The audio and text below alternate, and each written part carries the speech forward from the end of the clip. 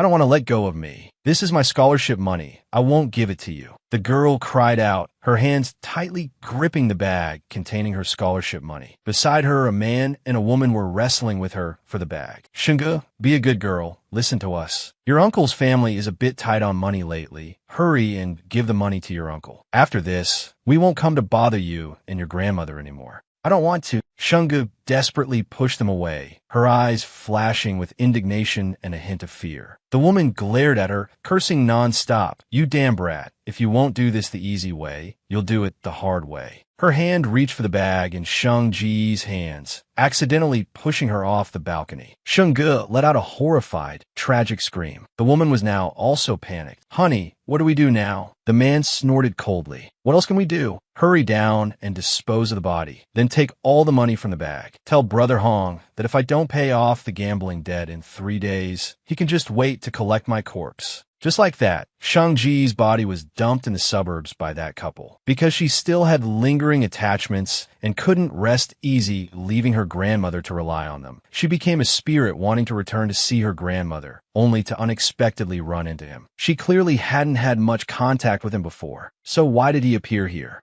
Shungu couldn't help but be astonished when she saw his actions. His hands were digging up the earth on her grave. He was Chowda, Shang-Ji's high school classmate. Finally, he managed to dig up her body. As he lifted Shang-Ji's body, Chowda held her tightly in his arms, sobbing, I'm sorry, I'm late. He hadn't even had time to brush the dirt off himself, only wanting to stand before her cleanly and say one thing. Shungu, I like you, and I want to marry you. With tears welling in his eyes, Chowda cried in regret. Only at that moment did Shungu understand everything. It turned out he had always hidden his feelings deep in his heart. After building a new grave for her, Chowda bowed his head, as if speaking to her spirit. Good girl, rest assured, I will take care of your grandmother for you. Shungu, wait for me. After that, Chowda brought Shang-Ji's grandmother to his home. Shungu, Grandma, Mrs. Shungu, hurry and find Shungu for Grandma. Grandma, let's take your medicine first. Shungu will be back soon. Under his dedicated care, the grandmother's condition gradually improved. But in the 3rd year, when the cherry blossoms bloomed, she finally passed away due to her heart condition. A week later, Chowda came to Shang-Ji's grave again. He gently caressed the name on her tombstone. Shungu, it's been 3 years. I've finally avenged you. These 3 years have been agonizing for me. Every day, I wanted to kill them and then go find you. But I knew the person you were most worried about was your grandmother, so I had to stay and take good care of her. 3 years without you. I've lived in agony. Now, I can finally go find you. Shang-Ji's spirit beside him wanted to scream, Chowda, don't. If there's a next life, I really want to stand cleanly in the sunlight to freely love the girl I like. As he finished speaking, Chowda used a knife to cut his own throat. Shang-Ji's spirit frantically screamed his name beside him. Chowda, Chowda. She watched this moment in agony, never expecting he would disregard everything for her like this. Shungu slowly opened her eyes, her grandmother's voice ringing in her ears. My child, can you hear Grandma?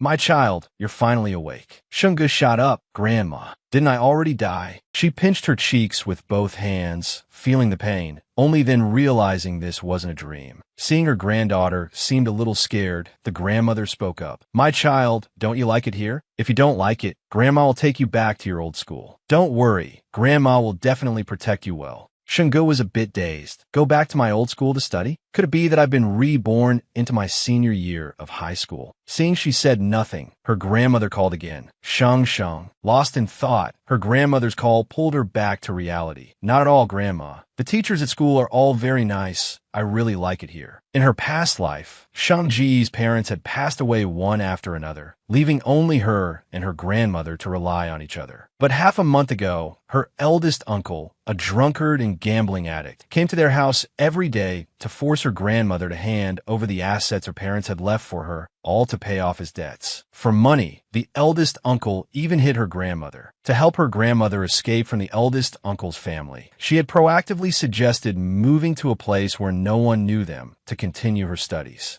It was in this very place that she had met him, reborn for another life. This time she decided to proactively approach him. At a Do Not Trung High School, the homeroom teacher led Shungu to her new class. Today was her first day of school at the new school. As she walked, Shungu looked around. Isn't Chowda here? She peeked into the classroom and found his seat was also empty. Shungu remembered that in her past life, the first time she spoke to Chowda was during gym class. Seeing the homeroom teacher was still waiting for her, Shungu hurried to catch up. The memory of her first meeting with Chow suddenly flooded her mind. That day was an outdoor gym class. While Shungu was chatting with her best friend Yu, a ball suddenly rolled to her feet. A hand quickly picked the ball up. Chowda crouched down in front of her and asked, "What's the new student's name?" "Shungu." She answered nonchalantly, not paying him much mind at the time. Chowda let out a soft laugh. "Shungu. Is that the Shungu from the Shungu?" She shot him a glare, thinking to herself that this person was really annoying.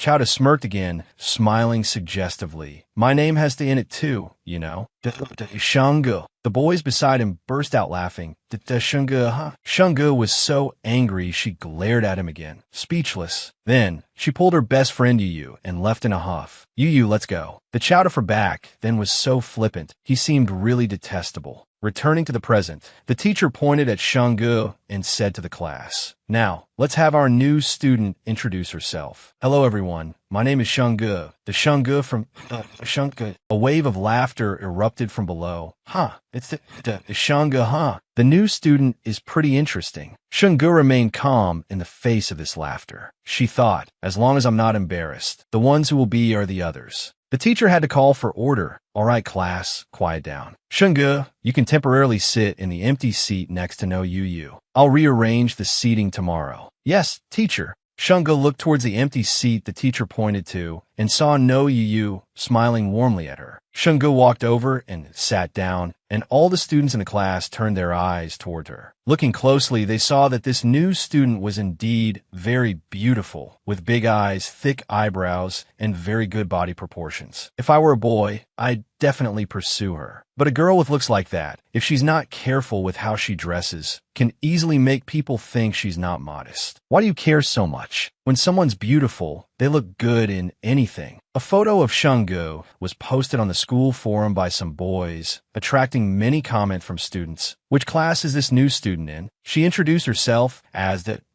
Shungu. "This girl is a real bombshell. Can you guys be more civilized? This is the school forum. She's not inferior to the school beauty, Kwang Tuet Ni." A boy found it interesting as he read the comments. Shungu sat down next to No Yu and greeted her with a smile. "Hello." No Yu smiled back in return. "Hello." Her eyes were full of admiration. "Oh my God, she's so beautiful, with the aura of a queen, but her voice is so gentle. This contrast, I'm in love. Your surname is Shung? That's a rare surname." "Yeah, it's considered a rare one." Walking down the hallway, Shungu came across a group of 3 boys walking from the opposite direction. One of them saw her and spoke up, "Hey classmate, can we be friends?" A flash of surprise appeared in Shung-ji's eyes. It was Ta Lo. She still remembered how he refused to submit to Chowda back then, constantly picking fights with him and getting punished many times as a result. Not only that, he had also harassed female students in their class and was reported to the principal, but his family ended up using connections to smooth things over. It was best for her not to confront this kind of person head on. With that thought, Shungu ignored him and walked straight past. Tali's 2 friends blocked her way. "Isn't this the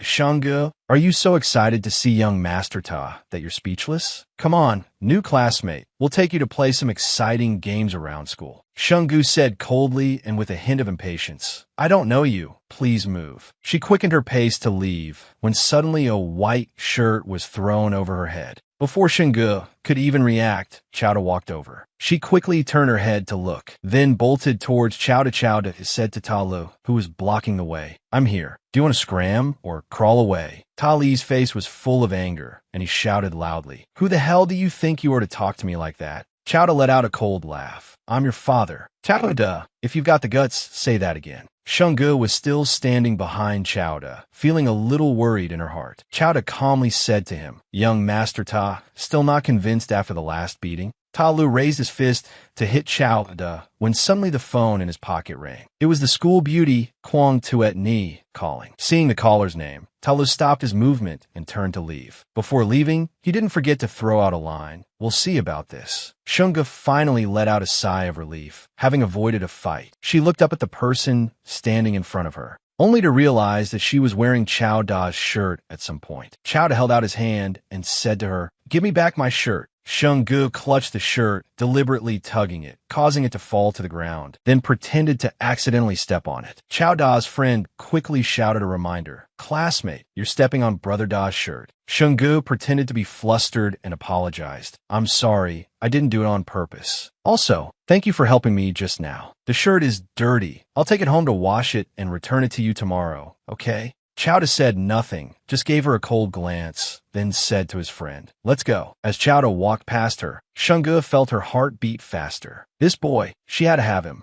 "You don't want a jacket anymore? She's just taking it home to wash it for me." But then again, that new classmate Shungu, her voice and her looks are a world apart. A sharp, beautiful appearance, but a gentle and warm voice. Chowda suddenly stopped walking and turned to ask his friend, "What is the Shungu?" "You still don't know?" That phrase has been blowing up the student forum today. Chowda turned back to look at him, and his friend realized he had almost forgotten. "Right, your phone doesn't have that stuff on it." Chowda snatched his friend's phone and opened the school forum to see. New student at the Shanggu. This title had indeed made everyone misunderstand the new girl, making them think she sings and parties every night. Below Shangji's photo was a series of dirty comments. "I'll pay. OP, send me an unedited one. I really want to sing and party with her every night. Her body proportions are really good. So jealous." Chao Da's hand unconsciously tightened around the phone, his expression turning unpleasant. His friend beside him also noticed his unusual behavior and asked, "What's wrong, Chao Da? Why are you suddenly angry? Don't tell me it's love at first sight. Can't stand seeing her being talked about by others. Look, she's clearly turning a blind eye and a deaf ear, only reading the malicious comments and scrolling past all the good ones." After speaking, Chao Da tossed the phone back to his friend. Feeling something was off, he turned his head back and was surprised to find Shanggu hiding at the corner of the wall, peeking at him. Seeing him turn his head, Shanggu was a little flustered at being caught peeking. She remained standing in place, Chao Da's gaze fixed on her, making her feel a little guilty, her heart pounding. Immediately after, she turned and ran. Chao Da couldn't help but laugh. The friend also turned his head to look at Zhou Yi. "What's wrong with you? What are you standing there grinning foolishly for? Is there something over there?" Zhou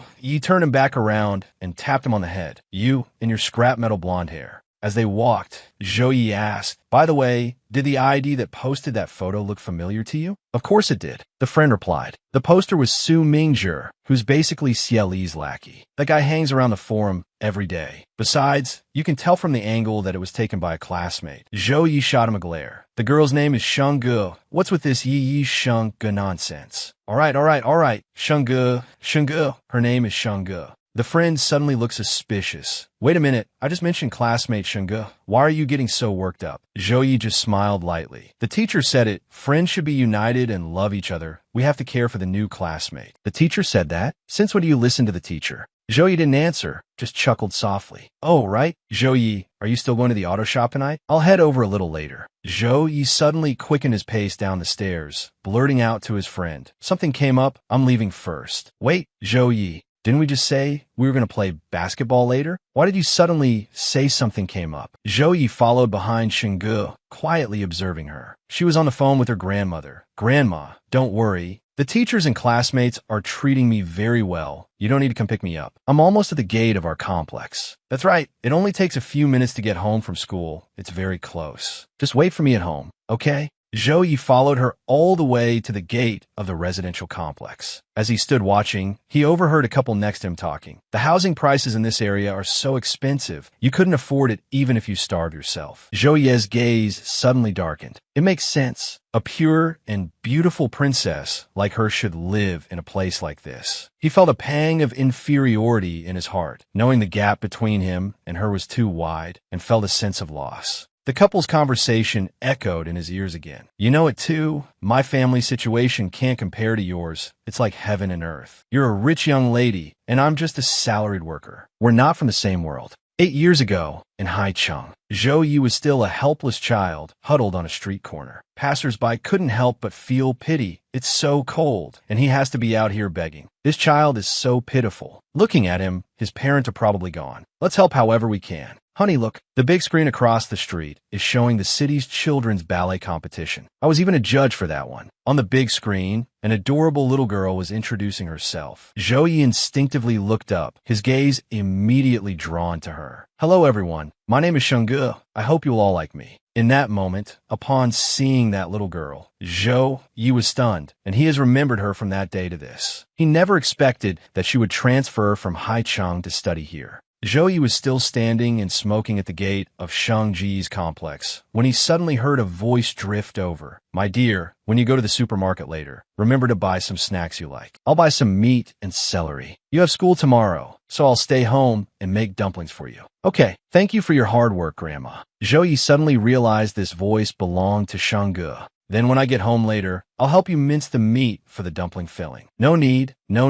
It's no trouble for me. You're in your senior year of high school now. You're the one working the hardest. Just go home and rest early later. I can handle mincing the meat and mixing the filling by myself tomorrow. It's no problem. Shengji's gaze was suddenly drawn to a nearby tree. She kept feeling like someone was watching her and her grandmother, but every time she turned her head, there was nothing there. Seeing this, her grandmother asked her, "What is it, my dear?" "Oh, it's nothing." She took her grandmother's hand and continued walking. Joey stood there, smiling. The little fairy is living a happy life. That's great. Early the next morning, the students arriving at school were all astonished to see Zhou Yi. Look, isn't that Zhou Yi? He's our school's famous problem student. How strange. Did the sky fall or something for him to come to school this early? Zhou Yi walked up to a male student and grabbed him by the collar. Hey, who is that? Let me go. Having his collar grabbed, the male student shouted angrily. Before he could even see clearly who it was, Zhou Yi punched him in the face, sending him stumbling backward, still muttering. Looking for a beating first thing in the morning, are you?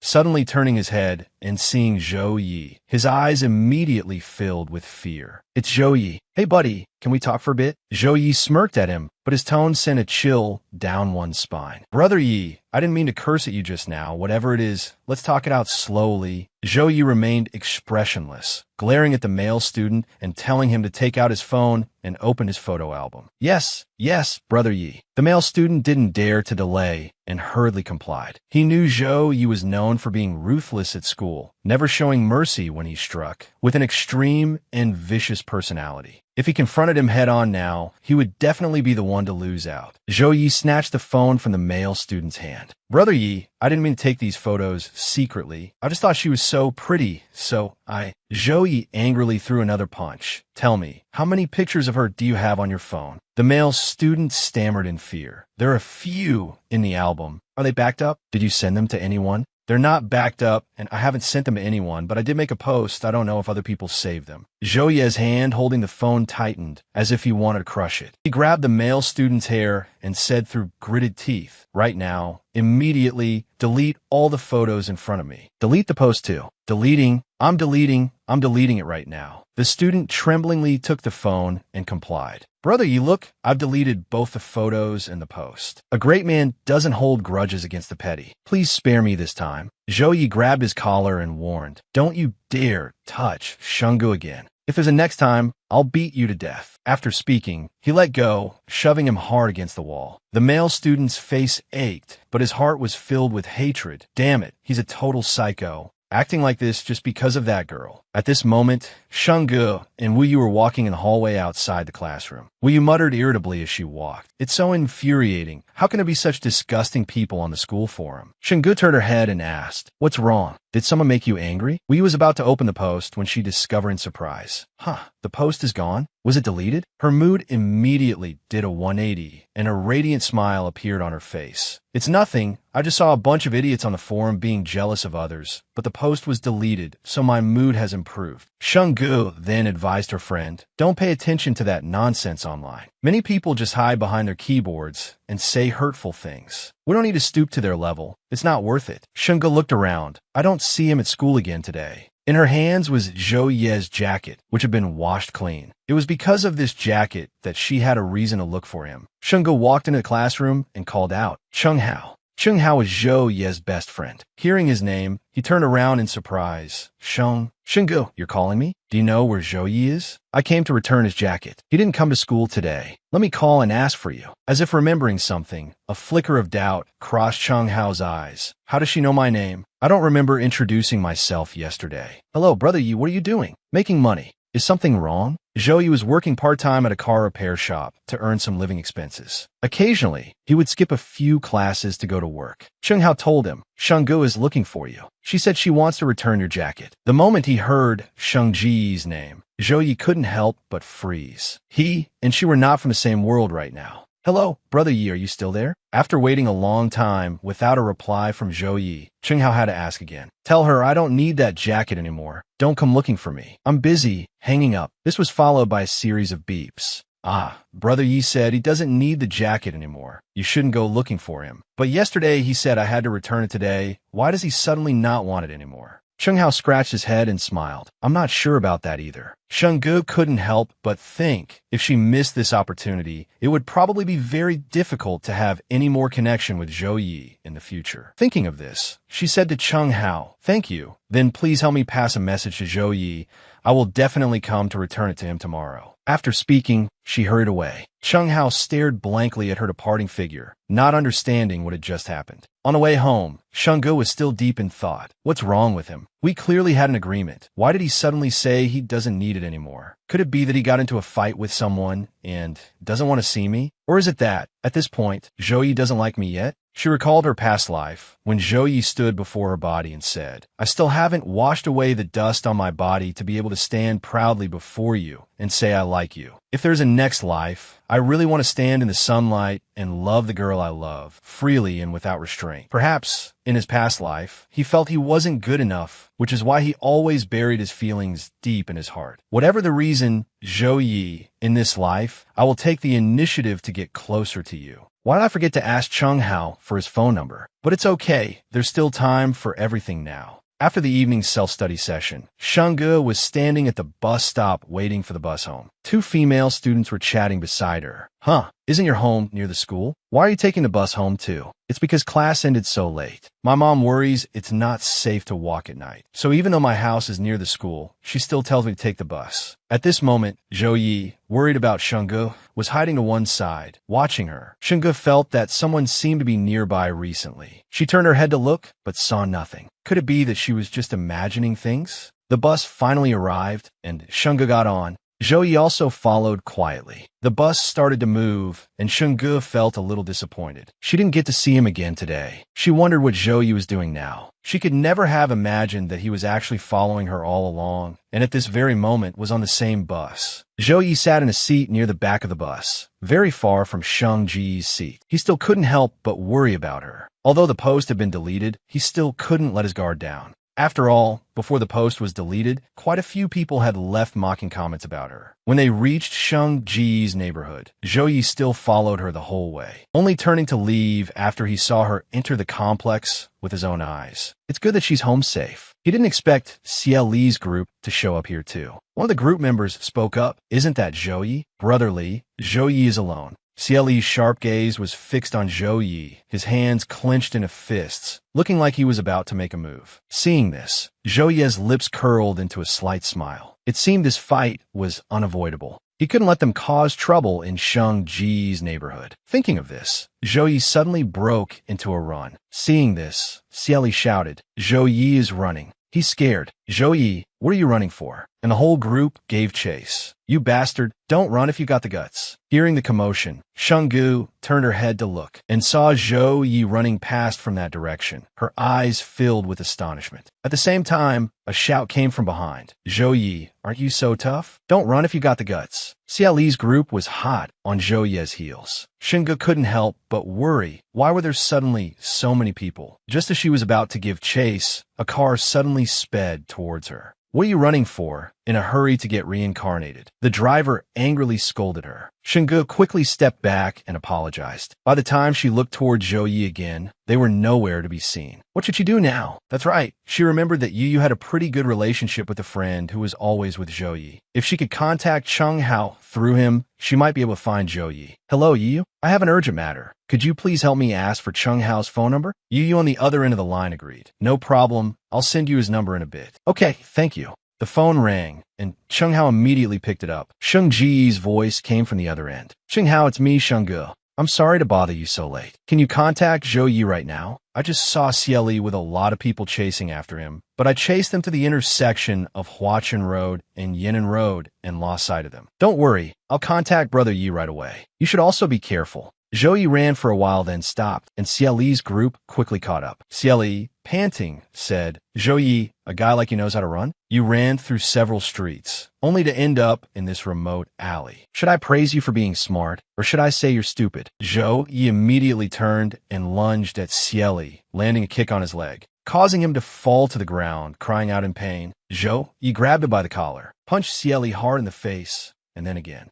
The people with Xieli were all terrified, only daring to watch from the side, not daring to step forward. If this goes on, Brother Li might get beaten to death. So, should we go help? I'm not going. You can tell just by looking at Zhou Yi that he's a tough guy. Wouldn't I be asking for death if I went up? Zhou Yi beat Xieli's face until it was swollen, then pinched his cheek and asked, Have you learned your lesson? Xieli, how many times has it been? If you dare to mess with me again, I won't be so lenient next time. Zhou Yi, if you have the guts, then beat me to death. You think I'm scared? Zhou Yi raised his fist and was about to strike again when a car suddenly appeared and the person inside shouted, Hey, the police are coming. Xieli's group quickly scattered. Zhou Yi also looked towards the car, but after observing for a moment, he turned and left. President Ji, that's the young master of the Zhou family. The driver spoke to the person in the back seat. Do you know the people on the other side? Director Ji in the back seat asked. I got a glimpse just now. It seems to be Xieli from the CF family. I've never seen the others. Ji and Xiao said coldly. Have someone investigate tomorrow. If it really is the CF family, pay them a visit. Tell them not to focus so much on business. Their children still need to be taught a lesson. If they still don't manage him, Ji and Xiao, can help them manage him for a change. After dealing with Xieli's group, Zhou Yi sat outside the park smoking a few cigarettes. Suddenly, a voice called out by his ear, Brother Yi. It was Shen Huang and Chung Hao, his two best friends, rushing over. Sheng Ge just told me you were surrounded by a group of people. It scared me half to death. Who knew you'd be sitting here leisurely smoking? Shen Huang grumbled.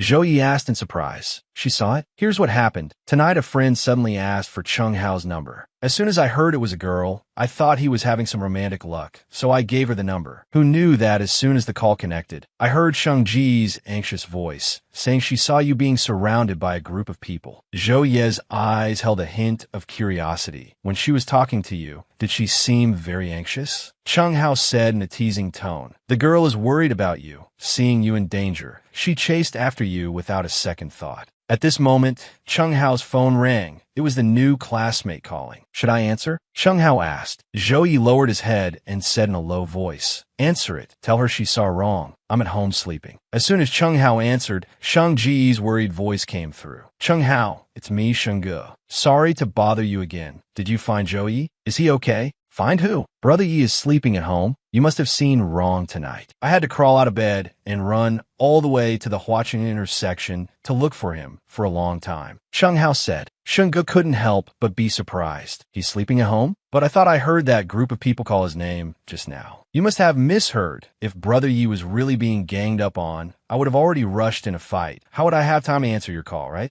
That's true. Then can you take a picture for me to see? Sheng Ge really wants to see him. Chung Hao laughed teasingly. Sure, Brother Yi likes to sleep shirtless. I'll take a picture for you. Sheng Ge hurriedly refused. No, don't take a picture. As long as he's okay, that's good. Don't take it. Chung Hao's voice continued. Are you sure you don't want a picture? My Brother Yi even has an 8-pack. Zhou Yi shot him a glare. Stop teasing her. All right, Brother Yi is really fine. It's so late. You're not asleep yet? Could it be that you're waiting for news about Brother Yi? Yeah, I was so worried something happened to him that I couldn't sleep. I'm so sorry. Causing such a misunderstanding so late at night, disturbing your rest. It's fine, it's getting late. You should get some rest. Wait, can you give me Zhou Ye's phone number? Chung Hao said, Ask him yourself. Sheng Ge frowned. I never get to see him normally. Hearing Sheng Ji's words, Zhou Yi couldn't help but smile. Why does she sound like a child? Is she feeling wrong because she can't see me? How about this? I'll tell him to come to school tomorrow. Sheng Ge couldn't help but be overjoyed. Then, thank you so much. I've bothered you so many times tonight. To show my sincerity, I'll bring you breakfast tomorrow morning. See you tomorrow. Zhou Yi was still thinking to himself. She's so excited. Is it just because Cheng Hao said I would come to school tomorrow? An indescribable joy also rose in his heart. His two best friends beside him started teasing again. Why did she get so excited as soon as she heard you were coming to school? Do you even need to ask? Of course, she's into our brother Yi. So are you coming to school tomorrow? No, Zhou Yi said decisively and stood up to leave. His two friends stared wide-eyed. That's weird. I thought he looked really happy just now. I thought for sure he would come to school tomorrow. Brother Ye's thoughts are really hard to guess. But they didn't see Zhou Ye's expression at that moment. He looked up at the night sky, his heart filled with happiness. At 6 in the morning, Cheng Hao sat next to Zhou Yi, yawning, wondering to himself, Brother Yi, didn't you say you weren't coming to school? You said you'd come, and you came, and you even dragged me here at the crack of dawn. What for? Zhou Ye's eyes could barely stay open. He said casually, Ren scheduled a basketball game for tonight. The basketball game is tonight. Why did you have to wake me up at 5:30 in the morning? Cheng Hao suddenly found it strange. He remembered that for the past year, no matter who asked, Brother Yi never participated in competitions. Why did he suddenly agree now? At this time, Shenggu also arrived at school. Afraid the breakfast would get cold, she had deliberately left home a little later. By now, Zhou Yi and his friends should have arrived. Shenggu looked into the classroom and saw Zhou Yi sitting with Cheng Hao. That's great. He really came to school. The moment Zhou Yi caught a glimpse of Shenggu outside the classroom door, he lay back down, closed his eyes, and pretended to be asleep. Shenggu stood at the door and called out softly, Zhou Yi. What is it? Zhou Yi asked coldly. She looked him over, a flash of joy in her eyes. Thank goodness he wasn't hurt. It seems I really overreacted last night. This is breakfast for you and Cheng Hao. Thank you both for helping me out that day. Zhou Yi took the breakfast, his eyes never leaving her. All right, there's also your jacket. Shenggu smiled brightly. Zhou Yi was momentarily stunned by her smile. A male student in the class saw this and couldn't help but tease. Zhou Yi, not bad. Huh, you want her over that fast? She's even bringing you breakfast. Zhou Yi suddenly threw the notebook in his hand to the male student, scolding, watch your mouth. He took the jacket and said to Shenggu, all right, you should get back to your class. Zhou Yi was about to leave when Shenggu suddenly called him back. Zhou Yi, can I have your phone number? He was silent for a moment, then said, I'll ask Cheng Hao for your number later and text you, okay? I'll wait for your text. At this moment, the homeroom teacher saw Shenggu and spoke up. Shenggu, why aren't you in class yet? What are you doing standing here? Get back to class. You're not like the others. You're a transfer student. You need to work even harder. The principal specifically told me to pay more attention to you. From now on, interact less with problem students like Zhou Yi. He will affect your academic performance. The 12th grade is very important. You absolutely cannot let someone like that affect your future. Zhou Ye's hand, which was passing the breakfast to Shenggu, unconsciously tightened. That's right, he and she were not from the same world. Hearing her homeroom teacher's words, Sheng Ji's steps suddenly halted. Teacher, actually Zhou Yi is a very good person. I just transferred here. There are many things I don't understand. The bell for class rang. The teacher hurriedly urged Shenggu, all right, hurry back to your seat. At this moment, in Zhou Ye's classroom, he was still replaying the words of Sheng Ji's homeroom teacher. Cheng Hao woke up from a nap, and his eyes lit up when he saw the breakfast box in Zhou Ye's hand. Did Shenggu bring this? Just in time, I'm hungry too. Zhou Yi turned and glared at him. It's mine. Don't touch it. Cheng Hao said, feeling a bit wronged. Aren't there 2 portions? Shenggu said it, one for each of us. Zhou Yi still held the breakfast tightly in his arms. It's all mine. Cheng Hao was so angry he protested loudly. Then what do I eat? You dragged me out of bed at 5:30 in the morning. My stomach is completely empty now. Zhou Yi threw him a piece of bread. Eat this. Cheng Hao looked at the bread and almost burst into tears. You're a real dog. Zhou Yi, absolutely heartless. Zhou Yi glanced at him. The pitiful Cheng Hao sighed. Fine, bread is bread, better than starving to death. Zhou Yi stood up, intending to leave. Zhou Yi, where are you going? It's time to go play basketball. I'll be back tonight. Zhou Yi replied coldly and left. Cheng Hao's eyes widened. So you came this early just to get the breakfast. Zhou Ye's motorcycle sped down the road, his mind filled with the words of Sheng Ji's homeroom teacher. From now on, interact less with problem students like Zhou Yi. He will affect you. The two of you are not from the same world. Don't let someone like that affect your future. Perhaps he was born destined to only look up at her, to long for her. When Shenggu went to look for Zhou Yi, she was a little surprised. What? Zhou Yi left after the morning self-study session. Cheng Hao said, that's right. I don't know why he suddenly left either, but he said he'll be back for the basketball game tonight. All right, I understand. Thank you. Shenggu waited all morning, feeling a little disappointed. In her impression, Zhou Yi wasn't the type of person who didn't keep his word. Shungu suddenly recalled the words her homeroom teacher said to her when she was standing outside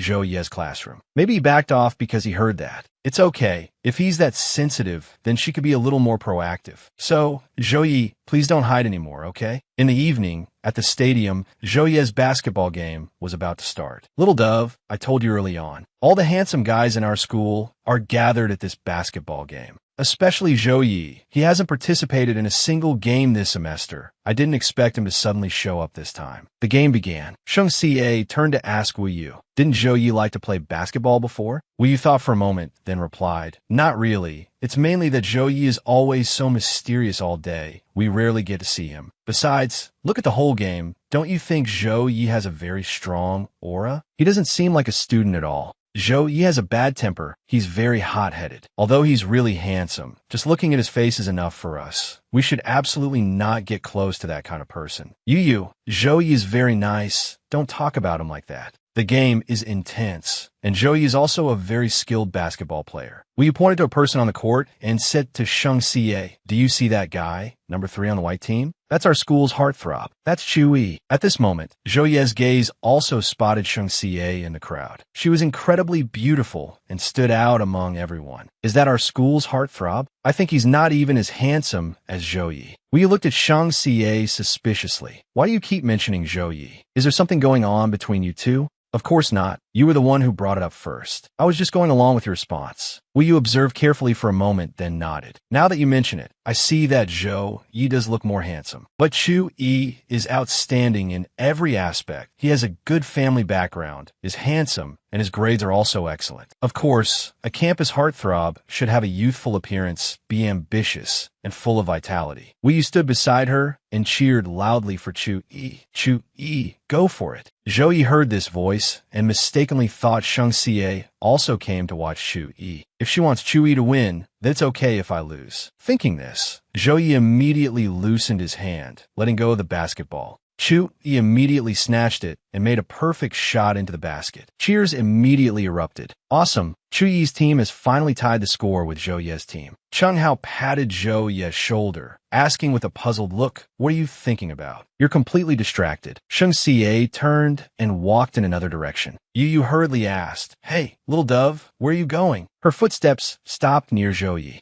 Zhou Yi heard Sheng Xie call him, froze for a moment, then turned his head to look. Sheng Xie gave him a radiant smile and said, you can do it. In that moment, Zhou Yi was completely stunned. Did she just talk to me? You can do it. Sheng Xie stood there, waving at him. Zhou Yi looked at her, smiled unconsciously, then quickly ran back to the court, feeling his spirit and stamina multiply. He stole the ball as fast as lightning, and every shot was incredibly accurate. Sheng Xie watched while taking pictures of Zhou Yi, her face unable to hide her excitement. Amazing, so good, Zhou Yi is so handsome. A three-point shot directly surpassed Chu Yi's team score. Wu Yu, standing beside her, immediately frowned upon seeing her best friend cheering for Zhou Yi. No way, little dove, do you really like Zhou Yi? At this time, we had gone to buy milk tea. Hello, yes, 2 cups of milk tea for me. I've already placed the order. Could you please leave it at the door for me? I'll be right out to get it. Zhou Yi passed the ball to Cheng Hao, catch. Sheng Xie was still focused on taking pictures of him. Her boy didn't look like a street punk at all. He was clearly a boy who was extremely insecure and lacked a sense of security. Outside, the female students were still shouting loudly, Go Chu Yi! Chu Yi is the best! Seeing this, Zhou Yi stopped and glared at them sharply. Those female students immediately fell silent. Sheng Xie saw this and couldn't help but laugh. It turned out he was that impatient and hot-tempered. And yet, in her past life, he was able to take care of his grandmother, who had a mental illness for 3 whole years. Cheng Hao was holding the ball, about to shoot, when he was suddenly pushed down by a male student from the opposing team, and the ball was stolen. Zhou Yi quickly helped Cheng Hao up. Are you okay? Thanks, Brother Yi, I'm fine. Can't you guys accept defeat? You can't win, so you resort to dirty tricks? Do you know that doing that can get someone hurt? That's right. Hurry up and apologize. Apologize and we'll let this go. On what grounds should we apologize? It's obvious he couldn't stand steady on his own. It was plain to see you're just spouting nonsense. The referee hurried over to intervene. Students, whatever it is, let's talk it out calmly. Zhou Yi was still standing there, spinning the basketball in his hand, then suddenly threw the ball hard at the face of the male student who had just pushed Cheng Hao down. That male student was dazed by the hit, crying out in pain. Zhou Yi pointed at him and said coldly, "Apologize to Cheng Hao." Sheng Xie saw the situation was not good and quickly ran out, shouting, "Zhou Yi." The surrounding students saw this and started whispering among themselves. Zhou Yi is fighting. That new transfer student is about to step up. Isn't she afraid of getting involved? Boys are fighting. What's a girl getting involved for? She's probably just trying to get the boys' attention. I bet she doesn't know how formidable Zhou Yi is. When Zhou Yi fights, who dares to stop him? Just wait and see that new student get thrown out by Zhou Yi. Sheng Xie suddenly grabbed Zhou Ye's hand, stopping him. She said angrily to the members of the white team, "Your teammate just got hit in the head with a ball. Aren't you going to hurry up and take him to the infirmary to get checked?" Everyone around looked on in astonishment. What? She actually dared to directly grab Zhou Ye's hand. Most importantly, Zhou Yi wasn't even angry. It seems this new student has some skills to be able to hold back even Zhou Yi. Sheng Xie looked into Zhou Ye's eyes and said, "Don't fight, okay? Even if you win, no one can guarantee you won't get hurt every time." Her hand tightened on Zhou Ye's, while his heart was now pounding like a drum, staring at her blankly, unable to look away. Seeing he didn't answer, Sheng Xie asked again, "Okay?" Only then did Zhou Yi nod slightly. Chu Yi, standing nearby, also couldn't bear to look away. "Fellow student, what's your name? Can we get to know each other?"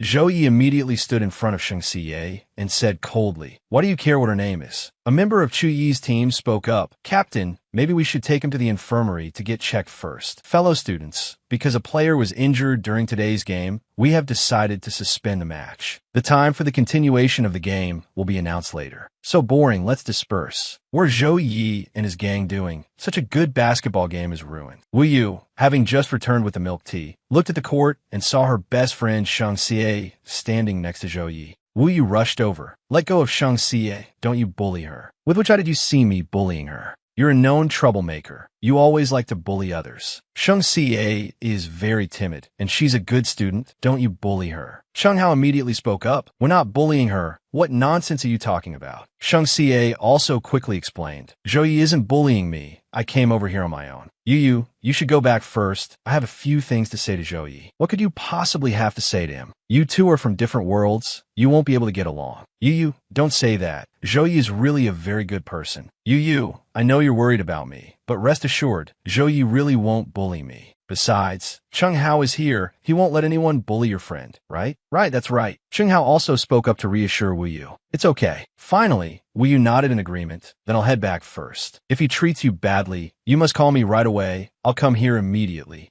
Zhou Yi glanced at Cheng Hao. "What are you still doing here?" Cheng Hao gave a light cough. "Got it, let's go." Only Zhou Yi and Sheng Xie were left on the sports field. "What did you want to say to me?" Zhou Yi spoke first. Sheng Xie hesitated a little. "I've been waiting for your message all day. Didn't you say you would text me?" Zhou Yi just felt his heart beating erratically, completely out of control. "Zhou Yi, I want to be friends with you, okay?" Zhou Yi's eyes were filled with surprise and astonishment. "She wants to be friends with me?" He recalled Wu Yu's words. "You two are from different worlds. You won't have anything in common. She's a good student, a pure little fairy, while someone like me really shouldn't be a bad influence on her. Be friends? What, you like me now?" Sheng Xie didn't shy away and replied, "That's right, I like you." Zhou Yi was stunned, looking at her with astonishment in his eyes. "You like me?" He moved closer to her, asking in a low voice. Sheng Xie was a little nervous, at a loss for words. He was still staring at her, his face wearing a roguish and nonchalant expression. If she hadn't already understood his true nature, she probably wouldn't have been able to like someone like this. Zhou Yi took another step forward. Sheng Xie reflexively took a step back. So nervous, she almost held her breath. Zhou Yi roughly pushed her shoulder, then cornered her against the wall. Sheng Xie had regained her composure, smiling as she looked at him. "Don't you like me? Then what are you hiding from?" Sheng Xie still didn't know what to say. His tone was a little frightening. The corner of Zhou Ye's mouth lifted into a cold smile. "Scared? Still want to be friends with me? Who's scared? I just want to be friends with you." Sheng Xie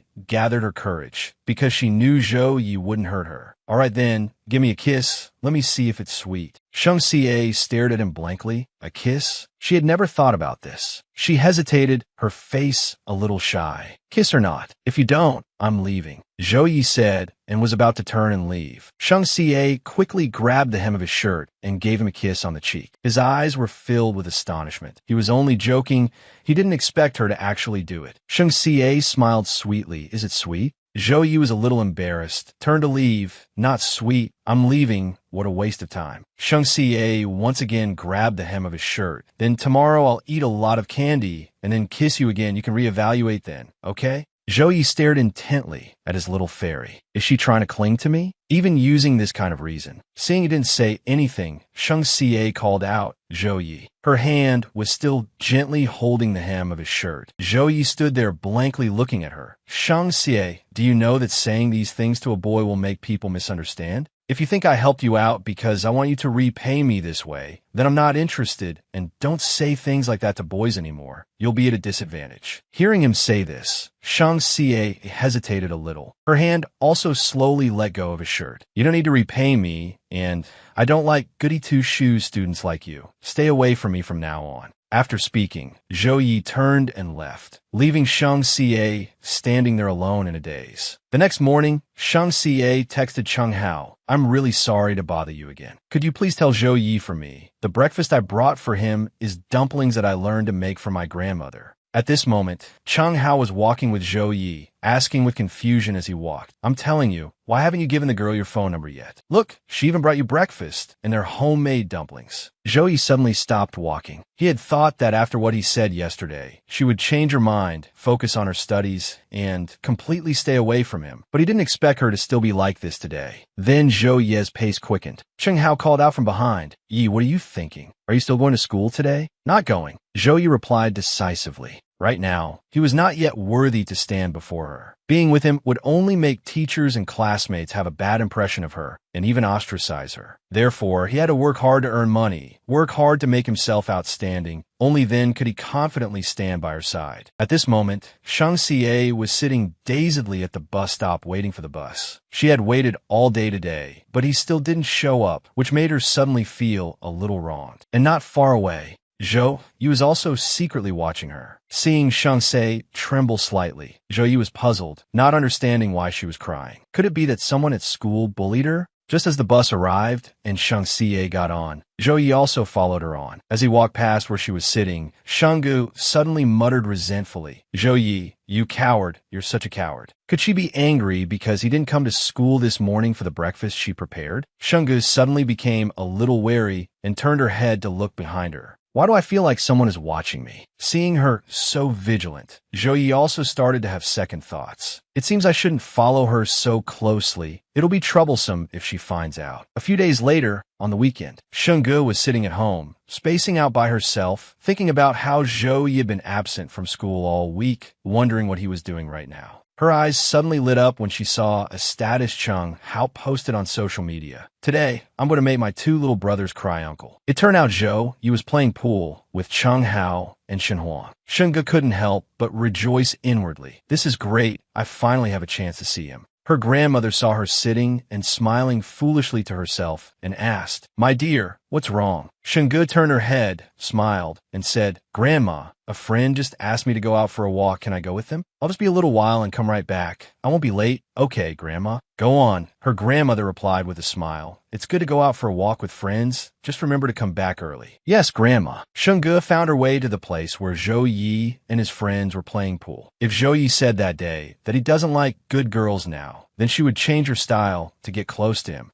Cheng Hao, having just been defeated by Shen Huang, complained in frustration. This is pissing me off. You said you were going to make me cry, but it ended up like this. Shen Huang then teased him. This is the result. Brother Yi, this kid is really arrogant. Cheng Hao angrily turned to Zhou Yi for help. Brother Yi, hurry up and get revenge for me. What are you looking at so intently on your phone? Oh, so you're looking at the new classmate. This sneaky look isn't like you at all. Their gazes were suddenly drawn to a girl in a sexy black outfit. We got a pretty girl here today, but when they looked closer, they couldn't help but be stunned. It's our classmate Shenggu. Her outfit is so daring. At that moment, Shenggu was looking around, searching for Zhou Yi. Zhou was just as surprised to see her. What is she doing here dressed like that? Doesn't she know how dangerous that is? The guys around them couldn't take their eyes off her. Wow, you guys look at those legs. It would definitely feel amazing to have those legs over your shoulders. A guy with pink hair blocks Shang Ji's path. Beautiful. Looking for someone? Just tell me who. I know this area very well. Shunga said to him impatiently. Thanks, I've already found them. He looked at her mockingly. Aren't you dressed like this to find a man? Why pretend to be so proper? I'm a man too. How about you have some fun with me first? What I wear is my freedom. What's it to you? It's not like I use your money to buy my clothes. Also, please get out of my way. Seeing Shang Ji's firm attitude, the pink-haired guy's face darkened. You're not going anywhere today. Let's see what you can do to me. Get away. Don't touch me. Shungu pulled her hand away from his. I'm going to have my way with you today. You'll agree even if you don't want to. Suddenly, a pool ball came flying and hit the guy. He screamed in pain. Which son of a bitch dared to throw that at me? Zhou walked coldly up to him. Didn't you want to play? I'll play with you today. Who the hell are you to treat me like this? The pink-haired guy roared and threw a punch at Zhou Yi, only to see Zhou Yi land a kick to his stomach, causing him to fall to the ground in pain. Zhou Yi pulled Shungu away, telling Cheng Hao, watch her. Then he turned back to continue dealing with the pink-haired guy who had harassed Shungu. Zhou Yi grabbed him by the collar and slapped him hard across the face several times, saying repeatedly, what the hell does what she wears have to do with you? You're so damn nosy. After waiting for a long time without seeing Zhou Yi come out, Shungu couldn't help but get anxious. Cheng Hao, go check on him. It's been too long. I'm worried something might have happened to Zhou Yi. Just as she finished speaking, Zhou Yi walked out, rubbing his wrist, which was slightly injured from the fight. Shungu rushed over. You're hurt. I'll take you to the hospital. Zhou Yi suddenly swept her up into his arms and said to Cheng Hao, get the jacket. He draped the jacket over Shang Ji's head and quickly carried her away. Zhou Yi took Shungu to a clothing store. The shop owner saw him and greeted him warmly. Little Yi, you're here. Annie Zhang, I'm sorry to bother you so late. Zhou Yi set Shungu down on a chair. Annie Zhang looked at him with a knowing smile. Is this your girlfriend? No, she's not. Zhou Yi replied. Auntie Zhang saw through it, but didn't say anything. Feel free to pick any clothes. I'll give you whichever set you like. There's no need. I appreciate the thought. Zhou Yi suddenly looked towards Shungu. Stunned for a moment. Don't cry. I don't know how to comfort people. I'm not crying. I just feel so useless. I've caused you trouble again. I'm sorry, Zhou Yi. I was impulsive and not careful enough today. Zhou Yi knelt in front of her, gently wiping a tear from her cheek. What are you apologizing for? It's okay. I'm here now. Don't be scared. Go pick out an outfit. You don't like this dress on me? Shunga looked up and asked him, why did you come to the pool hall dressed like this today? Don't you know how dangerous that is? If I hadn't been there today, or if no one had helped you, have you thought about the consequences? The thought of that terrible scenario still made Zhou Yi's heart pound with fear. I came looking for you on purpose. Shungo lowered her head and said softly, I came specifically to find you. If you weren't there, I wouldn't have come. Zhou Yi's face showed unconcealed surprise. To find me? Shunga nodded. That's right, to find you. You haven't been to school for days. I saw Cheng Hao post on his moments that you were at the pool hall, so I came. Why were you looking for me? A complex and indescribable emotion flickered in Zhou Yi's eyes. No one had ever cared whether he went to school or not before, only her. Because I missed you, of course. You keep disappearing like this. It really makes people worry. Zhou Yi just felt a little flustered, his heart thumping. That day you said you don't like good students, so I thought maybe you'd like a girl who's a little bad now. That's why I dressed like this to see you. Just because I said I don't like good students, you dress like this? Zhou Yi couldn't help but ask Shungu in astonishment. That's right. She smiled at him. Zhou Yi immediately turned his face away. Well, I don't like you pretending like this either. Shungu suddenly stood up and asked, then how do you like me to dress? I like it when you're wearing nothing at all. So you want to strip too? Shungu was a bit stunned, staring at him blankly. Then she stomped hard on his foot. Keep your voice down. Don't be such a hooligan. When I said that just now, you weren't angry. Not angry, just a little embarrassed. Shungu, don't be so unprincipled with men like this. You won't find happiness that way. Zhou Yi looked at her, reminding her, a fairy should be high up on a pedestal, cherished in the palm of someone's hand, not like now, abandoning necessary boundaries and principles for my sake. Shungu looked at him and smiled. I won't let Shungu be unhappy. Zhou Yi just stared at her, dumbfounded. That smile was as radiant as the sun, making it impossible for him to look away. Zhou Yi, let's go outside first. Talking like this is too embarrassing, Shungu said with some shyness. Zhou Yi hesitated a little. What about your clothes then? No need to buy any. I brought a set of my usual clothes before I came. They're in a locker at the supermarket downstairs from the pool hall. You'll see if you come with me. Oh, right. We need to buy some medicine later when we go out. Your hand needs to be treated. Don't worry. This isn't my blood. Shungu suddenly let out a cry because Zhouyi had once again draped the jacket over her head. Zhouyi, you don't have to carry me. Being held by him like this, Shungu couldn't help but feel a little shy. Zhouyi just said softly, there are quite a few students from Yizhong High here. If someone sees you dressed like this, you'll be famous when you go to school tomorrow. All right, fine. Shingo ultimately couldn't argue with him, so she let him do as he pleased. Go get changed. I'll wait for you at the door. Take off the jacket after you've changed. Seeing her hesitate, Zhouyi asked, what's wrong? Shingo looked at him and said, you have to wait for me, okay? A boy has to keep his word. Don't you run off. Okay, I won't run.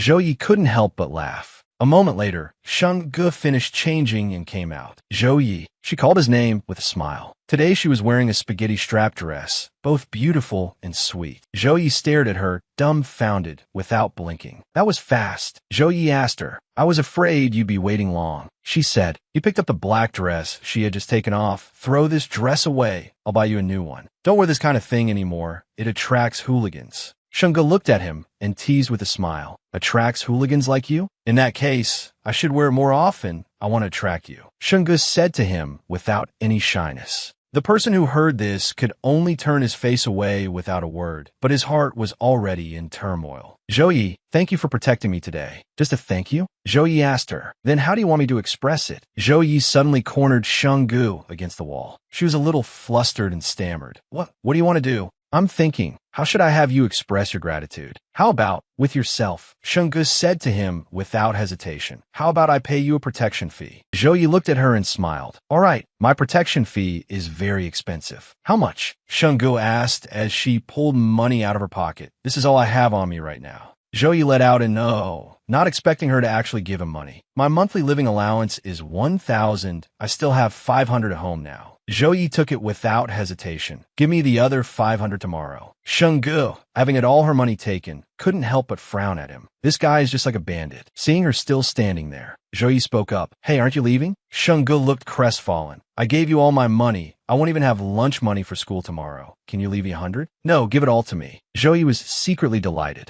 Shungu continued to act pitiful. Then won't I starve to death? You won't starve from now on. Have lunch with me. Hearing him say that, Shungu was a little stunned. I'll be eating with him from now on? Does that mean he'll come to school every day from now on? We can see each other every day? At this thought, Shungji's face immediately lit up. Then you must come to school tomorrow, okay? I'll give it to you then. Zhouyi happily agreed. When they reached the parking lot, Shungu spoke up a bit shyly. Zhouyi, I'm out of money for the ride home. Can you? Before she could finish, Zhouyi handed her a helmet and helped her put it on. I'll take you home. Since I've taken your money, of course I have to make sure you get home safely. Shungu, wearing the helmet, couldn't help but wonder. There's only one helmet? I ride by myself every day, so I only have one. Will you be okay without one? I'll be fine, Zhouyi said as he helped her fasten the strap. Zhouyi, you should get another one for the future. I want to wear one too. Get one that's the same color as your hair. It's very nice. Zhouyi just stared at her intently. In the past, many people hated this hair of his, thinking he looked like a delinquent teenager, but she didn't think so. All right, hold on tight. Zhou started the motorcycle. Shungu, sitting on the back, was a little anxious. Zhouyi, are you a good rider? Going this fast, will I get thrown off? Or maybe I should hold on to you. With that, Shungji's hands wrapped around his waist. Zhouyi's whole body suddenly stiffened. I'm a very good rider. I won't let you fall. You can't be sure. You never know with accidents like this. So I'm just holding on to you to be safe. Zhouyi teased her with a smile. Are you trying to take advantage of me? So are you going to let me? Shungxi's hand accidentally touched his chest. Zhouyi instantly became flustered, completely losing his composure, and hurriedly told her, don't move around, we're about to turn. The motorcycle steadily navigated a sharp turn. Shungxie, sitting behind, wouldn't stop chattering. Zhouyi, you were so cool just now, truly amazing. Zhouyi remained silent. If she kept touching him like that, he really wouldn't be able to take it. Zhouyi, stop at the intersection up ahead for a moment. Zhouyi didn't understand. Weren't they still far from her house? Why did you want to stop here? Despite his thoughts, he did as she asked. My house is over at the yin intersection. We're not there yet. I want to get off early to take a walk with you. Is that okay? The motorcycle screeched to a halt. Zhou Yi asked in astonishment, "What did you just say? You want to take a walk with me?" Sheng Xie looked at him with an expectant gaze. "Is that not okay?" Zhou Yi's heart began to race again. Time seemed to freeze in that moment, and the world consisted of only the two of them. After Zhou Yi parked the bike, Shang Xie was about to get off when a hand reached out. "Do you want me to lift you down?" Shang Xie asked in return. "Do you want to lift me?" "No," Zhou Yi answered honestly. Shang Xie leaned her whole body forward to get off the bike. Zhou Yi, afraid she would fall, quickly reached out to support her. At that exact moment, Shang Xie planted a kiss on his cheek, then jumped off the bike, giggling as she said, "Zhou Yi, I've been eating candy every day for the past few days. Do you think it's sweeter now?" "Zhou Yi, try again. Isn't it sweet now?" Zhou Yi was a bit embarrassed. He had just said it casually, not expecting her to take it to heart. "Sweet, addictively sweet," Sheng Xie said to him. "Then you have to keep your promise. Back at the basketball game, you said if you found it sweet, you would be friends with me. Since we're friends, you have to be trustworthy. Friends have to stay in touch. You can't just disappear and let the other person not be able to find you." Zhou Yi suddenly wrapped his arm around her waist. "All right, little friend, let's go." The two of them happily walked together on the small road home. As they neared Shang Xie's house, she slowed down and said to him, "Zhou Yi, walk a little slower. I can't keep up." Zhou Yi looked at her with a smile. "When was I walking fast? It's obvious you're just looking for an excuse to hold me back." Shang Xie, he called her name softly. She turned her head to look at him, only to see him gently place a hand on her head and smile. Zhou Yi wanted to say something, but couldn't get the words out. If Shang Xie continued to be this proactive, he really wouldn't be able to let go. "It's nothing." In the end, Zhou Yi still couldn't say what was on his mind. Shang Xie squinted her eyes and smiled happily. Her boy wasn't so shy anymore, which was great. It's just that the revolution hadn't succeeded yet. She still had to work harder. "All right, Zhou Yi, how old are you?" Zhou Yi looked at her, surprised. "Darling, in what sense are you asking?" He smiled a little slyly. Sheng Xie's cheeks flushed. "I'm talking about your age. Don't get the wrong idea." "What did I get the wrong idea?" Zhou Yi continued to tease her. Sheng Xie feigned anger in her heart. It was obvious he was letting his mind wander. "So how old are you?" Sheng Xie asked once more. 19. Zhou Yi answered her. "Why? 19, huh? I remember the legal age for men to marry is 22. So if you want to see me with nothing on, you'll have to wait another 3 years." Zhou Yi looked at her in astonishment. So she was already thinking about marrying him in the future? On the way home, Shang Xie kept muttering about it. "Didn't you say you like me with nothing on?" "Well, you'll have to wait until after we're married for that." Zhou Yi reached out and touched her forehead. "You don't have a fever. Did you hit your head on something?" "You're the one who hit your head. Don't you have that much confidence? Can't I like you and want to marry you in the future?" Zhou Yi was a little panicked. "Marry? I was just talking nonsense before. Don't take it to heart. Why are you so casual about it?" Shang Xie looked up at him, not understanding. "Would you say these things so casually to other girls too?" "No, I've really only said it to you. Only to you." Shang Xie looked at Zhou Yi and smiled happily. "I believe you. I've only said it to you too. Last time at the clothing store, you asked if I was angry. I said I wasn't, and that was also only for you. If anyone else had said those rude things to me, I would have definitely called the police and reported them for harassment." Zhou Yi reached out and gently pinched her cheek. This little girl really knows how to flirt. Flirting to this extent. "Shang Xie, if I get serious, will you regret messing with me?" "No regrets." "Zhou Yi, don't be a coward. I won't regret it." Zhou Yi was fuming. He pushed Shang Xie away. "I'm a coward?" Seeing this, Shang Xie couldn't help but burst out laughing. "Not a coward. Not a coward. You're the most amazing. All right, it's getting late. Let's go home." After saying that, Zhou Yi turned and walked ahead, still feeling a little annoyed in his heart for being teased by Shang Xie. "We're here. I'm home." Shang Xie spoke up as she reached her front door. Just as they arrived, they ran into a few aunties from the apartment complex chatting as they walked. "I saw the Wong family's daughter next door getting dropped off by a luxury car the other day. I saw that too. She must have hooked some rich young master. Someone like her can hook a rich young master? I don't even think she's as pretty as my daughter." Hearing these words, a sense of inferiority welled up in Zhou Yi's heart. He took a step back and said to Shang Xie, "All right, go on home." Shang Xie also reminded him, "Be careful on your way home. Drive safely." She had only taken a few steps when Zhou Yi called out to her again. "Shang Xie, I'll come pick you up for school tomorrow morning." She smiled happily and replied, "Okay, you have to keep your word." Back home, Shang Xie was still in a great mood. "Grandma, I'm home." Seeing her granddaughter so happy made her happy too. "My, just going out to play for a bit has made you this happy. It seems this friend is very nice to be able to make you so happy. Bring him home to play sometime, and Grandma will make something delicious for you both. Okay, when I have time, I'll definitely bring him to meet you. Sheng Xie believed that her grandmother would definitely like Zhou Yi because he was truly very, very good. The next morning, just as Sheng Xie woke up, her phone rang. It was an unknown number. Before the person on the other end could speak, Shang Xie asked first, "Is that Zhou Yi?" Zhou Yi couldn't help but be surprised. "How did you know it was me?" This was the first time he had ever called her. How could she have guessed? Shang Xie put on a mature act and said, "Nonsense. Of course I knew. It's because I heard your one-of-a-kind breathing. All right, stop your silly laugh and get up. What do you want for breakfast?" "I want a jianbing for breakfast." It was rare for Zhou Yi to be so proactive. If she refused, he would surely be very disappointed. "Okay, I'll wait for you at the gate of the apartment complex." Zhou Yi waited for a short while before Sheng Xie appeared. As soon as she saw him, she waved and called out loudly, "Zhou Yi, why are you smoking so early in the morning? You should smoke less." Zhou Yi looked at her and smiled. "I just felt like having one. Here, the jianbing. Do you want to eat it now?" Zhou Yi asked her. Sheng Xie said, "Not now. I'll eat it when we get to school." He took a new helmet out of the bike's storage compartment and handed it to her. Sheng Xie was a little surprised to see it. Yesterday, she said she wanted a helmet, and he actually went and bought one. But it was already 9 o'clock when they got back yesterday. Sheng Xie couldn't help but ask, "Did you go buy this in the middle of the night?" Zhou Yi hesitated for a moment, then said, "I happened to see it on the way home, so I just bought it." Sheng Xie saw a line of raised text on the helmet, "Exclusive treasure." Seeing this, Zhou Yi was a bit embarrassed. "I didn't put that on. It was already on the helmet. When I got there, this was the only one left, so I bought it." "Oh, is that so?" Sheng Xie chuckled softly. "That's strange. How can a sticker this crooked be original? If you don't like it, I'll buy you a new one." "No need, I like it. If you were the one who put it on, I'd like it even more." She smiled at him. Zhou Yi recalled when he bought the helmet. The shop owner, knowing he was buying it for his girlfriend, gave him a sticker, "Exclusive treasure. You have to put this on, I guarantee she'll love it." Zhou Yi was a bit shy and didn't dare take it. Sheng Xie still wouldn't let him off the hook,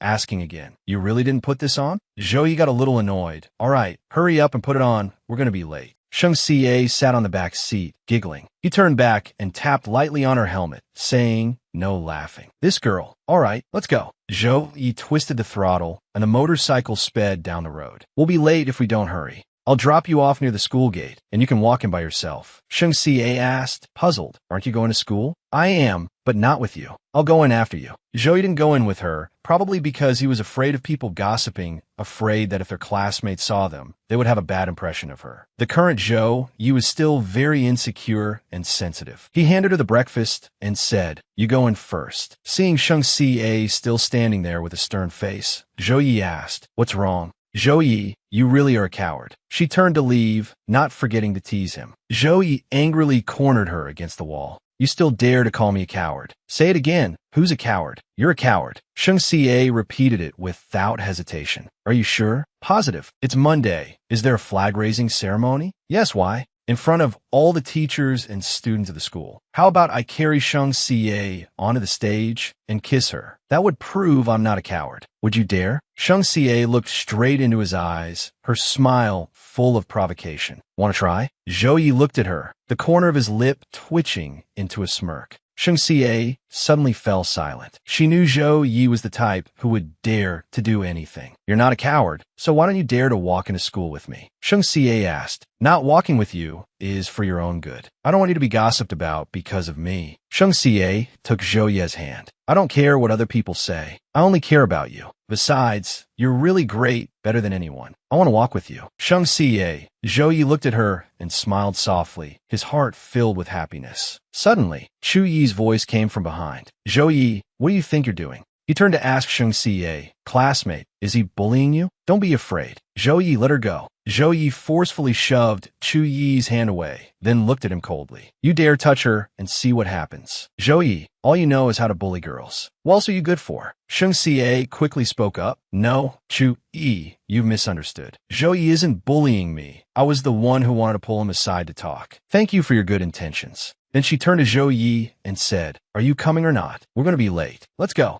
Zhou Yi replied to her happily. "We'll be going now. Chu Yi watched the two of them leave, feeling a little resentful in his heart. Zhou, we already agreed. From now on, you can't just disappear and let me not be able to find you. Two female students saw them walking together and asked each other in some surprise. Look, isn't that the new classmate in Zhou? Why are they walking together? Could they be dating? Why would she be so foolish as to choose to be with that bad boy? If it were me, I would definitely choose someone with excellent grades like Chu Yi to be the school idol's close companion. Seeing that Zhou Yi didn't answer her question, Shang Xie asked again, "What are you spacing out for? Let's hurry to class." Zhou Yi turned his head to glance at Shang Xie and saw that she was still very happy, seemingly not caring about the gossip at all. Not only that, but for the past few days, she had been finding all sorts of excuses to proactively approach him, even actively defending him in front of Chu Yi. Yet he, because of his own insecurity, didn't dare to frankly reciprocate her feelings. He deserved to be called a coward by her. Sitting in the classroom, Chang Hao looked toward Zhou Yi, unable to hide his surprise. "Whoa, Brother Yi, why are you smiling so brightly so early in the morning? What, didn't sleep last night? After parting ways with a new classmate last night, did you do something beastly?" Chowda glared at him and casually tapped him on the head. "Don't you dare joke about her with me." Chowda put his hands in his pockets and suddenly felt something. He took it out to look and couldn't help but be stunned. It was a sum of money and a letter. "Chowda, I've given you all my living expenses. I don't have a single cent on me now, so you have to keep your word and take me out to eat every day. Also, don't reject my attempts to get closer, okay? We never know what tomorrow will bring or what might happen in our limited time. I really want to be with the person I like as much as possible." Chowda's heart suddenly started beating erratically. The person she likes is me?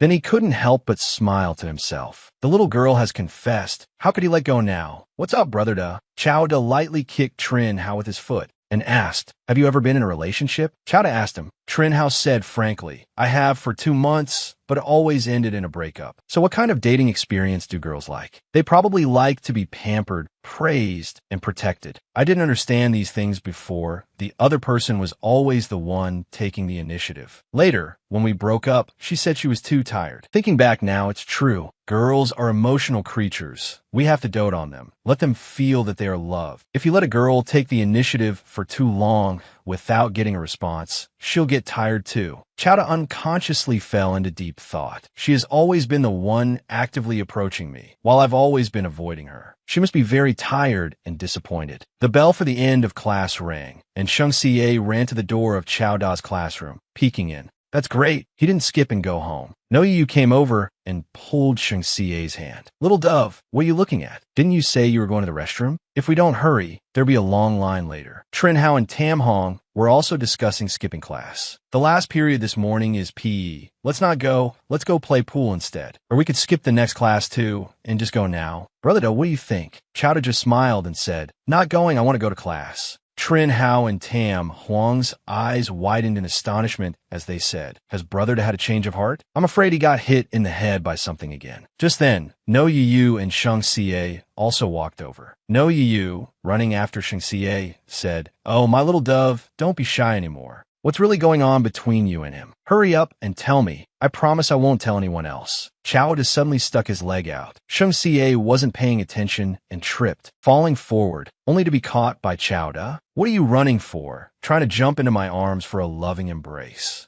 "No, I wasn't." Shang Xie quickly pushed Chowda away, then shyly pulled No Yu and ran off. Trin Hao, who witnessed this from the side, couldn't help but be surprised. Tam Hong just chuckled to himself and told him, "Don't look at me. I didn't see anything." After running a short distance, Shang Xie seemed to sense something and turned her head back to look. Chowda was still watching her. Shang Xie's eyes suddenly lit up. This guy is finally willing to take the initiative. Suddenly, 3 female students stood blocking Shang Xie's way. "Are your eyes just for show? Why were you so blind just now that you deliberately fell into Chowda? Isn't that just a way of trying to seduce him?" Someone even introduced herself as Shang Xie on the first day. No Yu angrily told them, "People with dirty minds see everything as dirty. If you like Chowda, go tell him yourself. Why bully Shang Xie?" Shang Xie quickly pulled No Yu's hand. "Just ignore them. Let's go." The girl behind them, still not giving up, shouted, "Who are you calling dirty-minded? Stand still if you have the guts." The bell for class rang, but No Yu didn't forget to turn back and give her a withering glare. "If you dare bully my little dove again, don't blame me for not being polite." Once in class, No Yu couldn't help but ask Shang Xie, "Little dove,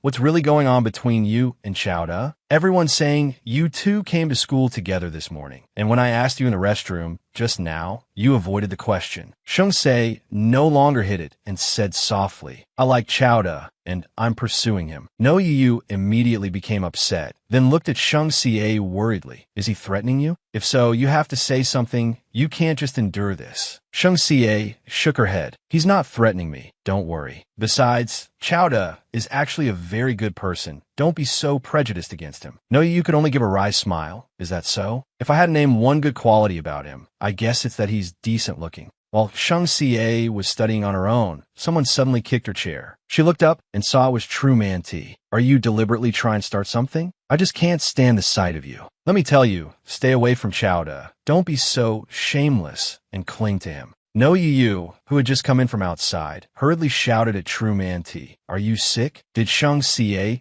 do anything to you? Coming here again and again to cause trouble. You're the shameless one." True Man T was so angry, she raised her hand. "What does this have to do with you? Say one more word, and I'll rip your mouth apart." Shang Xie grabbed True Man T's hand tightly, glaring at her. "You dare touch her, and see what happens." "You two think I wouldn't dare?" True Man T angrily swept all the books off Shang Xie's desk onto the floor. Suddenly, a lighter flew straight at True Man T's head, making her cry out in pain. Chowda walked in from outside. "Who threw Shang Xie's books?" "Pick them up one by one." Brother to True Man T looked at him, a little panicked. "Who gave you permission to pick a fight with her?" "Pick up the books and stack them neatly." True Man T looked aggrieved. "They were the ones bullying me. They cursed at me. That Shang Xie she?" Chowda said coldly, "Pick up the books." Seeing the look in his eyes, True Man T was somewhat frightened and finally had to bend down and pick up Shang Xie's books. "I'm sorry, Shang Xie." True Man T had to swallow her anger in front of Chowda, not wanting to make him furious, but she still felt wronged inside. With tears welling up in her eyes, True Man T looked at him. "Brother Da, why do you always favor her?" "Because I want to," Chowda answered bluntly, but it was clearly her. Before True Man T could finish, Chowda cut her off. "I'm saying this for the last time. Apologize to her." True Man T had to lower her head. "Shang Xie, I'm sorry. I promise I won't pick a fight with you again.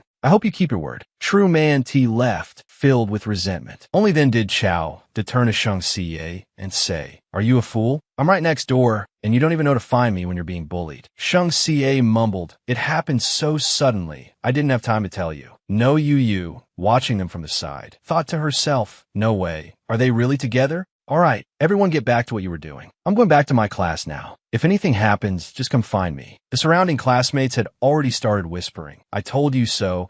Their relationship isn't ordinary, and you guys didn't believe me before. This new classmate is really something." She managed to win over Chowda so quickly. With that, Chowda turned and went back to his classroom. He suddenly noticed a male student in the class, one he had beaten up before. The moment that person saw Chowda, he was so scared he wanted to run, but he was quickly grabbed by him. "Brother Da, just tell me what you need. Please don't get physical. Keep an eye on Shang Xie for me. If anyone in your class bullies her, you have to tell me immediately. Otherwise, I'll consider it as you bullying her, and you'll bear the consequences yourself." "Yes, Brother Da. As soon as anyone picks a fight with Shang Xie, I'll definitely be the first to let you know." Chowda then returned to Shang Xie's classroom and saw her and No Yu chatting happily. "Little dove, the break is pretty long. Do you want to go down to the cafeteria to buy something to eat?" "I don't feel like eating right now, but if you want to go, I'll go with you." Shang Xie suddenly saw Chowda standing outside and spoke up to ask, "What's wrong? I didn't mean to be harsh with you just now." Shang Xie just smiled. "I know, you were just too worried earlier."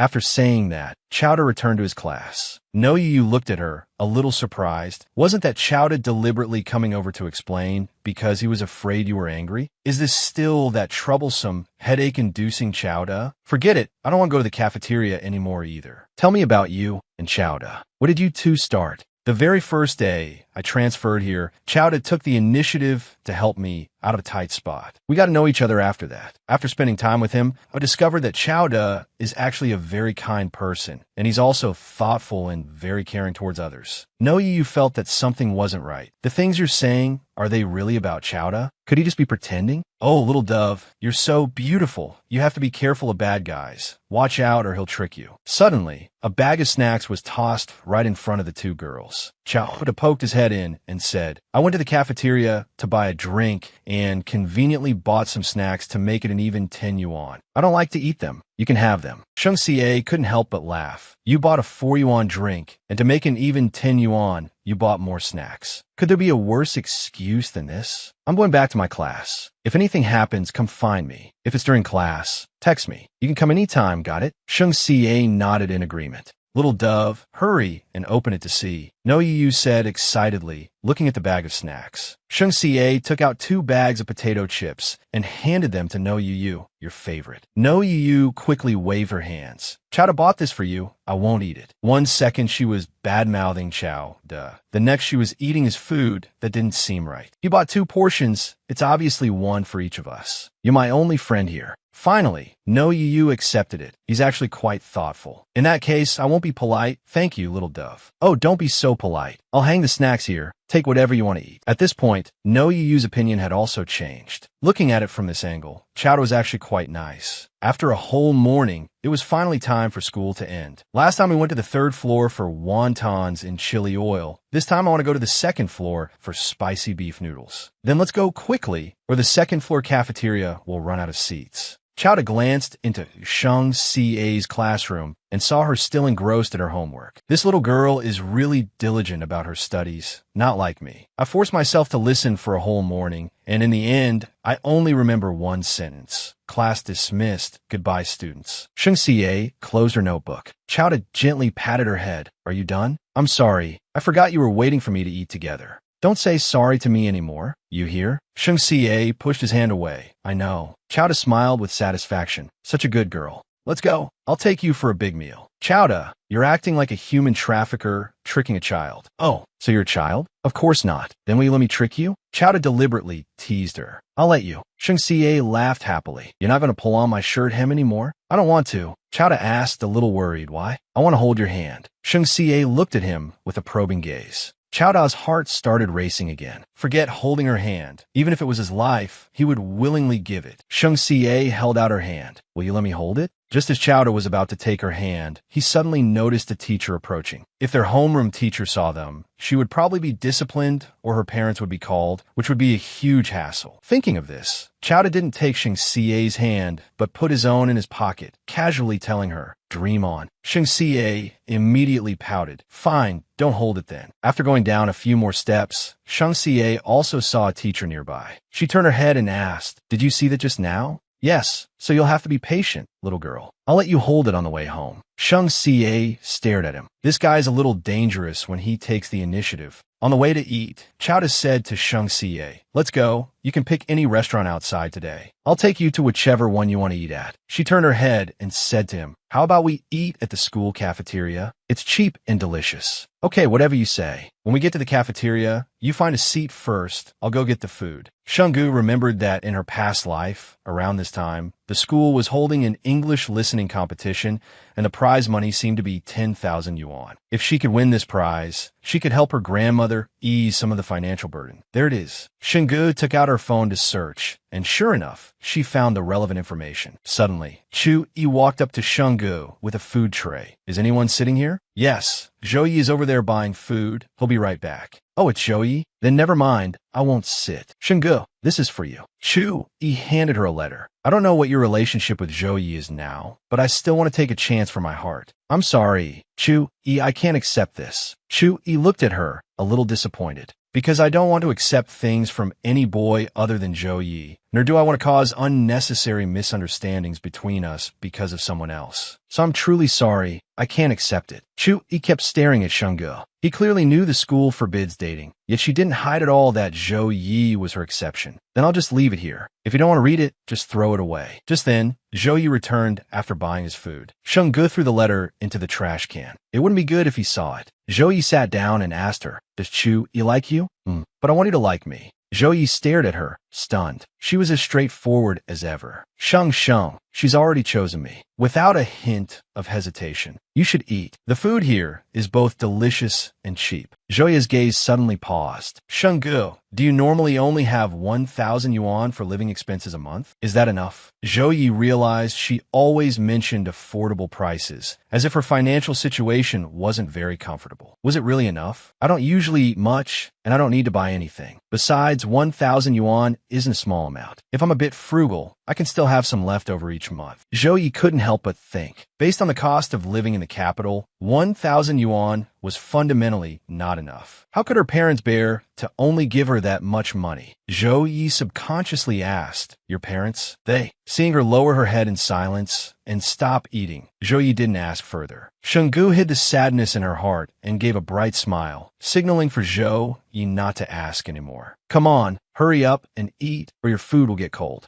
Zhou Yi looked at her, his heart aching a little, and then said, "If you need anything, you must tell me." While they were eating, they overheard a conversation from the next table. Sis, do girls like receiving love letters? That depends on the situation. If it's a love letter from a boy she likes, she'll definitely be especially happy. Really? Of course it's true. Writing a love letter is a way of expressing oneself, like a confession in words, which makes a girl feel the other person's sincerity even more. But for now, you should just focus on your studies. Talk about confessing after you graduate. Zhou Yi picked up the love letter that Chu Yi had just given to Shenggu. Sitting in the classroom, Zhou Yi kept thinking about that love letter, unable to find peace of mind. He had to admit, Chu Yi had good handwriting and a way with words. The love letter was both sincere and touching. Even a poor student like him felt moved after reading it, feeling both jealous and ashamed. Zhou Yi remembered the words he had overheard in the cafeteria earlier. Writing a love letter is a way of expressing oneself, like a confession in words, which makes a girl feel the other person's sincerity even more. Thinking of this, Zhou Yi subconsciously smiled. My princess, of course, can only have better than others, absolutely not less. He turned to Cheng Hao and said, "Let me borrow a pen." "What are you doing?" "Writing a love letter."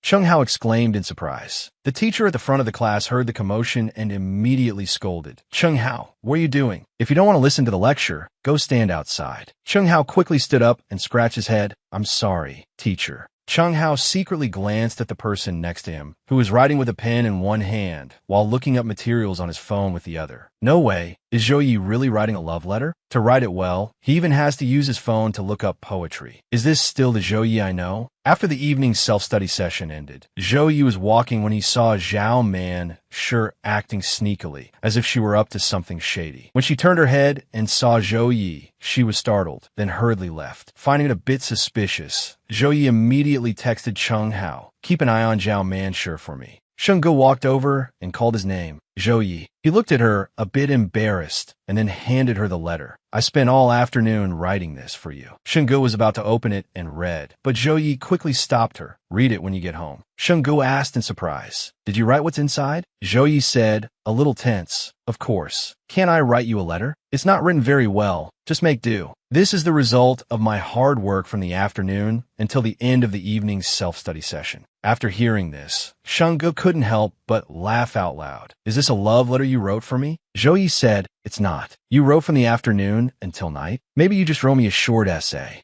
"It's not. Could it be a long essay then?" Shenggu teased. Zhou Yi couldn't help but feel worried and uneasy. How could a bad student like me possibly write a short essay? If what I wrote isn't what she expects, will she be disappointed? "No, don't look. Read it when you get home." Zhou Yi held Sheng Ji's hand tightly. "Little one, hold on tight. Don't get lost." Shenggu also smiled happily and replied to him, "Then you hold on tight. I won't get lost." "Zhou Yi, now that you've held my hand, you can't let go in the future, no matter the reason." Zhou Yi looked at her, subconsciously thinking to himself, "She has never been afraid of any rumors, bravely approaching me time and time again. How could I bear to let go of such a good girl? Okay, I'll listen to our Shang.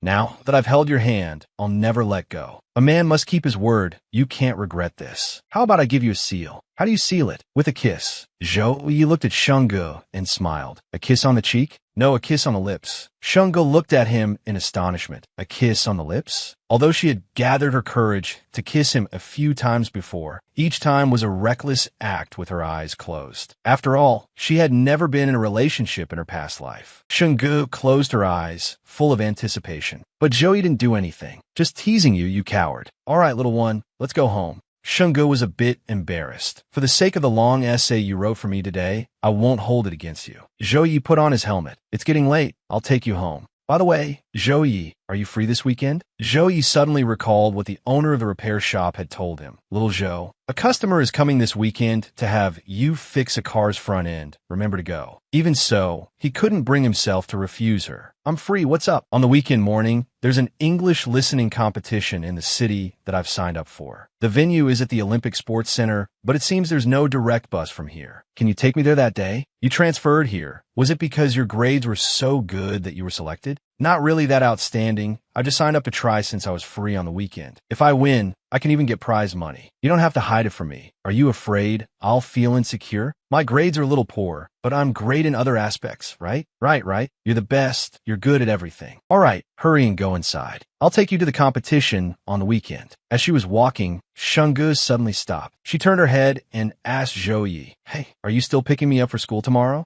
Zhou looked at her and smiled. From now on, I'll come pick you up every day. Hearing this, Shungu squinted her eyes happily. Okay, then be careful on your way back. Zhou's phone suddenly rang. It was a call from Chung Hao. How are things with Zhao Manshur? Zhou answered the phone and asked. I've been waiting for her at the school gate. She then went into an internet cafe with 2 other girls and hasn't come out yet. I just sent you the address of the internet cafe. Keep an eye on her. I'm on my way. Manshur, don't worry. I've already arranged for that post. I guarantee that bitch won't be able to cause any trouble tomorrow. Okay, that's all for today. You guys should head home early too. After that, Zhao Manshur's 2 friends waved goodbye to her. Just then, Zhou called out, classmate. Zhao Manshur turned her head and was stunned. Why was Zhou here? Her eyes looked at Zhou, full of fear. Zhou, what do you want? Zhao Manshur, didn't I already warn you in class? I told you not to mess with Shungu. What? You don't understand. You still want to cause trouble for her after school? Zhao Manshur hesitated a little. I was just waiting for someone. You misunderstood. No need to explain. I'm not blind. I'm warning you for the last time. Don't touch Shungu. Stay away from her, or you won't be able to handle the consequences. Zhou Yi glared at her, and Zhao Manshur trembled with fear. Zhou Yi, I'm a girl too. Don't you feel ashamed for bullying a girl? Don't preach to me. I don't get it. I only know that no one is allowed to bully Shungu. If there's a next time, I'll burn you to ashes and throw you in the river. If you don't believe me, just try it.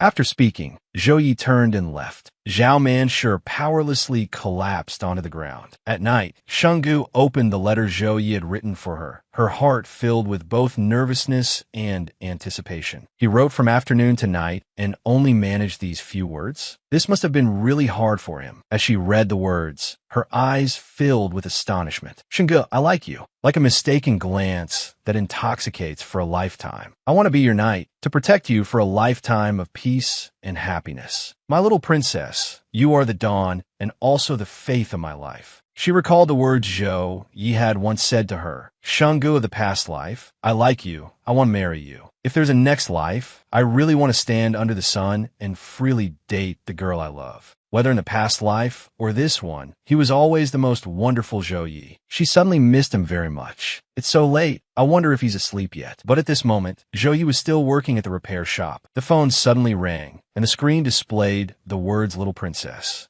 Zhou Yi happily stepped outside to answer the phone, avoiding the noise of the repair shop. Shungu, he softly called her name. What are you doing? Her voice carried a hint of coquettishness. Zhou Yi teased with a smile. If you can't see me or touch me, don't act spoiled. I'm not acting spoiled. Shungu quickly denied. Oh, then act spoiled for me now. Shungu suddenly fell silent, only feeling that she missed him very much. Still not asleep this late? I finished reading the love letter you wrote. I can't sleep. It's not very literary. I thought all afternoon just to write those few sentences. Zhou Yi lowered his head, a little dejected. And you had to force yourself to read it all. It must have been hard on our Shungu. I remember Chu Yi's love letter was very well written. Something about you being like the stars and the moon, brilliant and magnificent, an eternal galaxy, and seeing you in a crowd and being captivated ever since. Zhou Yi couldn't write words like that. Shungu quickly said, it wasn't hard at all. I never thought words could be so moving. The 3 sentences you wrote are the most passionate and beautiful words I've ever seen, more moving than any love poem. I really like this love letter, so much that I can't sleep. You really like it? Joey couldn't help but ask again.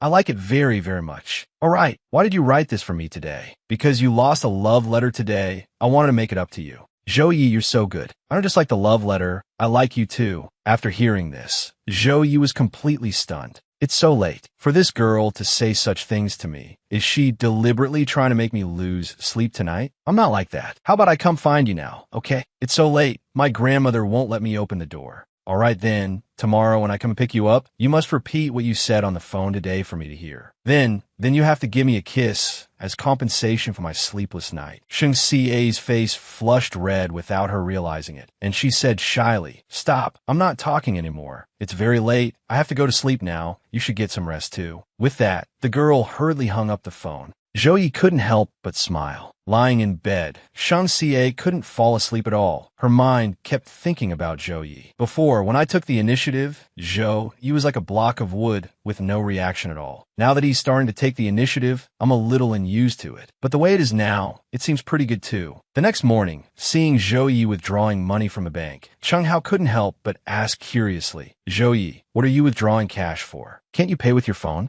My Shengxing doesn't use mobile payments, only cash. So this money is for her. Joey hesitated for a moment, then said, "It seems like she's a bit short on money lately." "No way. Shang Xie looks like a rich young lady. How could she be short on spending money?" He couldn't explain it clearly either. He just felt that she seemed to be short on money. "But we're not from rich families. We don't have that much money either. Are you planning to start providing for her from now on?" "If I don't have money, I can go earn it. I want to provide for her. I want to take care of her for the rest of her life." The next morning at school, Shang Xie was a little anxious, occasionally stealing glances at Joey. Seeing this, Joey asked her, "What are you afraid of? You keep hesitating. What's wrong? Are you afraid I'll kiss you?" "I'm not." Shang Xie shyly turned her face away. "All right, hurry up and go to class. See you at noon." "Oh, right, from now on, you pay for lunch. I've given you all my living expenses. Buy whatever you want. I'll give it to you every month from now on. I have money. You don't need to give it to me." Shang Xie hurriedly took money out of her bag, but Zhou Ye's hand stopped her. "Stop, don't take it out. Hurry up and go to class. If we keep going back and forth like this, it won't be good if the disciplinary teachers see us." Before the words were even out, Zhou Ye's homeroom teacher shouted loudly, "Zhou, it's almost time for morning self-study. What are you still doing at the door of class 7? Zhou stood in front of Shang Xie and said to the teacher, "I know, then I'll go to class first." After saying that, Shang Xie hurriedly ran off. "Look at yourself with this lazy attitude every day. Come see me in the office after class." During the break, the homeroom teacher continued to criticize Zhou Yi. "Take a look at your hair. It's not quite blue, not quite green. Why don't you just dye it into a rainbow? This hair color will really affect the class's image. Go to the hair salon and dye it back to black right after school at noon. Otherwise, you'll be criticized in front of the whole school."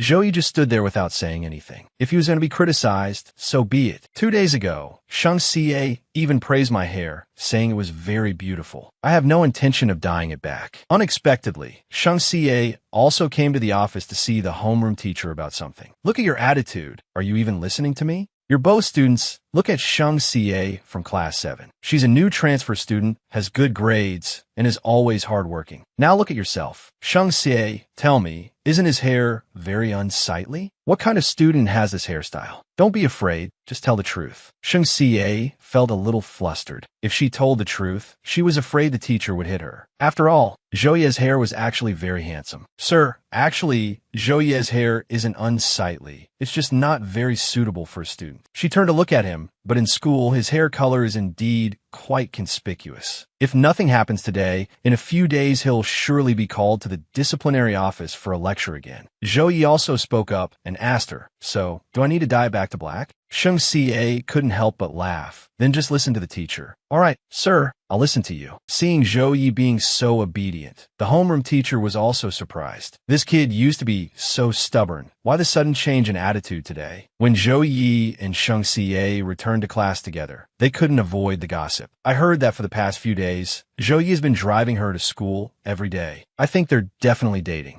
Do you even need to say it? They've been together for a long time. Last time, Zhou Yi even stood up for her, didn't you see? In school, have you ever seen Zhou Yi treat anyone else specially? That's true, but you have to admit, this new student is really something to be able to make a rebellious teenager willingly return to school. Hurry back to class. If you need anything, find me. We called out to Sheng Xie, Little Dove, you, and Zhou. You just came out of the office together. A lot of people are gossiping about you too. But Little Dove, it's not that I'm prejudiced. It's just that Zhou Yi is a good person, but there are really too many bad rumors about him. You have to be a little careful being with him. Although there are rescue plots in novels about pulling someone out of the darkness, from the abyss to a place of light, those are ultimately just stories. We just read them for fun. Little Dove, you must keep a clear head. Don't worry, Yu, I have no intention of saving him. If he is destined to belong to the darkness, then I will fall into the abyss with him. You stopped her in fear. Little Dove, we can't love so blindly. Suddenly, the sound of everyone's chatter filled her ears. Oh my God, what's happening? The police are here. Isn't that Zhou Yi? Why is he being taken away by the police? He must have caused some trouble. Sheng Xie turned her head to look, and sure enough, it was Zhou Yi. The police came all the way to school to arrest someone. Could this be serious? Sheng just shouted worriedly, Zhou. Then she turned to Wu Yu and said, ask the teacher for leave for me. Just say there's a family emergency. I have to go home for a bit. After saying that, Sheng Xie hurriedly chased after them. But when she ran to the gate, the police car carrying Zhou Yi had already left. Just then, she saw Cheng Hao driving by, and Sheng Xie quickly called out, Cheng Hao, wait a minute. Are you guys going to find Zhou Yi? Can I go with you? Get in the car, quick. Cheng Hao said to her anxiously. Shen Huang has already gone over there to see if he can ask someone on the inside for some news. Don't overthink things yet. Arriving at the police station, Sheng Xie had just gotten out of the car when she rushed inside. She looked around for Zhou Yi, and, as it turned out, 2 female police officers called out to her. Are you Sheng Xie? Yes, I'm Sheng Xie. She came on her own. We don't need to go to the school to bring her in. In the interrogation room, a police officer said to her, in the early morning, someone at the billiard hall filed a report claiming to be the victim and said you were the cause of the fight. You're a student. Why would you dress like that and go to a billiard hall? What's wrong with how I'm dressed? I bought these clothes with my own money. I didn't steal or rob, nor am I dressed revealingly. Am I not allowed to go to a billiard hall? This is a bit difficult to handle. A police officer turned to his colleague and said, this girl isn't pointing fingers, nor is she confirming the other boy's involvement. We can't convict him. On the other side, 2 police officers were interrogating Zhou Yi. This is the victim's injury report. The victim says the injuries on his body were caused by you. Zhou Yi remained very calm. Is there any evidence? If there's no evidence, don't process me. Don't waste everyone's time. The surveillance camera caught you in the act. You still want to argue? Oh, there's a surveillance camera? Did it also capture him acting indecently towards that girl? He was speaking lewdly and even tried to drag her away. Am I breaking the law for acting heroically to right a wrong? I admit I hit that person, but it was to save someone. If I hadn't stepped in to stop him, did you want me to just stand by and watch him drag that girl away? Then what did you do when you dragged him into the bathroom for 6 minutes? I just pulled him in to have a talk, told him not to be a scumbag in the future. Then I used the restroom and came out. The police officer was losing his composure, questioning loudly. He was fine when he went in, but when he came out, he was covered in injuries. Wasn't that your doing? A scumbag like that. There must be a lot of people who want to beat him up. Who knows who beat him? Officer, if you have evidence, just say it. It's fine if you don't talk. The girl you saved will. Zhou Yi suddenly thought of Sheng Xie. The police officer said to Zhou Yi, that girl is at the police station right now. She was so scared she was crying when she got here. Zhou Yi angrily shot to his feet. She's the victim. What right do you have to bring her here? Scared now, are you? You've scared the poor girl to tears. I heard from your school's teacher that she's a good student. She'll tell us everything clearly. And what about you? Sitting here beating around the bush, disregarding law and order. Aren't you ashamed? Judging by your reaction just now, you like her, don't you? A person like you, who doesn't even dare to tell the truth, can you give a girl a good life? At this point, Zhou Yi could no longer remain calm. If you have evidence, then process me. To report the case so many days later, there's definitely something fishy about this. Besides, the surveillance camera also caught him harassing the girl, yet he still dared to file a report. From this perspective, someone behind the scenes is probably trying to force me to confess. Director Zhang, President Gui. The 2 police officers stood up to greet them. President Gui said to them, you 2 can go about your business first. Let me have a private word with this young man. Then you 2 can talk.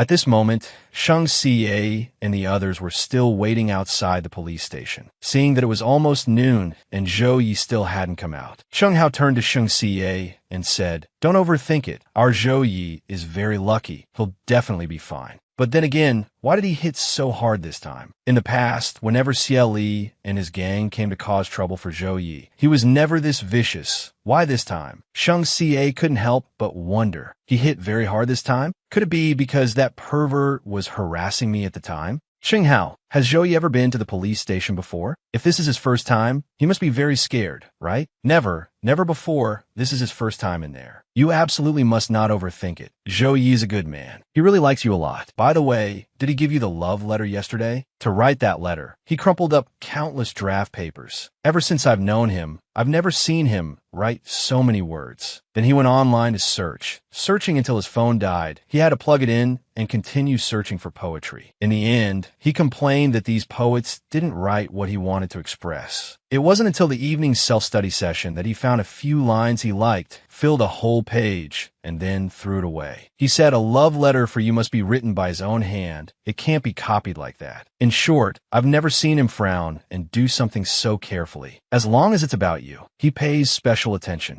Sheng Hao, have you and Zhou Yi known each other since you were kids? What was he like when he was little? It's a long story. Zhou Yi's biological mother passed away when he was very young, and after that, he always lived with his uncle. But unfortunately, his uncle was often not at home and couldn't make any decisions. His uncle's wife didn't want to raise Zhou Yi, so she often beat him, just wanting him to leave the house on his own. I remember it very clearly. When he was 7, on the winter solstice, it was snowing heavily, but Zhou Yi was only wearing a thin coat, kicked out of the house by his aunt. Later, my mom saw him and brought him to our house to eat dumplings. He's been grateful for that bowl of dumplings ever since. Just think about it. How deprived of love must Zhou Yi be to remember a single bowl of dumplings for a lifetime? He's been fending for himself since he was a child. At his poorest, he didn't even have food to eat. 2 years ago, when my mother couldn't afford chemotherapy for her cancer, he was the one who took out all his savings to help me. It's a shame my mother still didn't make it in the end. Sorry, I shouldn't have asked about these things. Sheng Ge felt a little guilty for making Cheng Hao recall painful memories. The topic had strayed to FAR.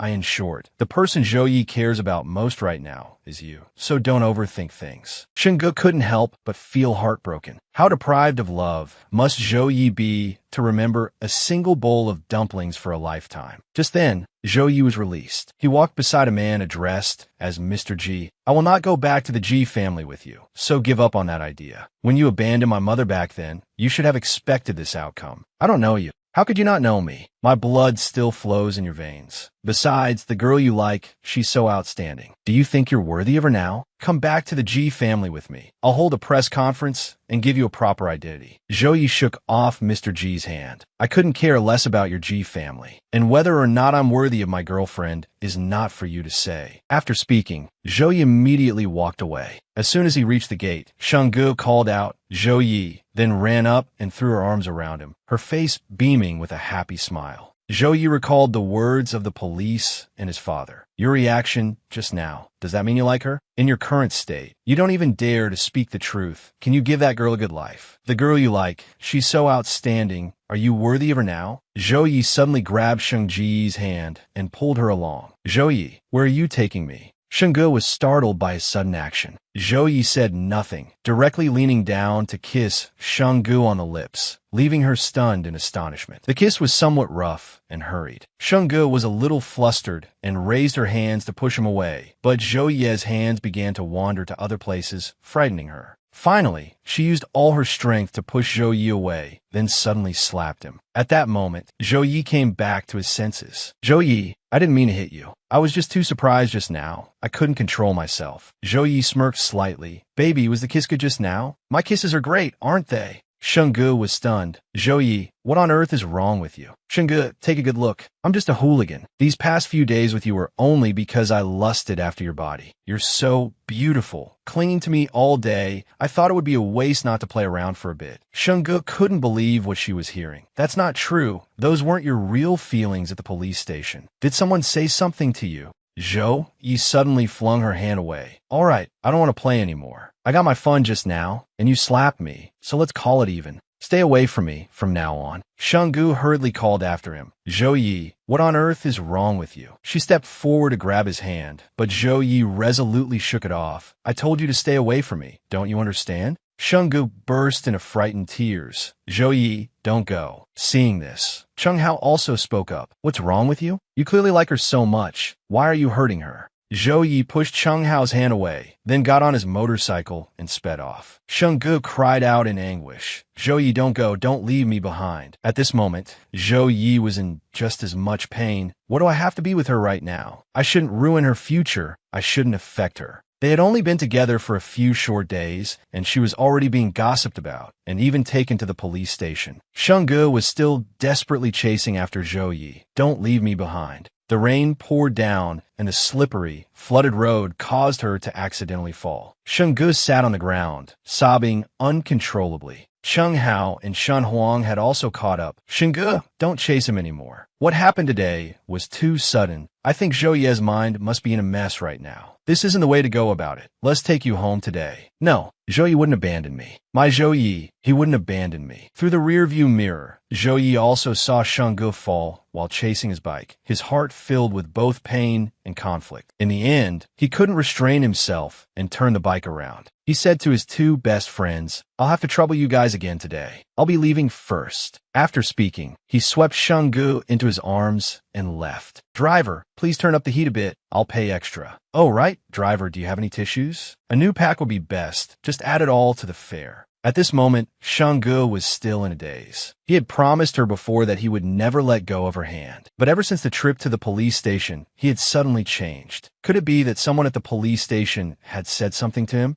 Wait, she recalled that when Zhou Yi was being taken away by the police, he had deliberately avoided her. No matter how she called out to him, he didn't turn his head. Everyone around was whispering, the new student has such good grades, yet she's involved with that kind of person. What a pity. Zhou Yi is handsome, but he's unreliable. He's already been to the police station before even graduating. If the new student stays with him, her future will surely come to no good. So, from that moment, Zhou Yi had started to worry, afraid that she would be gossiped about because of him. But she truly didn't mind any of that. Zhou Yi carried Shungu back to his rented room. Shungu looked around and asked, Is this your home? No, it's just a rented room. It's a humble place. Please bear with it. You go take a shower first. I'll leave some clothes outside the door for you later. Unexpectedly, Shungu suddenly ran over and hugged him tightly. Zhou Yi, don't go. I don't know what you heard today. I just want to tell you that I don't care about anything else as long as I can be with you. For the rest of my life, besides you, I won't like any other boy. If you insist on leaving, then no matter where you go, to the ends of the earth, I will find you. Whether it takes a day, a year, or even 10 years, I will find you. If I can't find you, I will live alone for the rest of my life. So you don't need to worry about affecting me or ruining my life. Whether my life is good or not all depends on whether you are by my side. Zhou Yi, you are truly wonderful. You are the person worth spending my entire life with. Zhou Yi, you are not an abyss, and I am not standing in the sun. So please stop creating this distance between us in your heart. If you keep thinking like this, is it really for the best? If the sunlight is too dazzling, I am willing to fall into the abyss with you. Zhou Yi looked at her, his heart filled with gratitude. How could he ever be worthy of someone like her? I treated you like that. Aren't you angry? He had clearly been so cold to her in the woods. Why wouldn't I be angry? I was very angry just now. You kissed me so many times and even put your hand inside. But compared to you leaving me, I don't care about those things at all. Why do you feel that I'm worthy of you? Zhou Yi, this morning in class, a classmate bullied me. She hit me and cursed at me, saying very nasty things. Zhou Yi immediately became furious, his eyes burning with rage. Who dared to hit you? Where did she hit you? I'm going to find her right now. Shungu couldn't help but burst out laughing. What are you laughing at? Hurry up and tell me, who bullied you? I was tricking you. No one at school bullied me. You just asked me why I think you're worthy of me. It's because only you, upon hearing that I was bullied, would feel heartbroken, would get angry, so angry that you wouldn't even ask for the reason.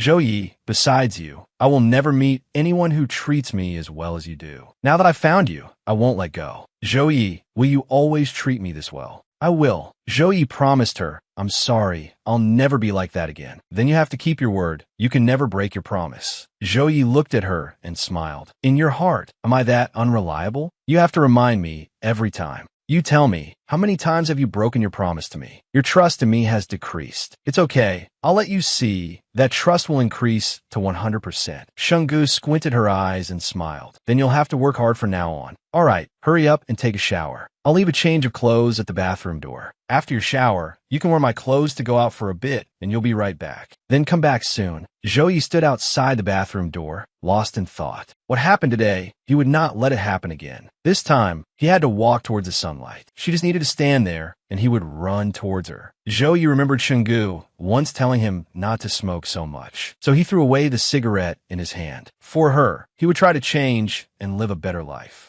Just as Zhou Yi returned from buying things, Shungu had also finished her shower at your back. Shungu was wearing his jacket, which was very long, but she wasn't wearing any pants underneath, revealing her long, straight, fair legs. When Zhou Yi saw this, his heart couldn't help but beat faster. Why aren't you wearing pants? Don't misunderstand. It's because your pants are too big. They don't fit my waist. They fall right off when I put them on. I called for you just now, but you weren't there, so I came out to see if there was a clip or something similar. So, my beautiful girl, are you not wearing anything right now? I am. Oh, what are you wearing then? Shungu pouted. Zhou Yi gently pinched her cheek. You are. Hurry and take this to change into. Is this what you just went out to buy? Yeah, hurry and put it on, or your legs will keep dazzling my eyes. He turned his face away, a little embarrassed. Shungu took the clothes Zhou Yi had just bought into the room to change. When she opened the bag, she couldn't help but be surprised. Zhou Yi had even bought disposable underwear and a bra. How thoughtful. Even his size was a perfect fit. Wait a minute, how did he know her measurements? Shungu came out after changing. The moment Zhou Yi saw her, his eyes lit up and he stared without blinking. Shungu was wearing a slightly short dress, her long hair draped over her shoulders, looking unusually charming. Zhou Yi's heart beat faster, his eyes not leaving her for a second. Shungu was a little shy. Don't look at me like that. What's wrong? Is something uncomfortable? No, it's just that you didn't buy me any safety shorts.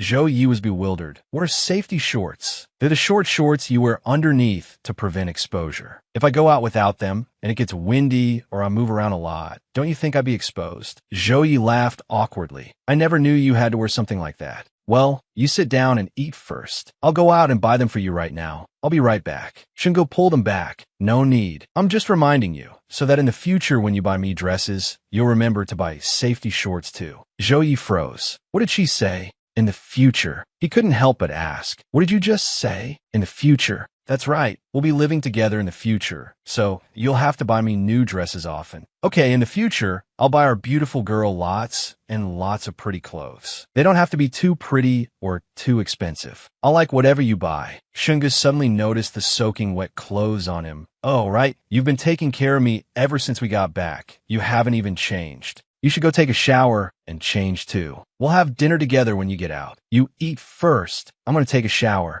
Zhou Yi took off his shirt and walked into the bathroom. Shungu peeked at him from behind. She had to admit, Zhou Yi had a really nice figure. When he came out, he saw Shungu still staring at him in a daze. Beautiful girl, is something wrong? Zhou Yi looked at her teasingly. Shungu shyly turned away. No, it's nothing. You should go take a shower or you'll catch a cold later. Zhou Yi came out after his shower. Why aren't you eating? Don't you like the food? No, I wanted to wait and eat with you. You don't have to wait for me in the future. Don't let yourself go hungry. Shungu pretended not to hear. Here, eat more. Zhou Yi looked at her and noticed that Shungu also ate very delicately. She thought for a moment and couldn't help but ask, oh, right, Zhou Yi, how did you know my size? You're so slim, it must be a size S. I'm not talking about the dress, I mean the things underneath. Didn't I touch it when I kissed you? I knew after that. You knew just from one touch? You seem to know a lot about a girl's body. Have you in the past? Zhou Yi hurriedly explained, no, there's nothing in the past. Don't overthink it. I was afraid if I asked you directly, you'd call me a pervert. So I searched online to see what size can be held in one hand. All right, stop talking. The atmosphere suddenly became a little awkward.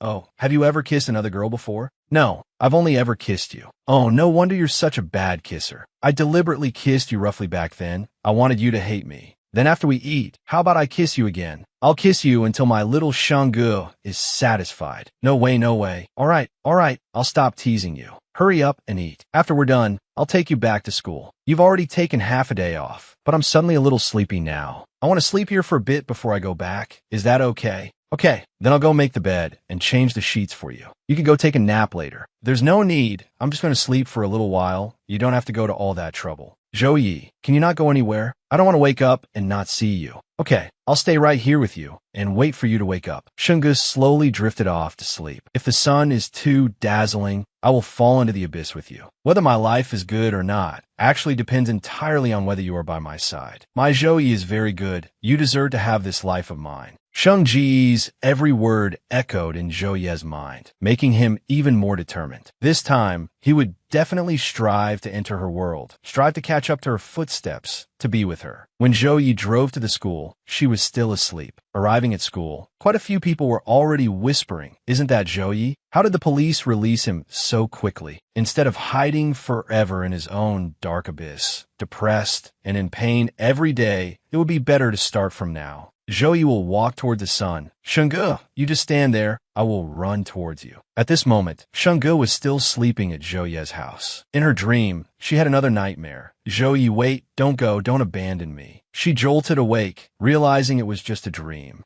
Beautiful girl, don't be scared, I'm here. Seeing her panicked look, Zhou Yi rushed over. Shunge pounded his chest with her hands. You bastard, how could you ignore me? How could you abandon me? You're so selfish. You wanted to leave me just because of a few words from others. I'm sorry, Shang.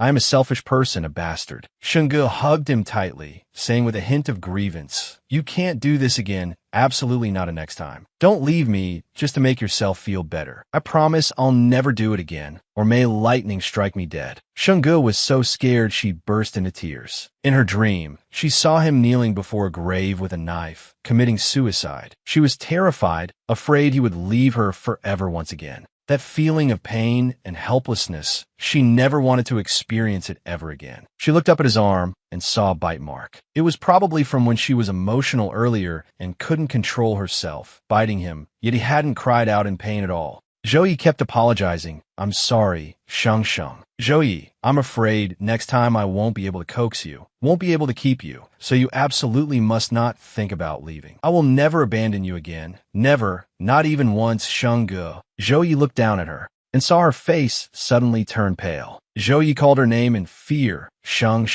At the hospital, after the doctor finished the examination, Zhou Yi hurriedly asked, Doctor, how is she? The doctor told him, don't worry, she just has a cold with a slight fever. I'll prescribe some medicine, just make sure she takes it on time. Is just taking medicine enough? Does she need to be hospitalized for observation? Her condition doesn't require it. After taking the medicine, drink plenty of water, pay attention to getting rest, and ensure she gets enough sleep, and she'll recover quickly. Zhou Yi was still not at ease. To be safe, let's just stay in the hospital for one night of observation. Shunge immediately pulled his hand. There's no need. Zhou Yi, I'm feeling much better now. If I don't go home tonight, my grandmother will worry. Zhou Yi took Shunge home, not forgetting to remind her, tonight, if you feel unwell, you must call me right away, anytime. I'll come over immediately, understand? Shunge nodded in agreement. Zhou Yi, did I scare you badly today? When I woke up, my mind was a mess. I'm sorry. Zhou Yi couldn't help but pull her into a hug. I wasn't scared, just heartbroken. It's all my fault. Don't think about it anymore, and you don't need to apologize. Hurry home, or your family will worry. Go get a good night's sleep. I'll come pick you up tomorrow. Then you be careful on your way home, too.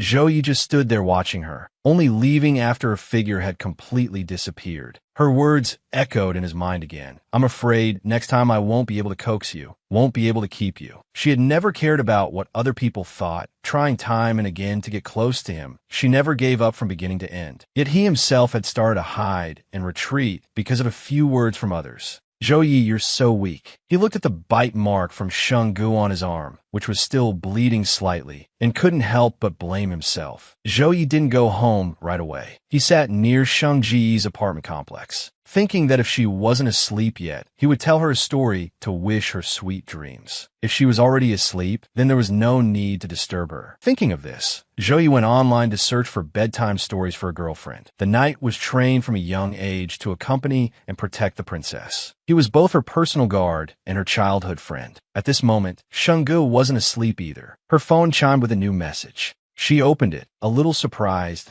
Is it from Zhou Yi? Shungu tapped on it. It was a voice story sent by Zhou Yi. She couldn't help but laugh out loud. What a fool. Shungu placed her phone beside her and continued to listen. When the princess pretended to coincidentally meet the prince for the 521st time, the prince finally stopped her. The prince said, "Hey, why do you come looking for me every day?" The princess replied shyly, "I want to watch the stars with you." Shungu also gradually drifted off to sleep. The next morning, as soon as Shungu stepped out the door, she saw Zhou Yi waiting for her. He smiled, but the exhaustion on his face couldn't be hidden. Shungu looked at him, her heart aching a little. "Did you not sleep well last night?" "I slept very well last night. It's just that yesterday when I was dyeing my hair at the salon, the hairdresser wasn't careful and got some dye in my eyes, so they're just red. But it's fine. It'll be better by tomorrow." "That hairdresser isn't professional at all." Zhou Yi nodded and smiled. "Yeah, not professional at all. I won't go to him next time." Zhou Yi took Xingji's hand, and they started walking. As they walked, he asked, "Did you take your medicine this morning? Do you feel better after sleeping?" She smiled happily and said, "After listening to the fairy tale someone sent, I slept like a log. I'm much better now."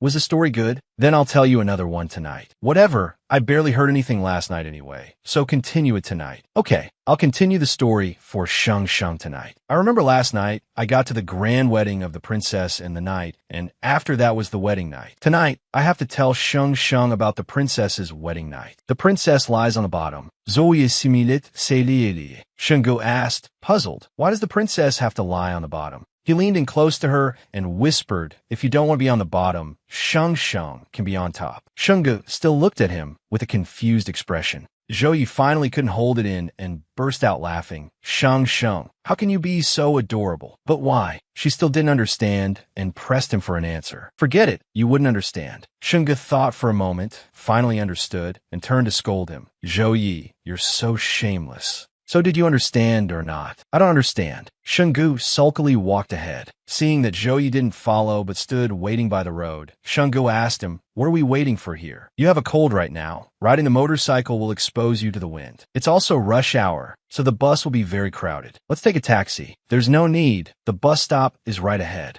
Shungu pulled up at the bus stop that it's only 1 or 2 stops. Taking the bus to school is very convenient. A taxi would be expensive at this time. They were still students with no source of income, so they had to be frugal. Zhou Yi was still a little hesitant, not wanting to get on. Shungu quickly grabbed his hand. "Come on, let's go." Standing on a crowded bus made Zhou Yi very uncomfortable. He turned to ask her, "Do you feel uncomfortable in crowded places?" "I'm not uncomfortable. I take the bus often, so I'm used to it." How could she not be uncomfortable? The whole bus was crowded and stuffy. A man standing next to Shungu was deliberately pushing against her. Zhou Yi angrily scolded the man. "Are you blind? Can't you stand a little further away?" The man muttered as he left, "Damn it, if you don't want to be squeezed, don't take the bus." Shungu quickly pulled him back. "It's okay. Let's just ignore him." Zhou Yi looked at her, thinking to himself, "If I had the means, if I had money, I could have bought a car. My little princess wouldn't have to suffer like this. Let's go." Zhou Yi got off the bus and said to Shungu, "Shungu, I won't let you take the bus forever. I will definitely work hard to change our current situation. When I'm over my cold, we'll ride your motorcycle to school together." Shungu couldn't help but ask Zhou Yi curiously, "Do you have books in your bag?" "No books. Why would I bring those things?" "Then what books are you carrying? Do you have a class schedule?" "Of course I do."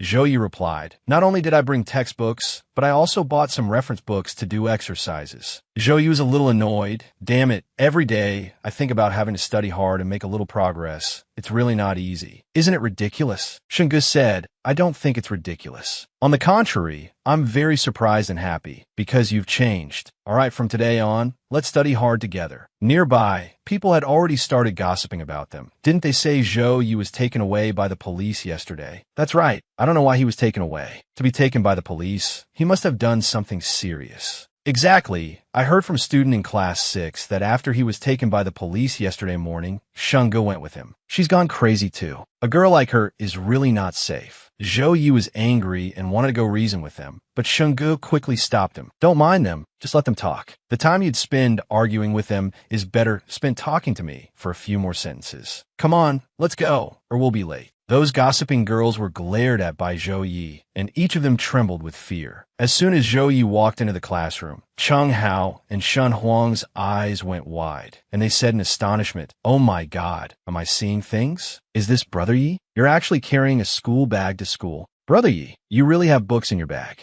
Zhou Ye's face darkened as he said nothing. "Can't I have books in my bag?" Cheng Hao beside him couldn't help but laugh. "Brother Yi, what's gotten into you?" "No, I should say you finally changed." Zhou Yi raised his foot and kicked him. "You're the one who's changed." Seeing Zhou Yi take a textbook out of his bag, Cheng Hao and Shen Huang still couldn't believe their eyes. "No way. Brother Yi, are you serious? Brother Yi, are you really the long-lost son of the Gui family? After talking to Mr. Gui yesterday, you decided to start studying seriously?" Zhou Yi asked in surprise. "Gui Yinxiao came to find you guys?" "Yesterday, after you left with Shanggu, Mr. Gui, the one who left the police station with you, stopped me and Shan Huang to say a few words. He said you were the long-lost son of the Gui family, that he wanted to apologize and make it up to you, but you didn't agree. He probably wanted us to persuade you. That day, Mr. Gui also gave us a card, saying it was to thank us, but we didn't take it. Mr. Gui also said he had taken care of that man's injuries, so there's no need to worry. We called you then, but you didn't answer, so we plan to tell you about it this morning. Brother Yi, is what the Gui family said true? Are you really their long-lost son?"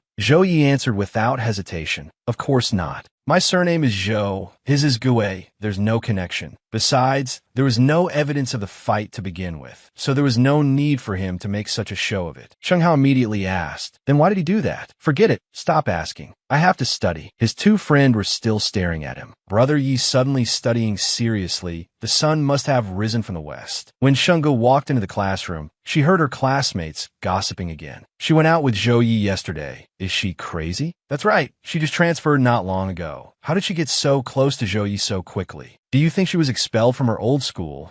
That's why she transferred to ours? Otherwise, who would transfer schools when they're about to graduate?" Suddenly, a female voice drowned out all the gossip. "What nonsense are you all talking about?" Shenggu and Wu Yu turned to look. Both couldn't help but be surprised. The person who had just spoken was Zhao Manzi. "I think you're all just jealous. Jealous that Shenggu won over our school's heartthrob, right? If you have time to gossip, you'd be better off learning a few new words." Shenggu couldn't help but feel a surge of gratitude towards Zhao Manzi, while she just lifted her chin, her expression full of disdain. Another person also suddenly spoke up. "That's right. You guys point fingers and gossip about others every day. What's your problem?" He turned to Shenggu and said, "Hi, Shangjia." Wu Yu leaned into Sheng Ji's ear and whispered, "What's with Su Mingzhi today?" Shenggu just shook her head. "I don't know either. We don't normally interact much. Why are both of them acting so strange today?" During the break, Zhou Yi ran over to Sheng Ji's classroom to check on her. "Are you still feeling unwell anywhere?" "Not at all," Shenggu said to him with a smile.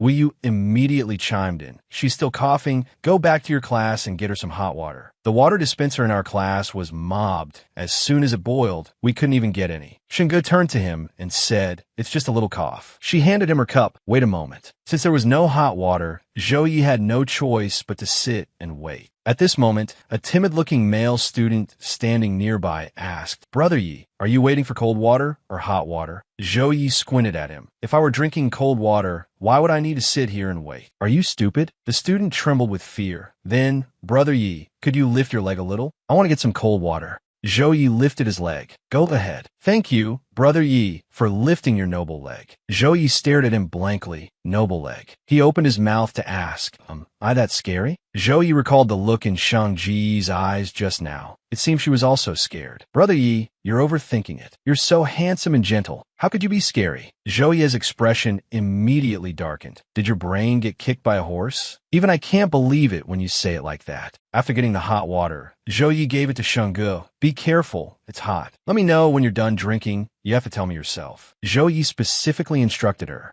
Shenggu nodded. "I know." After Zhou Yi left, Shenggu immediately texted him. "Why were you so cold just now? For no reason. It's so confusing." Zhou Yi replied to her, "You were coughing and had no water to drink. Why didn't you tell me? If you hadn't mentioned it, were you planning not to say anything? Do I have to tell you about something so small? Then what counts as a big deal? Do you only tell me when you're beaten, injured, or sick? I've told you before, you have to tell me everything, big or small." This guy is so domineering. Zhou Yi smiled as he read. Suddenly, the school's broadcast system came on. Hello, students. I am Principal Yi Anha. I would now like to announce a good deed by a student of our school. A good deed that requires the principal to announce it personally. Who has that much clout? And even made the principal speak up specially. All the students fell silent. Next, I would like to invite the reputable chairman from the business world, Mr. Gue Yun Xiao, to tell everyone about this incident. Who is this good person that even CEO Gue has to announce it personally? Hello, everyone. I am Gue Yun Xiao. I'm very sorry to disturb everyone during your break, but something happened last weekend that made me extremely grateful to two students from your school. I really wanted to express my gratitude in person. Last weekend, a relative of mine was being pursued by a bad person, and it was thanks to the brave help of student Zhou Yi that they were able to escape danger. Yesterday, the culprit was arrested, and student Zhou Yi was asked to go to the police station to assist with the investigation. His cooperation was highly commendable. To express my gratitude, I will donate a library to the school. As for Zhou Yi, if you have any requests, you can contact me at any time. To repay you, I will definitely grant any request you have. The students around him began to look at Zhou Yi differently. See, you people with no judgment just got slapped in the face. Actually, Zhou Yi is a very righteous person. Last year, when people from another school came to cause trouble, it was also Zhou Yi who drove them away. Him saying grant any request is so enviable. That's right, that's the wealthiest family.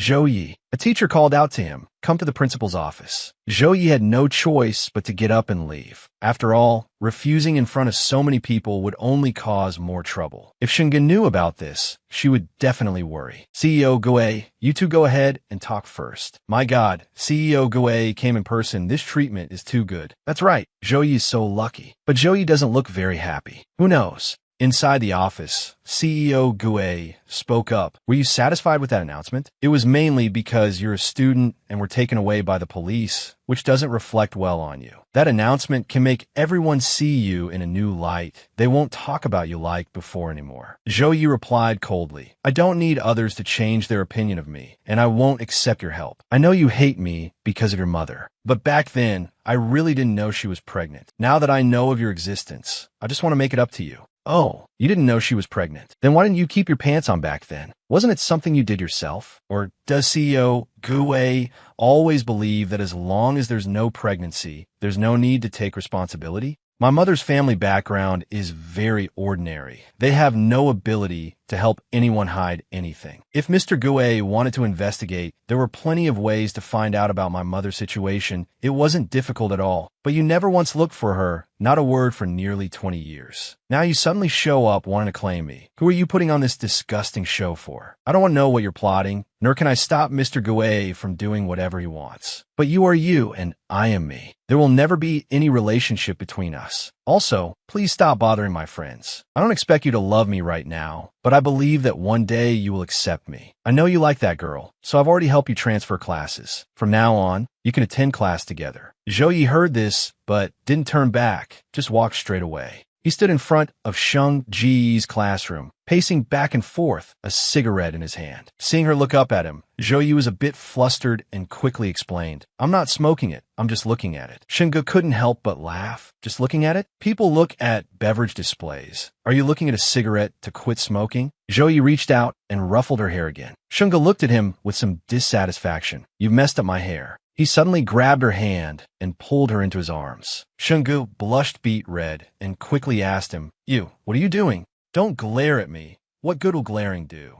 Zhou Yi stared at Sheng Ji's lips, still asking me what I want to do. Of course I want to kiss you. Zhou Yi couldn't help but lift her up in his arms. Zhou Yi, what are you doing? I want to take you somewhere with no one around. Then we'll have a good fight. Sheng Gu was astonished. How could he lift her so easily? Zhou Yi's arm strength was incredible. Zhou Yi asked her, do you need to get your school bag? No need, I've finished all my homework. Just lock the window when you leave. Zhou Yi, you should smoke less in the future. I've quit. Haven't had a single one these past few days. You don't have to quit for me. Quitting is hard. My dad used to smoke too, but he wasn't addicted. He only had one when work wasn't going well or he was upset. As long as you're not addicted, it's fine to just smoke a little less. Zhou Yi looked at her, his heart filled with gratitude. She didn't blame him, nor did she demand he quit immediately. Instead, she said quitting was hard and that just smoking less was fine. She was so gentle, always thinking of him. Zhou Yi happily hugged her tighter. Little princess, were you sent from heaven to save me? That's right, I'm a little angel with long wings, so you have to hold on tight or I'll fly away. I'll hold on tight. I'll definitely hold on tight. You won't be able to fly away in this lifetime.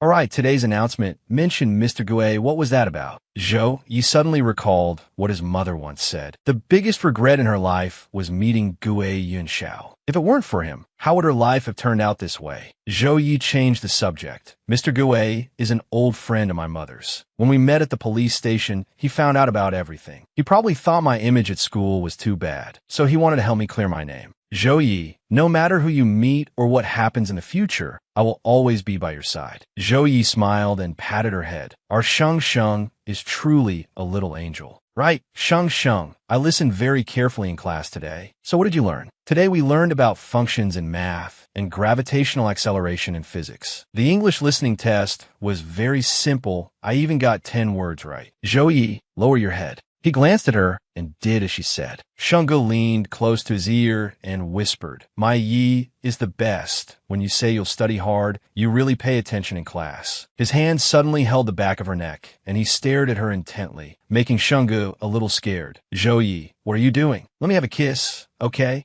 Sheng Ji's eyes widened in surprise as she looked at him. Then she quickly pushed him away. No. She bolted and ran home. Zhou Yi was stunned, not understanding why. If you don't want to kiss, then don't. Why run? Hey, put me down. Are you still going to run? Stop running. Stop running. Put me down. It's not comfortable being carried like this. How about I give you a piggyback ride instead? No piggyback ride. Just put me down. I can walk by myself. Zhou Yi said to her, Stop messing around. You won't let me kiss you. Can't I even carry you for a bit? People are watching. It's so embarrassing. Let them watch if they want to. Are you saying I'm embarrassing you? Shungu, embarrassed, buried her head in his shoulder as she heard him continue. All right, if you hide your face like this, no one will see you. But speaking of embarrassment, if you're not embarrassed today, I'll make sure you are in a few days. While carrying Shungu, Zhou Yi said, The monthly exam is this Friday. My total score for all subjects probably won't even match your score in one. Shungu turned her head and asked him, Is it just because of this? How about I turn a blank paper and switch report cards with you? You can't turn a blank paper. You have to study hard and do well on the exam. I'm used to being at the bottom of the class anyway, but you're different. We're the same. You can't say we're different. Then you have to study hard too. I'm waiting for you to get first place so I can show you off to others. I heard the campus belle of number 1 high school is both beautiful and kind, and she's my future wife. Who's the campus belle? Don't talk nonsense. What if someone asks later? Then I'll say you're my girlfriend, okay? Shunga looked at him and asked, Am I not your lover? We're already lovers, and you still won't let me kiss you. Watch where you're going. Don't turn back to look at me. Zhou Yi put on a pained expression. It was always you who ran up to kiss me and tease me before. When will you finally let me get the upper hand and kiss you for once? You count them yourself. How many times have you kissed me? You talk as if you've never kissed me at all. That one time, you kissed me so aggressively. Zhou Yi said, I wasn't in a normal state of mind back then. There was no feeling in that kiss. I didn't like it at all. You felt nothing when you kissed me? Zhou Yi couldn't help but burst out laughing. I felt it. I liked it a lot. If you really felt nothing, then I won't let you kiss me anymore from now on. Hey, don't be like that. I was wrong, okay? Are you still mad? I'm too lazy to be mad at you. Then let me have a kiss. You've been teasing me this whole way. If I don't get a kiss, I won't be able to sleep tonight. How can you be so heartless? Shunga looked up at him. Just as Zhou Yi was about to kiss her, Shunga suddenly took off running. I can be that heartless. You could just stay up all night. Zhou Yi, you're such an idiot. Shunga, a little angry, turned her head back and said to him. Zhou Yi was stunned, not understanding what was happening. How am I an idiot? Zhou Yi, you really are an idiot. When you should be domineering, you're not domineering at all. If you want to kiss me, just do it. I wouldn't be mad. Why do you have to keep asking? Making a girl say something like this herself is so embarrassing. Meanwhile, Zhou Ye's father still had people following him. The young master has escorted Miss Shungu all the way to her residential area, not leaving her side for a moment. I have no way to approach her alone. Don't let the boy find out. It wouldn't be good if it caused a misunderstanding. Yes, COG, I understand.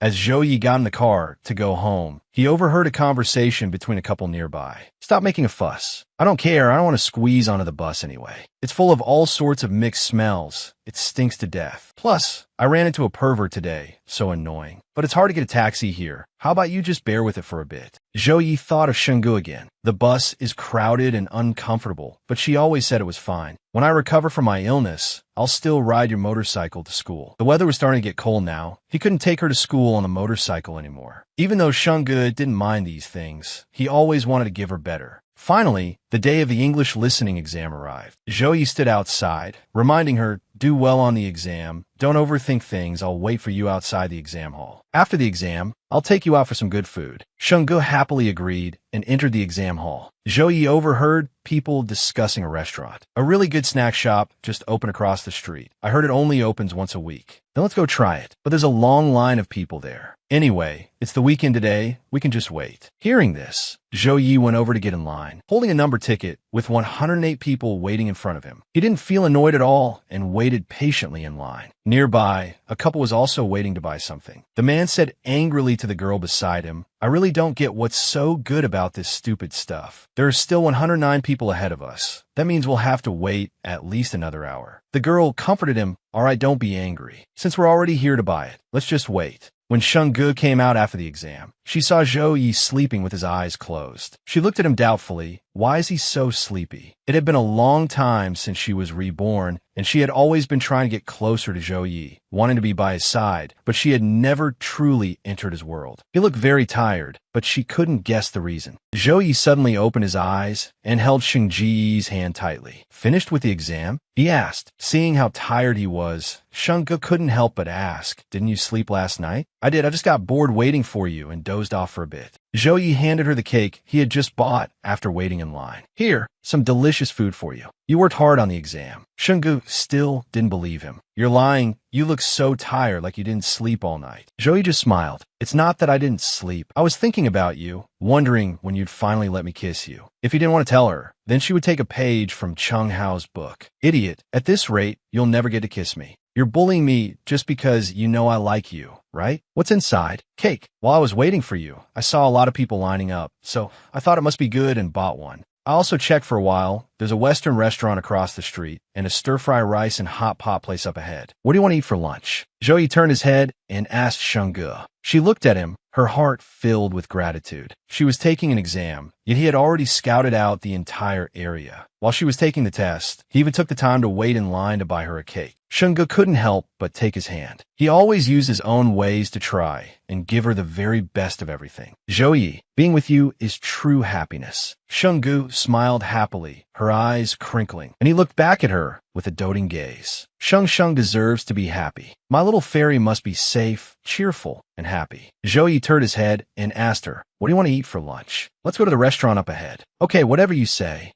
Suddenly, Chung Hao called. Zhou Yi, a new billiard hall just opened on Huaxin Road. Let's go play after lunch. Zhou Yi replied immediately, not going. Don't have time? What's up, still sleeping in? No, I'm with Shenggu. Zhou Yi, you really ditch your bros for your girl. Forget it then. I'll just go with Shan Huang and the others. Hearing this, Shenggu said to him, if you have something to do, just go. You don't have to stay with me specifically. I'll be fine. That was Chung Hao on the phone, asking me to hang out. Then after lunch, can you take me with you? Zhou Yi looked at her, a little surprised. Shenggu wanted to gradually enter his world, not just be by his side in a superficial way. My cutie is acting spoiled now. Zhou Yi looked at her teasingly. That's right. She admitted it frankly. Okay, I'll take you. But it's mostly guys there. If you get bored, remember to tell me, and I'll take you home first. Didn't you say you weren't coming? Brother Yi, you brought your girlfriend straight here to play? Long time no see, Brother Yi. A young man greeted him while offering him a cigarette. I quit. Zhou Yi said, is that so? Who's the beauty next to Brother Yi?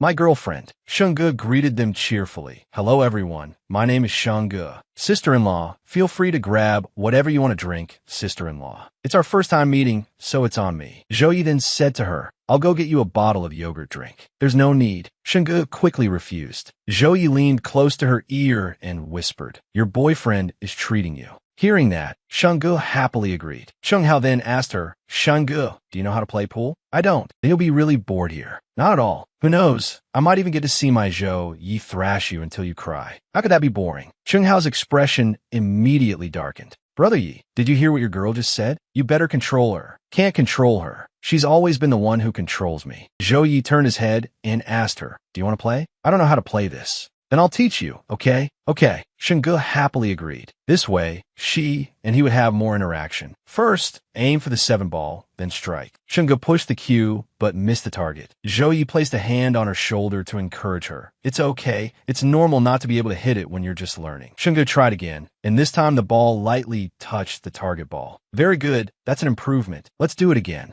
Shunge bent down again to continue learning. Too weak. Don't be nervous. Relax a little. Shunge was a bit discouraged. I'm not playing anymore. I'm terrible at this. Then I'll teach you step by step, okay? Okay, teach me one more time. Shunge put on a determined look, turning around and gripping the cue tightly. Are you that nervous? No, I'm not nervous. Cutie, don't look at me. Look at the ball. Shun Ji's cheeks flushed. Zhouyi was too close to her. He was definitely doing it on purpose. The ball went in. Zhouyi asked her, how was that? Doesn't feel too bad, right? Shunge was a little embarrassed. I'm not learning anymore. You go play with Chung, Hao, and the others. I'll go sit over there for a while and watch you all play. Zhouyi looked at her and smiled. She was usually quite the teaser, so why was she suddenly so nervous today? Could it be because there were too many people? Shunge quietly sat to the side. Zhouyi really knew what he was doing. If I kept playing with him, he would definitely take advantage of me. Shunge suddenly heard a familiar voice. Ziheo, is this the new billiard hall you were talking about? That's right. I already got a membership card. Just say my name is Ziheo, and you can play at any table here. Shunge remembered the vicious cousin who had caused her death in her past life. Was it him? Shunge trembled with fear. She absolutely could not let Shung Ziheo see her. If he found out, he would definitely tell her eldest uncle that she and her grandmother had secretly moved to Beijing. Zhouyi turned to look at her and asked, Cutie, what's wrong? Shunge suddenly ran over and hugged Zhouyi tightly. I want to go home. Okay, I'll take you home. I don't want to go that way. Is there another exit here? Shung Ziheo was over there. She couldn't walk toward danger. Zhouyi took off his jacket and draped it over her head. Don't be afraid. I'll take you home right now. Who did you see at the billiard hall just now that scared you so much? I didn't see anyone. You're this scared and you still say it's nothing? Look at me. I'll ask you again, what exactly did you see just now? If you plan on hiding it, I can go ask the owner to check the security cameras. Shunge kept her head down, silent. When that happens, I'll draw my own conclusions about what that person did to you to make you so terrified. Shunge, if you let me draw my own conclusions, I'll think of all the darkest and most cruel scenarios, and then I don't know what I'll do to get revenge for you. Shung Ji's eyes showed a hint of panic. She remembered how in her past life, Zhouyi had personally killed her eldest uncle and his wife to avenge her. Shunge had no choice but to speak. Don't let your imagination run wild. The person I saw at the billiard hall just now was my cousin. Then why are you so afraid of him? Did he bully you before? If Shunge continued to hide it, Zhouyi would only become more worried, and it would be bad if he did something extreme that couldn't be undone. Thinking of this, Shung Xie had no choice but to tell him the truth. Actually, I'm not from Beijing. My grandma and I moved here from Shanghai because my eldest uncle scammed my family out of all our money. He almost hit my grandma. With no one to protect my grandma and me, we had no choice but to move here. The person I met today is my eldest uncle's son. If he finds out I'm here, he will definitely tell my eldest uncle. When that happens, my grandma and I won't have a single day of peace. My grandma is old now. I have to protect her. But you don't have to worry, they're just greedy for money. As long as I ignore them, nothing will happen. In her past life, it was because she was soft-hearted that she was tricked into going to her eldest uncle's house. Otherwise, she wouldn't have died at their hands. In this life, she must completely cut off all contact with them. What about your parents then? Don't they care about you? Chowda asked her. My father passed away when I was very young, and then my mother, missing him too much, followed him a few years later. Shung Xie's tears suddenly fell onto her hand. Chowda, I only have my grandma left. But now I have you too, so I'm much happier than before. Chowda couldn't help but pull her into a hug. Don't be afraid. I will protect you and your grandma from now on. I'm sorry I appeared too late and let my little princess suffer so much. Did they ever hit you before? No, they're just a bit greedy for money. One time, they locked my grandma and me in the house, forcing her to give them her passbook. The police came later, so it was fine. After that incident, my grandma and I moved to Beijing.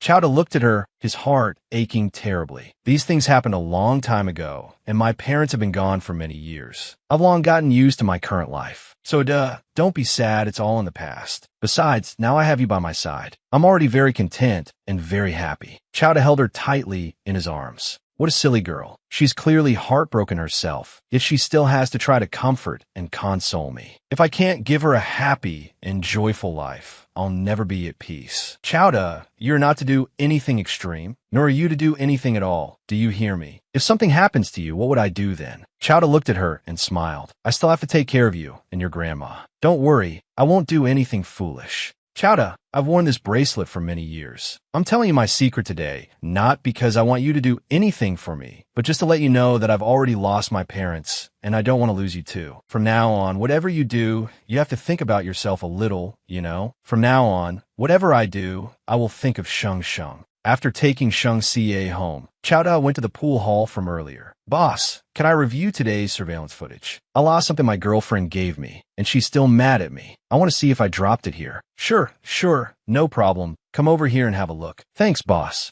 Chowda sat down and opened the surveillance footage, watching it intently. The new place you mentioned is here. That's right, I already got a membership card here. Just mention Shang Ziheo's name, and you guys can play at any table you want. At this moment, Shang Ziheo was still here playing pool. He missed a shot and cursed in frustration. Damn it, I was so close. Chowda's gaze immediately shifted towards him. Ziheo, after we're done here, take us out for drinks somewhere else. Next time, after I paid for the membership card at this place last time, my dad cut off my allowance for days. But don't you guys worry, as soon as I get money, the first thing I'll do is take you all out. Chowda had been standing nearby the whole time, hearing everything he said, and couldn't help but feel a surge of anger. Your whole family bullied Shang Xie to the point where she had to leave her hometown. So on what grounds do you get to live it up and have fun here? So, did you find your thing? Not yet. I'll go look somewhere else. Sorry to bother you. Shang Ziheo left with a group of young men, saying as he walked, Brother Wong, if you're going out later, let us tag along. I want to eat too. The others heard this and burst out laughing. You want to hang out with us when you have no money. Are you worthy? Let's go. Don't bother with him. We'll lose our spot if we're late. Shang Ziheo couldn't keep up, muttering as he walked. Damn it, a bunch of ungrateful bastards. I used to be the one taking you all out for drinks and fun. How could you be like this? Chowda had been following him the whole time. At this moment, he suddenly lifted his foot and kicked him hard in the back. Shang Ziheo fell flat on the ground, crying out in pain, Fuck, who the hell are you? You dare to hit me. Chowda covered his mouth, then repeatedly slammed his fist into his head. You bunch of bastards, what's so great about bullying a girl? Using the money you scammed from her to live it up, you really deserve to die. Chowda's hand was about to strike again, but he suddenly remembered Shang Xie's words. Chowda, you are not to do anything extreme. Do you hear me? If something happens to you, what would I do then? I've already lost my parents. I don't want to lose you too. From now on, whatever you do, you have to think of me. Chowda threw one last punch at him, then stopped. Do more good deeds from now on, and stop bullying girls, or else God could take your worthless life at any moment. In the evening, at Shang Xie's house, she took out her phone and called Chung Hao. Sorry to bother you again. I just have something I want to ask you. What is it, Sheng Sheng? Chung Hao, could it be that Chowda has a new friend, and besides spending time with me every day, he has to spend time with her too? Does he even have to go out with her? If Shang Xie directly asked Chowda about his whereabouts at night, Chung Hao would most likely cover for him. She had no choice but to come up with this excuse. What are you thinking? Is my brother to that kind of person? Every day, when he's not with you, he's out making money. He doesn't even have time to sleep. Where would he find the time to be with someone else? What is he doing? Where is he working? At a car dealership, fixing cars for people. The owner is a world-famous professional racer, and he only lets your man work on his cars. The schedule has been tight recently, and they only let him do the repairs. Brother has been so busy, he hasn't slept for 2 days.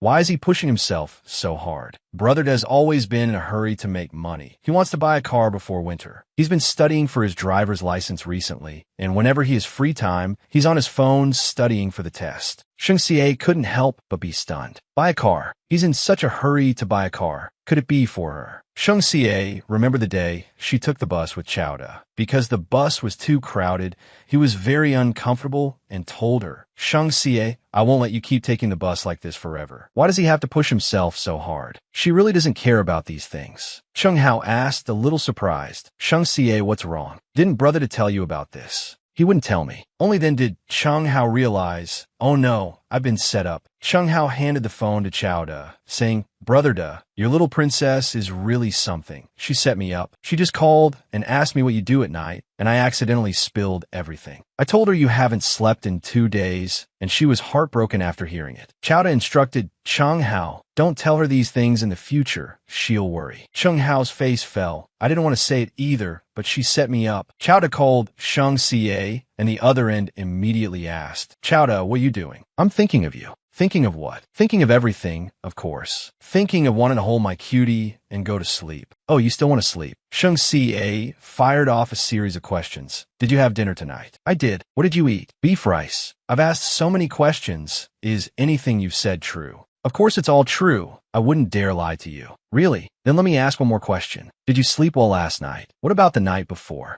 Chowda was suddenly at a loss for words. Cutie, I was wrong. Don't be angry. I won't hide things from you anymore. I am angry. Shang Ca was indeed very unhappy. Then how about I kneel by your bed all night to apologize, okay? Who told you to kneel? Besides, if you came into my house now, my grandma would beat you to death like a thief. So be it, as long as it makes my cutie not angry anymore. Are you trying to die? If you died, what would I do? Chowda, can you please be a little kinder to yourself? You're only 19. Our future is still very long. You have plenty of time to make money. I just heard from Chung how that you haven't slept in 2 days, and it breaks my heart. Chowda, I hope my appearance in your life can bring you joy, not add to your pressure and life's burdens. I really don't care what we use for transportation to school, and I don't care about any material things. I only care whether you are safe and happy every day. Hearing these words, Chowda couldn't help but smile. Shung, you're not a burden, and you won't put pressure on me. Before I met you, I had no goals, no direction. I was just drifting through each day. But now I have direction and a goal. I want to have a good future with you. This isn't a burden. It's a man's responsibility. With you by my side, everything I do is happier than before. Besides, don't listen to Chung Hao's nonsense. I know my limits. I won't let myself get exhausted. If I'm exhausted, how will I be able to hold you in the future? Just don't let yourself get too tired, or else my heart will ache. Okay, I'll listen to you. Well, it's getting late. I'm going to bed. You should get some rest soon, too. I know, good night. Chowda took out a cigarette, intending to smoke, but then put away. To protect her, to become her support, he couldn't continue using this extreme way. If something happened to him, who would be able to take care of her in the future? Perhaps he should work hard to become stronger, so he could truly become her support. Chung Hao walked over and asked, Brother Da, what's with you today? Why do you seem to have so much on your mind? Chowda was silent for a moment before speaking. Chung Hao, tomorrow is my last day of school. I want to drop out. From now on, help me look after Shung at school. Chung Hao couldn't help but be shocked. Why? What happened? Why the sudden decision to drop out? Shung has no parents. She and her grandma have no one to rely on. They were even bullied by their own relatives to the point of having to leave their hometown. So I have to become their support. Continuing to go to school is just a waste of time for me. In that time, I could have already done so many things. Chung Hao asked, so what do you plan to do after you drop out? I want to start my own business, fixing cars. I barely went to school anyway, so I might as well take this chance to quit for good.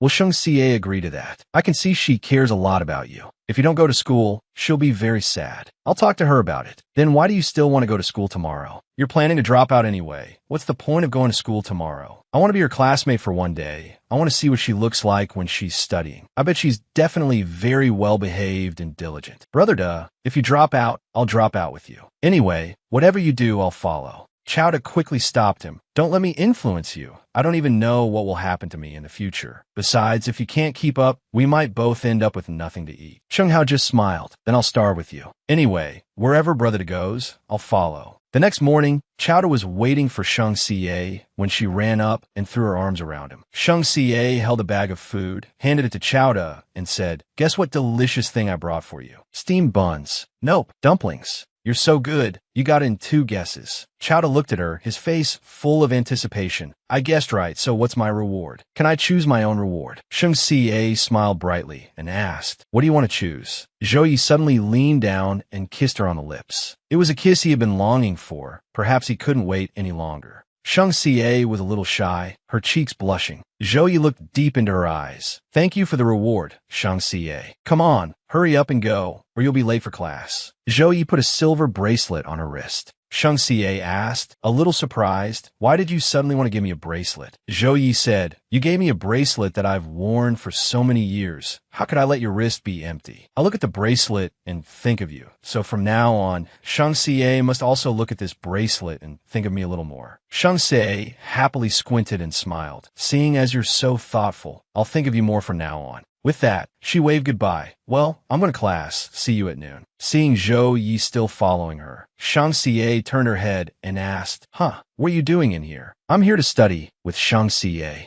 The homeroom teacher suddenly spoke up. Everyone, please return to your seats. I have a few things to announce. Starting today, Zhou Yi, Cheng Hao, and Shen Huang will be transferring to our class to study with us. I hope the whole class will unite and make progress together. Also, there has been an adjustment to the seating arrangement. The class president has posted the seating chart next to the blackboard. Please take the time to change your seats before the first period. The seating chart had changed. Zhou Yi and Shang Xie were now sitting at the same desk. Shang Xie turned to ask Zhou Yi, did you ask the teacher to transfer classes? Then why did she suddenly let all of you transfer? It's probably because my liking for you is too obvious. The teacher found out, so she placed me next to you. Shang Xie shyly turned her face away. If you say that and someone overhears, they'll start gossiping about you. I don't care what they say, but I care. I hate it when they gossip about you.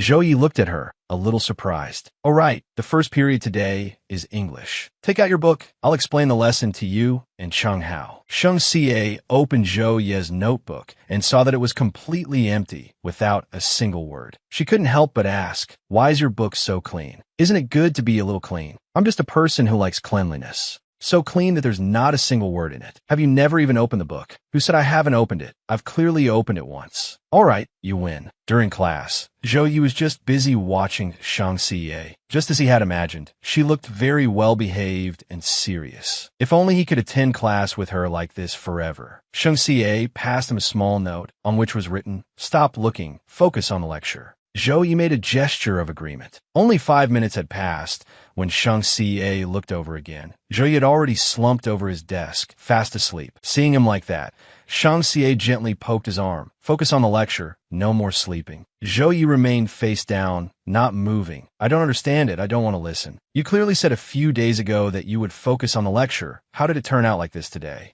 What part don't you understand? Zhou Yi, try to listen. It's not sinking in. This class sounds like gibberish. The more I listen, the sleepier I get. Zhou Yi said to her, you just focus on the lecture. Don't worry about me. Shang Xie turned her head to look at him, her expression full of bewilderment. How could I not worry about you? Oh well, there was still plenty of time. As long as she was in the same class with him, she would definitely find a way to make him study. During the evening self-study session, Shang Xie tried to show Zhou Yi how to do his homework. Look, this auxiliary line is drawn from the median line. Doesn't that give you the answer? Sheng, I really don't think I understand. If I listen anymore, my head might explode. Shang Xie looked at him with a stern face. No. Zhou Yi lowered his head to write again, but not to do his homework. Instead, he wrote a sentence for Shang Xie. I'll listen to the lecture seriously. Can Shang Xie reward me with a kiss? Shang Xie looked at him, a bit troubled. I refuse. Shang Xie is so fierce. If you don't behave, I could be even fiercer. I'll punish you.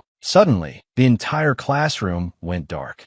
What's going on? A power outage. Everyone, let's run, or we won't be able to escape when the power comes back on. Zhou Yi, who was waiting, immediately took the opportunity to turn and kiss Shang Xie. Shang Xie, how are you going to punish me? You didn't finish what you were saying just now. Go on. I'll lean in closer to hear clearly. Shang Xie was too embarrassed to speak. Speak softer, or other people will hear. Aren't you guys leaving yet? Are you waiting for the power to come back on and be kept here to study more? This is a rare opportunity. Everyone, let's get out of here. Let's go. It's the last self-study period anyway. Hurry up and go. If we go home now, we can still catch a movie. Zhou Yi whispered to Shang Xie. Sheng, let's go home too. Let's wait a bit. It's too crowded right now. Come here. I'll explain that math problem to you again, and we'll go home after I'm done. After hearing it again, do you understand now? Still don't. Is it because you want to kiss me, so you can't hear a single word I'm saying? Zhou Yi looked at her and smiled. You found me out. Zhou Yi, don't be like this in class anymore. If our classmates see, they'll misunderstand you. So what Sheng means is, as long as it's not in class and not in front of our classmates, it's okay, right? So is now okay. Before Sheng Xie could finish her sentence, Zhou Yi leaned down and kissed her again. Sheng Xie looked at him, a little confused. What's wrong with you today? You're acting strange. Normally you'd ask if you could kiss me, and then, strange. I guess so. I'm doing this today because I want you to have some more profound memories at school. I'm afraid that if I'm not here, Sheng will gradually forget me. Not here. Where are you going? The reason I used to ask if I could kiss you was because I was afraid that one day you would regret being intimate with me. After all, you're still young, you still have to go to university in the future, find a good job, and maybe you'll meet many more outstanding men. So I wanted you to choose what's better. But suddenly having to leave, I realized I'm not that great. I'm even very selfish, wanting to possess you completely before I leave. Sheng Xie was a little worried and uneasy. What's really wrong with you today? Did something happen? You still haven't said where you're going. Sheng, I didn't understand a single sentence of today's lecture. Not just today, but in all subjects. You've seen it yourself. I get sleepy as soon as I listen to a lecture. I have to force myself to stay awake in every class. Instead of wasting time like this, I might as well do something else. So I've decided to drop out of school. Sheng Xie was a little panicked. You want to drop out? Why, Zhou Yi? I can't get into university anyway. It's better to start working a little earlier. Continuing to stay in school is just a waste of time. Sheng Xie looked at him, lost in thought. His sudden desire to drop out must be because he found out about her family situation, so he wants to quit school to earn money. His sadness and unhappiness today were probably to make her think he didn't like school, so she would agree to let him drop out. Sheng, even if I drop out, I'll still come and pick you up for school every day. Don't fall for anyone else at school, okay? Sheng Xie burst into tears. I don't want you to. Zhou Yi, I don't want you to drop out. Sheng, listen to me. I'll take a leave of absence. It's only a temporary break. Sheng Xie asked him while crying. Are you dropping out because of me? Zhou Yi's gaze froze for a moment. It's not because of you. I just don't want to go to school anymore. Do I look like someone who likes to study? I just want to sleep whenever I'm in class. And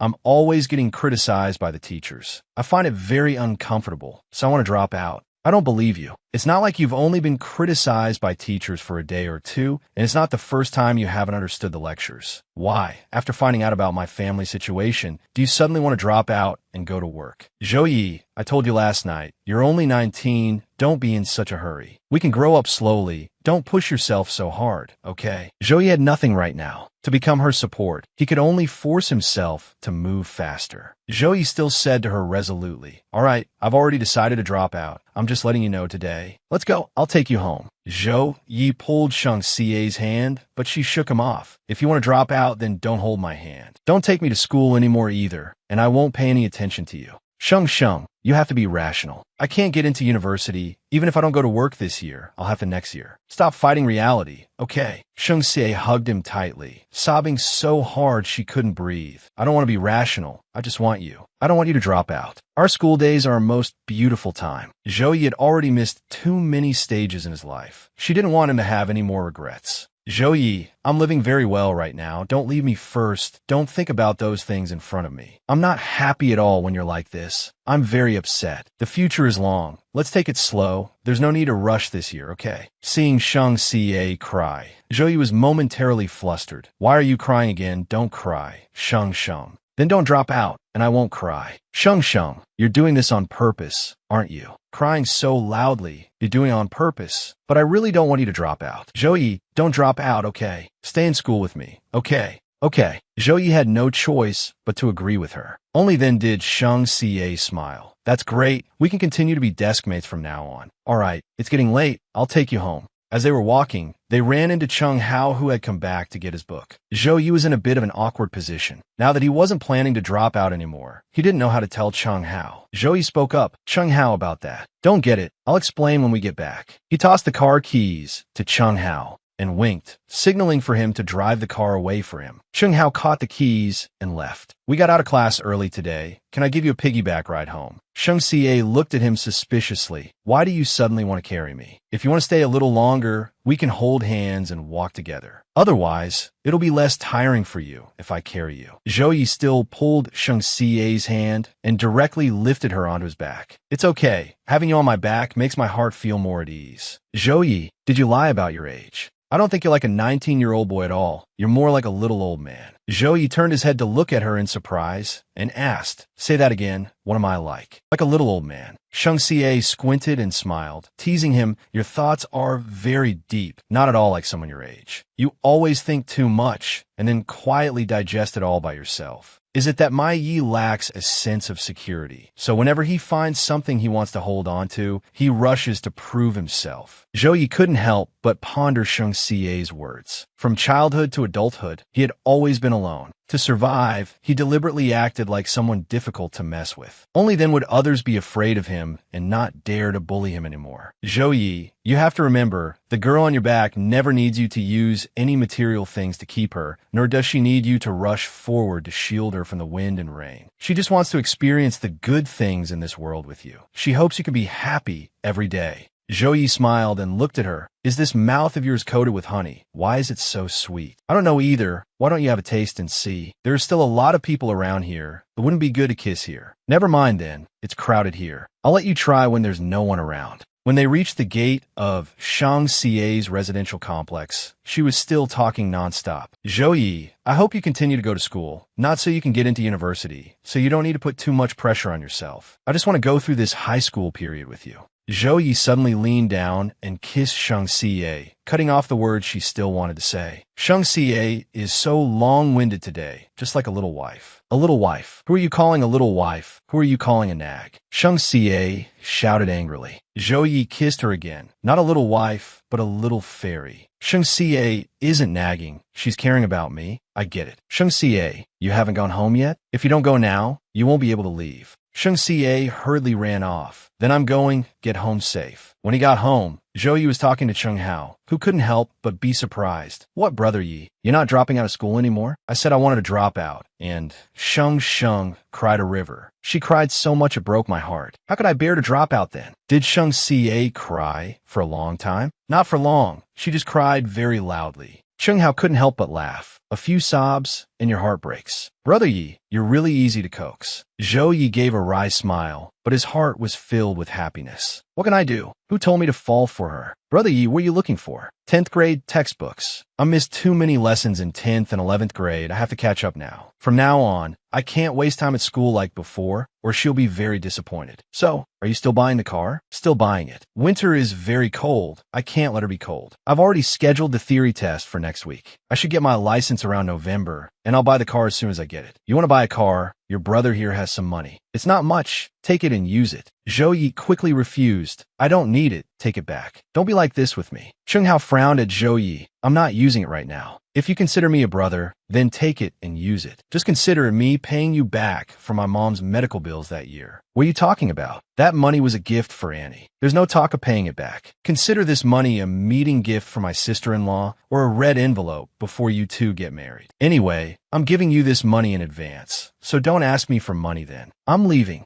Zhou Yi still held him back, not letting go. Take the card back, I don't need it. You don't see me as a brother anymore. If my mom was sick that year and didn't take your money, how would you have felt? These two things are different. Annie's was a matter of life and death. This can't be compared. Brother Yi, last time, are you taking this card or not? Zhou Yi looked at Cheng Hao's expression, knowing that if he didn't take the card today, he would definitely be very upset. If that's the case, I'll just take it for now and find a way to pay him back later. All right, I'll take this card. Now it's more like brothers. You've missed too many lessons before. To learn English, we have to start from the very basics. The classmates saw Zhou Yi engrossed in a book, and everyone couldn't help but be astonished. Oh my God, Zhou Yi is using his free time to catch up on English. Is this still the Zhou Yi I know? This afternoon, I even saw him proactively ask Sheng Xie to help him catch up on 10th grade math. He looked so diligent, asking Sheng Xie to explain anything he didn't understand. This must be the power of love, to make a rebellious teenager proactively study. Sheng Xie is really amazing. Brother Yi, it's rare to have a PE class. Let's go play some basketball for a bit. Not going, I have to stay here and study vocabulary. Cheng Hao's eyes widened. Brother Yi, you're that diligent? You're not even going to PE class? Seeing this, Shang Xie spoke up. Go play with him for a while. You need to balance studying with rest to be efficient. I'll listen to you. Then I'll go play with them for a bit. If anything happens, just call me. Suddenly, Chu Dike appeared from nowhere and called out to Shang Xie. Is something wrong? Chu Dike said, this weekend,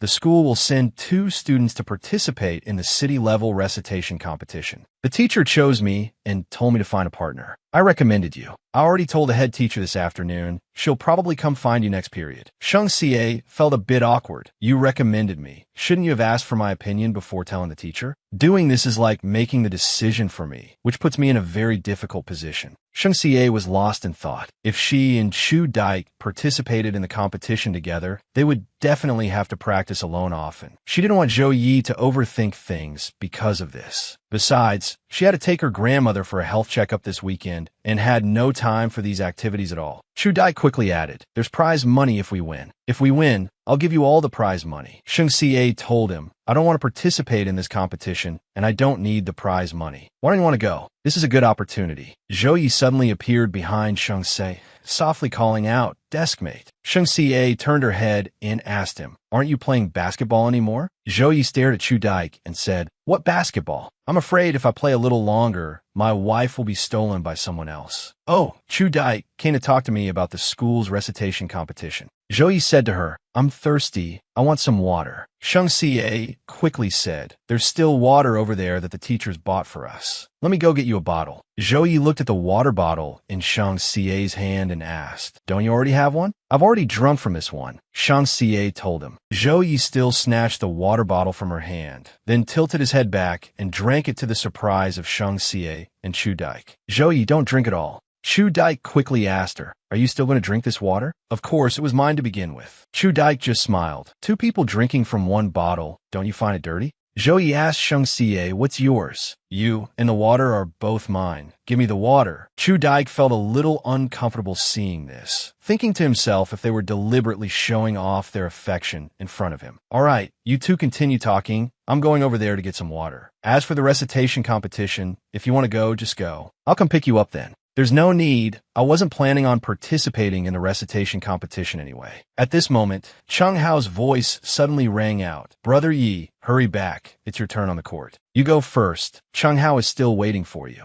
Then I'll head over first. After Zhou Yi left, Chu Dike couldn't help but ask, are you and Zhou Yi that close? Shang Xie grinned, not intending to hide it. Zhou Yi and I are secretly dating. Don't tell the teachers. You and a person like Zhou Yi? Chu Dike looked at her angrily. Shang Xie said, displeased, Chu Dike, if you still want to talk about the recitation competition, you can. But if you want to speak ill of my boyfriend, I'll get angry. Seeing this, Chu Dike was a little unhappy. Shang Xie, I will definitely show you who is more suitable for you, me or Zhou Yi. Shang Xie recalled that in her past life, after she rejected Chu Dike, he never came to find her again. Why was it so different in this life? Never mind, she wouldn't think about these things. After all, she had already made things clear to him. Shang Xie turned her head and saw Zhou Yi sitting there drinking water. Deskmate, is the water good? Not as good as the one in your hand. Even if it's good, I'm not letting you drink it anymore. You've almost finished this bottle. All right, when is that recitation competition you guys were talking about? I'll take you there then.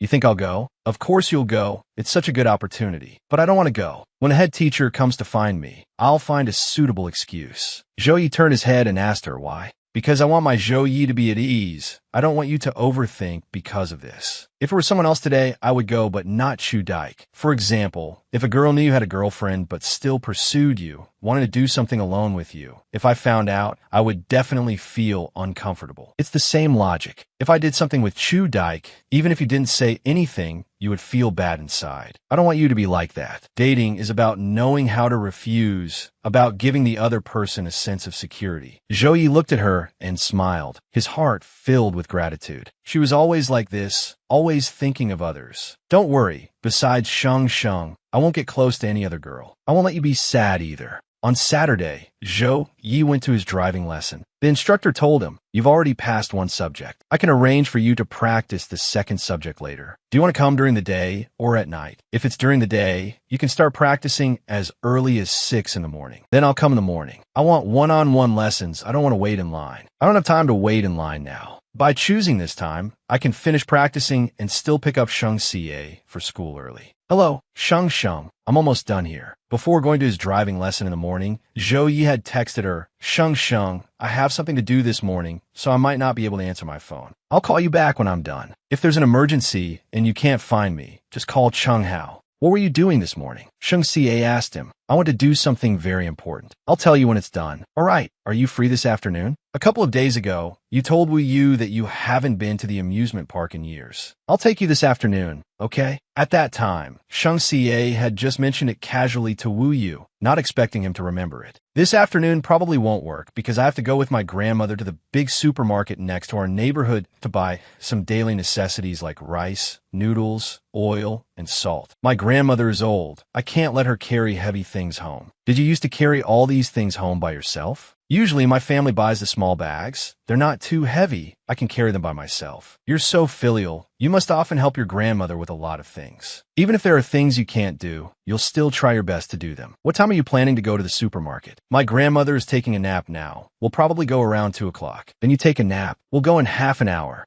Huh? Why? You'll know in a bit. We bought so much today. Grandma will cook you something delicious when we get back. Okay. Sheng Xie suddenly saw Zhou Yi. Why was he wearing a supermarket uniform? Zhou Yi walked over and greeted her. Hello, ma'am. Do you need home delivery? Our supermarket has a promotion today. Any customer who comes to shop can enjoy our home delivery service. Are you a student working part-time? How about you help Grandma with an order? A student working part-time? That's tough. It's not tough, ma'am. It's usually not that tiring. Sheng Xie couldn't help but laugh out loud. Grandma, he's my classmate. How about we help him with an order? So how much is the total delivery fee? Tell my granddaughter, you're already in 12th grade and still have to work part-time. You're such a hard-working child. You're too kind, ma'am. We don't charge for it. We just need classmate Sheng Xie to give us a good review. I've already met my sales target for today. I just need one more good review to get off work. That's great. Thank you, young man. You're welcome. It's what I should do. Sheng Xie came closer and said to him, let me help you carry that. No need. You just take Grandma ahead. Then I'll leave it to you. This is all what I should be doing. At Sheng Xie's house, her grandmother happily opened the door and said, young man, come in for a glass of water before you go. Thank you, ma'am. We don't have any soft drinks at home, only plain water and milk. What would you like to drink? I'm not thirsty, ma'am. Thank you. All right, where should I put these things? Just put them in the kitchen. Is the faucet broken? Yes. The repairman went back to his hometown. He won't be back until the day after tomorrow. I can't turn this, otherwise I could have replaced it myself. Why didn't you tell me?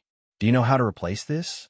Of course. Even if I didn't, I would find a way to solve it for you. I wouldn't let you and Grandma worry about it. Sheng Xie looked at him and smiled. It's so good to have you here. It's really nothing. The repairman is coming in 2 days anyway. Sheng Xie's grandmother spoke up. Dear, go get some apples for your friend. Zhou Yi and Sheng Xie were standing very close, and when her grandmother called out, they quickly separated. These are the apples, Grandma, just peeled. If you're not drinking water, have some apple. Oh, that's right, Grandma. I noticed the faucet in the house is broken. I happen to have nothing to do right now. How about I help you two replace it with a new one? That would be too much trouble. The repairman is already coming the day after tomorrow. It's no problem at all. Sheng Xie often helps me at school, so just consider this my way of thanking her. Sheng Xie smiled at him. Zhou Yi knows how to do a lot of things, Grandma. You can rest assured and leave it to him. The corner of Zhou Ye's mouth turned up, feeling a little smug inside. All right then, sorry to trouble you. It's no trouble. This is just a small thing. Sheng Xie's grandmother looked at Zhou Yi, very pleased. The boy is polite and humble, and very handsome too. He's already in 12th grade, yet he has to study and work part-time. What a good kid. Half an hour later, Zhou Yi had finished fixing the faucet. It should be fine now. I just tested it a few times and it's not leaking. Thank you so much for today. You've helped us with so many things. You're being too formal, Grandma. Friends should help each other out. Oh, right, what's your name? My surname is Zhou, and my given name is just one character, Yi. Zhou Yi.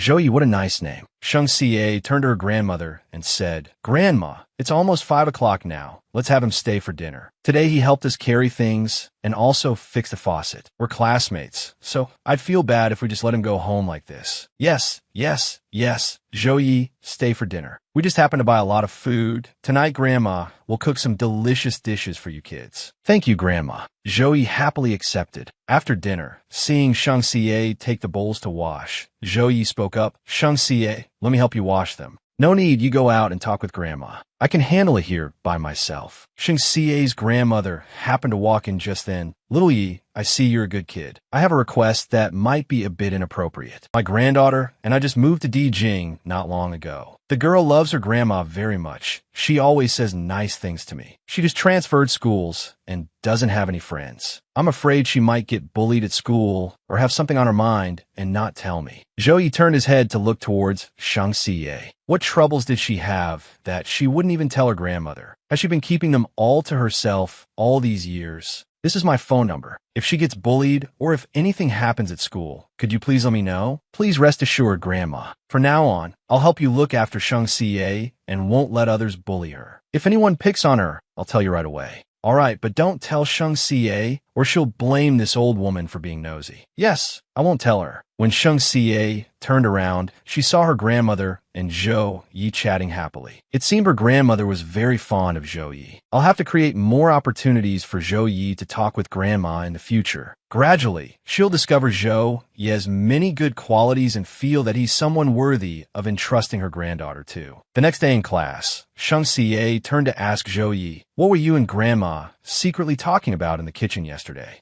"Grandma asked me to keep an eye on you, to not let you get bullied by others. She said you tend to keep things to yourself and don't tell her, which makes her both sad and worried. From now on, don't hide anything. You have to tell me, you hear? All right, from now on, even if it's just a small thing that makes me unhappy, I'll tell you." Cheng Hao, sitting below, suddenly spoke up and asked, "Shang Xie, did Zhou Yi have dinner at your house last night?" "Yes. Is there a problem?" "No problem at all. How could there be a problem? It's just that he's repeated it in front of me 800 times. My ears are about to grow calluses." Zhou Yi covered Cheng Hao's mouth. "Don't listen to his nonsense." "Who's talking nonsense?" "I wonder who it was in the garage last night who told me 800 times. Sheng Xie smiled with her eyes narrowed. "All right, I won't listen to his nonsense." Only then did Zhou Yi let go of Cheng Hao's mouth. "Isn't this much better?" "All right, last night, I also bought 2 pens at the supermarket. They're very nice. This black one is for you. I'll use the white one." Zhou Yi couldn't help but ask, "Are these a matching pair of pens?" "That's right. Then next time I'll use this pen, my scores will definitely double. Then you'd better work hard." During the break, the class president assigned duties. "Zhou Yi, Shang Xie, this week it's your group's turn to go upstairs to get water. Thanks for your hard work. Speaking of getting water, I just remembered something. Before you transferred to this class, you and I were in a group. Every time we had to get water, we asked Su Mingzhi to help carry it, and the same for erasing the board. You were the one who asked him to help, weren't you?" Zhou Yi smiled at her. "Wasn't I afraid you'd be taken advantage of? And since you don't like to tell me, I had to secretly ask someone else." Shang Xie said to him, "I didn't find it difficult at all. Why would I tell you about these things? Besides these things, is there anything else you've been doing secretly? Secretly wanting to hold you while sleeping. Does that count?" Suddenly, someone called Zhou Yi. The two of them turned their heads to look. It was Xieli. There was a wound on his face, still wrapped in a bandage. Next to him were 2 girls. "What now? You want to fight?" Zhou Yi looked at him warily. Unexpectedly, Xieli offered him a bottle of water, saying, "Want a drink?" "No." Zhou Yi replied coldly. "How about a cigarette then?" "I don't smoke." Zhou Yi refused flatly. "You're guarding against me like I'm a thief. We didn't know each other until we fought. Let's play basketball together sometime when we're free." Zhou Yi looked at him, a bit confused. Why is this guy suddenly being so nice? Whatever, I'll just agree for now. It wouldn't be good to get into a fight for no reason and scare Shang Xie. Thinking of this, Zhou Yi agreed. Jiang Shuer, Xie Li's girlfriend, who was standing beside him, spoke up. "Why are you being so polite today? I've told you so many times not to fight, but you never listen." This Zhou Yi's background isn't simple. We have to be more polite in the future. Last time, President Ji personally warned my parents that if I fight with Zhou Yi again, it won't do me any good. Su Minmin, Jiang Shueter's best friend, watched the receding figures of Zhou Yi and Shang Xie, her mind scheming something unknown. During the break, the PE teacher suddenly walked up to the podium to make an announcement. "Students, may I have your attention for a few minutes? I have something to say." The teacher from the neighboring second high class and I will organize a basketball game for everyone to relax. Your homeroom teacher has also agreed. The game will be on Friday evening, so it won't affect your daytime studies. Does everyone agree? Yes. The whole class responded enthusiastically. Great. So who from our class will participate? We need 12 people for basketball. I'll take down the list during PE class this week. If you join the game, you have to practice seriously. We're still short 1 spot now, Hurry up and sign up. If we don't have enough people, it won't be easy to negotiate things with your homeroom teacher later. Sheng Xie glanced at Zhou Yi, wondering why he wasn't joining. Don't all boys like to play basketball? She couldn't help but ask, aren't you going to join? I have to do the practice test you assigned for Friday. If I join the game, I won't have time. Sheng Xie smiled at him. So it's because of that. This boy is getting more and more diligent with his studies. Sheng Xie said to him, you don't have to write it that day. I'll give you a break. Zhou Yi couldn't help but get excited. Really? Of course. If you like it, just go and join. Zhou Yi, aren't you joining? You're so good at basketball. You should go and fight for our honor. Sheng Xie suddenly raised her hand and said, Teacher, he's joining. How do you know he wants to join? The whole class burst into laughter. Sheng Xie lowered her head in embarrassment, not saying a word, thinking to herself that she had really overstepped. She wouldn't have been so impulsive if she had known. Seeing Sheng Xie was a bit embarrassed, Zhou Yi quickly came to her rescue. After the teacher finished talking about the basketball game, I told my desk mate that I wanted to join. I was just about to agree when you asked. So it's decided 12 people. Remember to put friendship first and competition second. Oh, right. I remember there are a few handsome guys from second high who play basketball. Cheerleading squad. Don't you dare switch sides then. The girls burst out laughing. We promise we won't be traitors. The boys in our class are the most handsome. Zhou Yi also turned to Sheng Xie and said, don't you go looking at handsome guys then. Have a little more confidence. You're very handsome too. Yesterday after you left, Grandma even told me that boy is really handsome. You have to do your best in this Friday's game. Bring glory to our class and our school. Zhou Yi smiled and nodded in agreement. Friday, at the Dijing High School basketball court. Su Minmin saw Zhou Yi and walked over happily. Zhou Yi, I heard you have a basketball game today, so I purposely snuck out to buy you water and a towel. Zhou Yi said nothing and walked right past her. The surrounding classmates burst into laughter when they saw this. Is Su Minmin trying to make a fool of herself? Everyone in school knows Sheng Xie and Zhou Yi are a couple. She's really something, daring to offer water to thin air and in front of so many people too. By now, Zhou Yi had walked over to Sheng Xie's side. There are a lot of people outside the court this time, and it's a bit dark by the court. I'll be playing later, so don't run around, you hear? Okay, I won't run around. I'll stand right here and watch you finish the game. This is hilarious. Su Minmin just had to offer him water in front of so many people. Isn't she trying to force Zhou Yi's hand? She can't force anyone. How could she force Zhou Yi? Look, does Zhou Yi even care? Our classes Sheng Xie and Zhou Yi are a much better match. A true talented man and beautiful woman. She clearly knows he has a girlfriend, but still comes to seduce him. How cheap. Xieli turned to his girlfriend, Jiang Shuer, and said, is this Su Minmin sick? I told her yesterday not to mess with Zhou Yi, but she just had to go and throw herself at him when she knows they're in a relationship. Don't hang out with her anymore, or Zhou Yi will think I put her up to it. I know, Jiang Shuer replied to him. The game began. Cheers erupted from the stands. Go first high, go second high. It's in. Zhou Yi is so handsome. As Zhou Yi was fighting for the ball, a player from the opposing team elbowed him. Sheng Xie couldn't help but worry when she saw that. Cheng Hao walked over to ask, are you okay? The player who had just fouled also spoke up, bro, my bad. I wasn't careful when passing the ball and bumped into you. Zhou Yi just said, it's fine, just be more careful next time. Let's keep playing. Then he turned to Sheng Xie and said, don't worry, I'm fine. If this were before, whether the other person did on purpose or not, Brother Yi would have just punched him in the face without a word. Today he didn't say anything at all. Is this still the Brother Yi we know? Cheng Hao and Shen Huang asked each other in astonishment. Wu Yu, watching from below, was just as surprised. The old Zhou Yi would fly into a rage at the slightest touch. He's really changed now. Little dove, you're amazing. It's because he's with you that Zhou Yi has changed. Before, everyone said he was just a pretty face, and they gradually became prejudiced against him. Actually, Zhou Yi is a very good person. Half an hour later, the game ended. Dijing first high won. Awesome.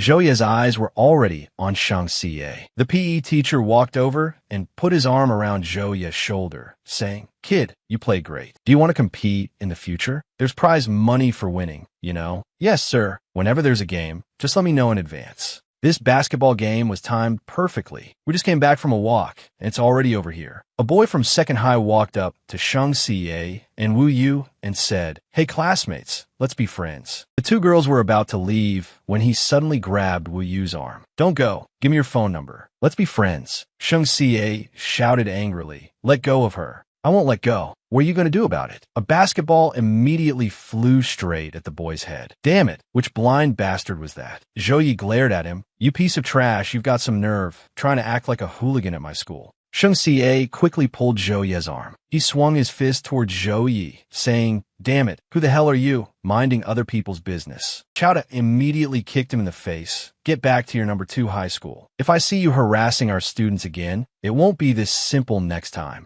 Say that again and see what happens. The gym teacher hurriedly pulled him back, saying to Chowda, Hey, no fighting. Whatever it is, let's talk it out calmly. Another teacher for number 2 high school also walked over. What on earth happened? No, you said your student was harassing our female students. Shouldn't you take him back and discipline him properly? This kid causing trouble and even coming to another school to do it. Hurry up and apologize. The boy stared at Chowda, muttered an apology, his eyes filled with resentment. You just wait. I won't let you off. Chowda stood with his arms crossed, his face showing no trace of fear or timidity. The gym teacher praised him. Kid, you're very righteous. Fighting is not good, but protecting your classmates is a good thing. However, you still need to learn self-control. Don't make a mistake in a moment of anger. Chowda spoke to the teacher. Tao, standing behind, spoke up. Chowda, the guy who caused trouble just now, is named Hua Han So from number 2 high school. Usually, if he's unhappy about something, he'll get his revenge on the same day. You two should be careful after school. They were clearly the ones who provoked the girls from our number 1 high school first. It's outrageous. If he's got the guts, tell that Hua Han So to wait at the school gate and see what he can do. Does he think students from our number 1 high school are easy to bully? Chowda took out his phone to call the police that I won't use my fist to solve problems with them anymore. I don't want Sensei to worry. Sure enough, after school, Hua Han So brought a few boys and girls to wait for Chowda at the gate. That you're quite something, kid. Chowda said to Sensei, go inside. Stay there, don't come out. Hua Han So said to his friends, quick, go after him, don't let him get away. Chowda turned and charged towards them. Sensei frantically called his name, Chowda. Several boys from number 1 high school also rushed forward with Chowda.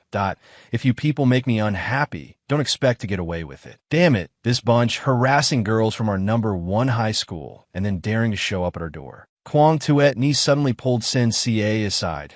Don't stand there. It's dangerous. Sensei asked her, aren't you worried about Talo? Worrying is useless. Talo is always like this. He doesn't listen to me. Even if you get away today, that guy will come in number 1 high school to find you guys later. Besides, with Hua Han So's personality, it definitely won't let your Chowda off the hook. All right, stop worrying. Take this. It might be useful later. Kwang Tuet Ni handed Sensei a tube of ointment. Hurry and run. The police are here. Hearing someone shout, Chowda quickly grabbed Sensei's hand and led her away. Sen Tu Hao also appeared here. He saw Sensei run past. Isn't that Sensei? Why is she in Deakin? Whatever, I'll run first. I'll investigate Sensei's matter later when I have time. Chowda and Sensei ran to a park and sat down. He looked at her and asked, are you angry? You're hurt. I'm very upset. I don't want you to fight, but you weren't wrong today. So for a moment, I don't know what to say. Chowda was stunned, then silently let her apply the ointment for him. Does it hurt? It doesn't hurt, just a small scrape. It's nothing. Are you hurt anywhere else? Chowda spread his arms and said, there are probably many other places. Sen, help me check. It's best if you check my whole body. Sensei shot him a glare and said sulkily, who wants to check your whole body? Chowda gently stroked her hair and pulled her closer.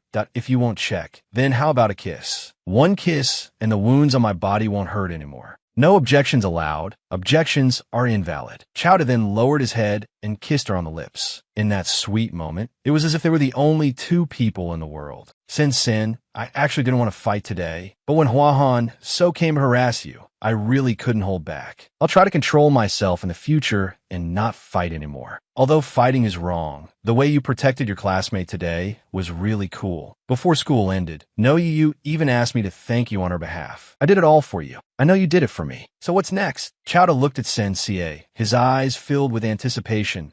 Is there a reward? No. Sensei shot him a glare. Why don't you tease me anymore? Sen. You used to be so good at teasing. Before, after saying things like this, you would have definitely taken the initiative to kiss me. But now you're not proactive at all. Sensei was a little shy. That was because you weren't proactive before. Now that you are, if I'm still like that, the two of us will. Chowda smiled and asked, well, what? We'll have a baby. After Sensei said it, her face turned bright red. Chowda looked at her, a little surprised, then wrapped his arm around her waist, pulling her closer. My lady, your thoughts are quite bold. Chowda teased her with a smile. Sensei, embarrassed, gave a light cough, then suddenly remembered something and said to Chowda, stay a little further away from to Man in the future. He asked her, a little surprised, who is to Man? The person who stopped you at the basketball court last night, who gave you water and a towel. Chowda's expression remained calm, that I didn't notice. To me, other girls are all the same. You're the only one in my heart. Sen, are you saying you're jealous? Yes, I don't like her. She clearly knows you have a girlfriend, but still gets close to you. It's really annoying. Chowda looked at the jealous girl in front of him and felt a sense of joy in his heart. All right, I'll stay away from other girls in the future. I promise I won't let you misunderstand. Is that okay? That's more like it. The next evening after study hall, Chowda was again giving Sensei a ride on his familiar motorcycle. The last math problem, did you understand the teacher's explanation? The first question was fine. The second one is still too hard.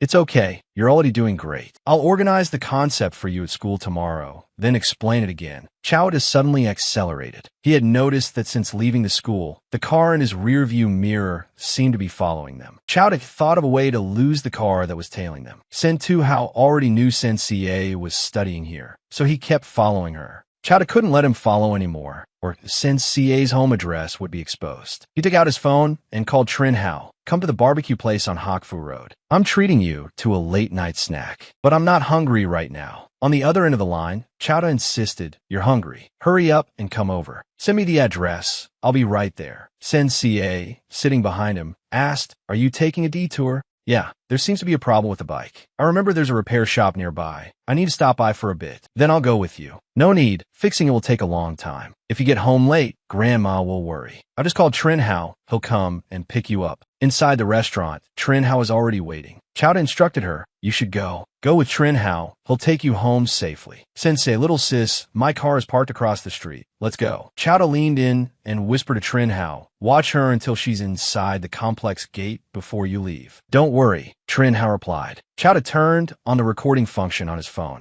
then put it in his pocket. He walked up to Sen-Tu-Hao and said, hey buddy, you've been following me for a while. Want to step outside and talk? Sen-Tu-Hao looked Chowda up and down. This guy looks so familiar. I feel like I've seen him somewhere. Whatever. Who cares about him? Finding Sensei is what's important. Just as Sen-Tu-Hao was about to go inside to find Sensei, Chowda bumped into him. Sen-Tu-Hao said angrily, who are you? Don't block my way, get out. Chowda turned around and said to him, no need to look, my friend already took her away. If you're looking for her for something, you can talk to me. Talk to you? Were you to her boyfriend? That's right. Sen-Tu-Hao turned back and smiled. Really? Then this is easy. Let's go, we'll talk outside. Standing outside the restaurant, Chowda asked him, what's your relationship with Sensei? I'm her cousin. She's really something, daring to run all the way to Deakin. Cousin? Did your family kick her and her grandmother out of your hometown, forcing them to move to Deakin? Kick her out? Don't you go making false accusations. All right, enough nonsense. It's useless. Give me some money to spend. Why should I give you money? You're a boyfriend. If you don't give me money, I'll block her at her school gate in Deakin every day. Let's see who gets anxious first. All right, let me remind you, that girl Sensei is a real coward. Just a little scare and she'll start crying. Are you threatening me? I'm just a student. Where would I get money for you? If you don't have money, go home and ask your mom for it. Chowda continued to feign fear. If I give you the money, you won't come and bother us anymore. That's right. Once I get the money, I won't cause trouble for her anymore. So how much do you want now? I only have 30,000. Give it all to me. Once I get the money, I'll leave you two alone. Chowda immediately agreed. Okay, I'll go to the bank next door to withdraw it for you. Once you get the money, don't come bother us again. Withdraw what? I think you're trying to run. Scan the code now. Don't try any tricks. Chowda looked at him and gave a cold smile. One idiot. 30,000 yuan is enough to file a case for investigation. He pressed a button on his phone, ending the recording.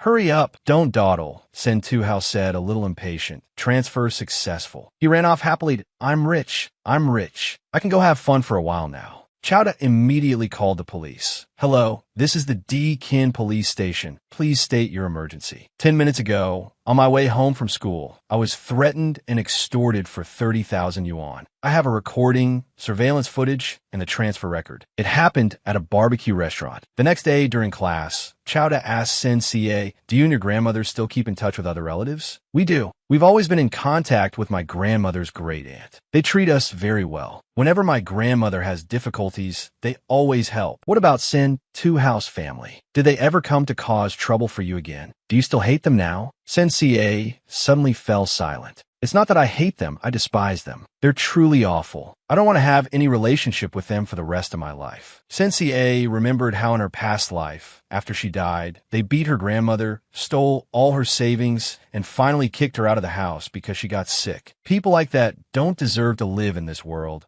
As long as Sensei doesn't want to, you will never have to deal with them for the rest of your life. Chowda would definitely protect her and her grandmother, and absolutely not give the Sen family a chance to get close to them again. At the police station, Sensei's eldest uncle's family was begging Chowda, "Young man, I'm begging you, please sign this settlement agreement. Tu-Hao has been detained for over 2 weeks. He knows he was wrong. Please let him go. As long as you can forgive Tu-Hao, we'll kneel if you want us to, or you can just name your conditions. We'll definitely do it. I'm begging you, uncle." Chowda asked them coldly, "The feeling of begging for forgiveness isn't pleasant, is it? When you were bullying Sensei and her grandmother, why didn't you think of this day? It's not that we didn't do it. Sensei was not in the wrong. You were the ones who bullied her. Since Sen Tu-Hao committed a crime, just let him stay in there." A month later, Sensei's eldest uncle's family came to find Chowda again. In just 1 month, they had become unbelievably haggard. "Young man, I'm begging you to write a settlement agreement. We'll do whatever you say." "Yes, please, I'm begging you." "How have you been feeling during this time? Have you remembered it well? Do you feel unbearable pain? Feel anxious the moment you open your eyes? Feel like you have no way out? I can write the settlement agreement. The condition is that from now on, none of the 3 of you are allowed to bother Sensei and her grandmother ever again. If you can't do it, I can wipe out your family once, and I can do it 2nd time. Don't even think about playing desperate tricks with me. I'm not afraid of any of that. The police are already preparing to open a case on your family. From now on, if anything happens to Shungu and Grandma, the police will come looking for you first. In short, from now on, I will protect the 2 of them. You'd better stay far away from Shungu and Grandma. Then everyone will be safe and sound. But if anyone thinks their days are too idle and wants some excitement, I'll be more than happy to entertain them to the very end. If you don't believe me, just try." What happened with Sheng Ziheo's case? Sheng Hao asked. "Before I wrote the settlement agreement, he was still being held in detention. Then I dragged it out for another month, waiting until the process was almost over before handing the settlement agreement to the police. In the end, they paid 30,000 yuan in compensation, and Sheng Ziheo was released." Sheng Hao looked at Zhou Yi, noticing the change in him. "Brother Yi, you've changed. If this were the past, with what Sheng Ziheo did, you definitely wouldn't have said a word. You'd have just grabbed him and given him a beating first. Then you would have stepped on his face and cursed. Damn it, if you dare to hang around Shungu again, see if I don't kill you. Go to hell." Zhou Yi smiled. "Was I that hot-tempered before?" "Of course, but you're different now. You've started using your head, not like before when you always use your fists to solve problems. Actually, that's good too. Even if you win a fight, you still lose, and Shungu would be very worried. Before, when I was alone, I didn't have to think about the consequences, but now I'm terrified of falling. If I fall, Shungu will have no one left to protect her. Sweetheart, on Saturday your cousin is picking Grandma up to visit her place. Her sister-in-law just had an adorable baby boy, so Grandma has to go see him. Then let me go with you, Grandma. I want to go see him too. No, you have to go to school. Your grandaunt also said you need to study hard. Wait until the holidays to come over, otherwise taking time off would disrupt your studies." Shungu was a little worried. "So your cousin's family had a baby. Did your grandaunt inform my eldest uncle's family? They will come too. Don't worry." Your grandaunt was furious after she found out what your eldest uncle's family did. She even called yesterday and said she wouldn't inform your eldest uncle's family this time, and that from now on, they're no longer relatives. Sigh, I come to terms with it now. Although your eldest uncle is the son I bore and raised, the way he and his wife treated us back in Haicheng was too much. So from now on, I will only take care of you. As for your eldest uncle, I'll consider him dead, as if I never had this son." Shungu looked at her grandmother, feeling more and more sorry for her. "All right, I'm fine. Hurry up and go to school. Don't be late. After school, Zhou Yi asked Chung how to meet him somewhere to talk. Brother Yi, what's up? What did you need me for? This is Sheng Ziheo's phone number. Give him a call and ask how he's been lately. All right, leave it to me. This kind of trickery is my specialty. When Sheng Ziheo received a call from an unknown number, he couldn't help but be stunned. It was a number from Di Jing. Could it be Zhou Yi calling? As soon as he answered, Chung Hao's voice came from the other end. Brother Hao, remember me? We went to the same school in Haicheng. We even got into fights together. Last time you even said you had a really pretty younger sister. I was even thinking of hitting on her.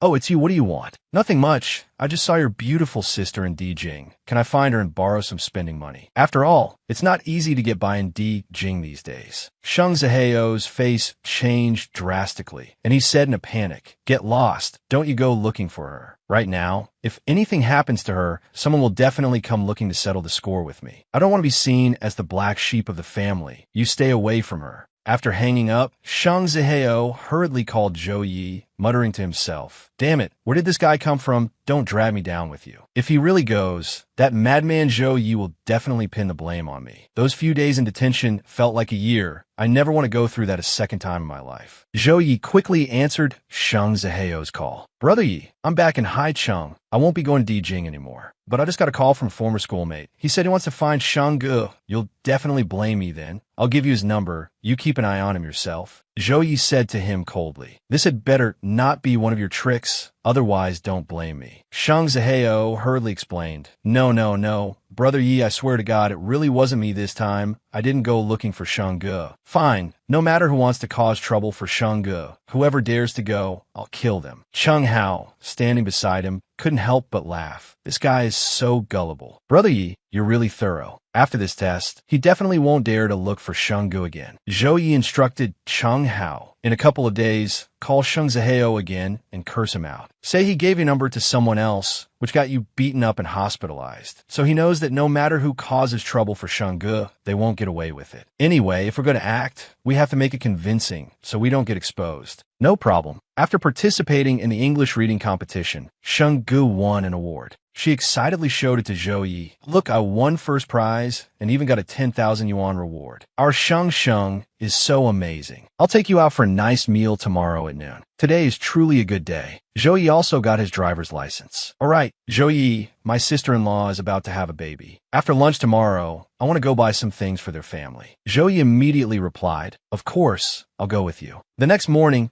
Zhou Yi took Sheng Ge to school, as usual. As soon as she saw him, she asked, "Zhou Yi, what are you holding?" "It's a pair of silver bracelets. Yesterday, you said your sister-in-law is about to give birth. I didn't know what to give, so I asked an old lady. She said it's good for newborns to wear silver bracelets. Just put them with the things you buy and treat it as your gift to your sister-in-law." Sheng Ge quickly refused. "No need. You don't have to give a gift. You already have a lot of expenses living on your own. It's fine. Silver bracelets aren't expensive. Just take them. But if you spend money like this, they won't know it's from you. I think I should tell Grandma." Zhou Yi quickly waved his hands. "Don't. If Grandma finds out, she'll overthink it. No, she's very fond of you. My Yi is the best. There's no need to hide it. No, Sheng, you can't tell her. The me right now isn't good enough for Grandma to entrust her granddaughter to me with peace of mind. She's getting old. Don't let her worry about you. Don't worry. I will work hard. Soon, I will go to her myself and ask her to marry her beloved granddaughter to me. Trust me, there will come a day when she acknowledges me." Over the weekend, Zhou Yi arranged to pick Sheng Ge up the next morning, not forgetting to remind her to bring her ID card. Sheng Ge asked in surprise, "What do we need an ID card for?" "I'm taking you out to have fun. We need an ID to buy tickets." "Don't worry, I won't sell you. And even if I did, I wouldn't have the heart to. Or how about I come over now and show Sheng just how much I can't bear to be apart from you?" "Forget it. It's too late. Grandma probably wouldn't let you out anyway." Sheng Ge suddenly felt a little sad. He had joked about coming to see her before, but Grandma was home then, so she had tactfully refused. But today, Grandma wasn't home. Sheng Ge asked him, "Zhou Yi, do you miss me? What do you think? I hate weekends the most because I don't get to see you for 2 days. Then you could just keep on missing me." With that, she hung up. Zhou Yi couldn't help but smile. What a heartless little girl. Sheng Ge curled up on her bed, thinking, if she secretly ran to see him now, he would surely be very surprised. But if she went there, a man and a woman in the same room, would he be unable to control himself and do something? What should I do? Do I really want to go see him or not? Brother Yi, are you going to choose this car? Yeah, the budget is limited. This one has a bit more space. It's getting cold now, and they don't turn on the heat in the classroom at noon. If I buy this car, Sheng will be more comfortable during her afternoon naps. Sheng Hao gave a thumbs up. You're truly the world's best boyfriend. So thoughtful. What's so good about it? What I want now doesn't matter. Just a regular car has already drained my family's savings. Sheng Hao advised, I don't want to hear you say things like that anymore. Our future is limitless, understand? There was a knock on the door. Sheng Hao asked, did you order takeout? No. Zhou Yi went to open the door and was surprised to see Sheng Ge. Little brother, can I stay for one night? Zhou Yi looked at her and smiled. Sheng, why are you carrying so many things? How did you get here? Sheng Hao spoke up. Ah, Sheng Ge is here. Sheng Hao is here too. Have you eaten? I just bought dinner. Let's eat together. Thanks, Sheng Ge. I've already eaten. I have something to do. Brother Yi, I'm leaving first. You two enjoy yourselves. Sheng Hao quickly walked out, closing the door behind him. Sheng, why did you come over so late? Aren't you afraid Grandma will worry? And what's in this bag? I used my prize money to buy you clothes and shoes. Hurry and try them on to see if they fit. Zhou Yi stared at her, stunned. You bought clothes and shoes. Since his mother passed away, this was the first time someone had bought him clothes and shoes. Zhou Yi was moved and hugged her tightly. No need to try them on. Whatever Sheng buys will definitely be the best fit. Thank you, my little princess. But just this once. Don't spend money on me again in the future. You should save the money for yourself and Grandma. Be good, don't argue. All right, when you came in just now, Sheng Ge said you want to stay over. You want to sleep at my place. Does Grandma know you're out? She went to my grandaunt's house. She'll be back tomorrow afternoon. I was home alone today. I was scared, so I came over. Then you should have called me, so I could go to your place. It's dangerous for a girl to walk alone in the small alleys at night. Sheng said, I just wanted to give you a surprise. Sheng came to surprise me. Are you trying to take my life? She quickly pushed him away, saying sulkily, who wants to take your life? If you don't want me here, I can just go back. Zhou Yi suddenly pulled Sheng Ji close. Where are you going? Since you're here, don't leave. He suddenly leaned down and kissed her on the lips, the kiss deepening until he reluctantly let her go. Sheng Ge looked at him and said, let's eat first or the food will get cold. All right, I'll listen to you. Zhou Yi set the rice and dishes on the table. Sheng Ge looked at the chair next to him and asked, Zhou Yi, what is that? This is a sleeve cover Sheng Hao used to hide his tattoo. He had the tattoo removed later.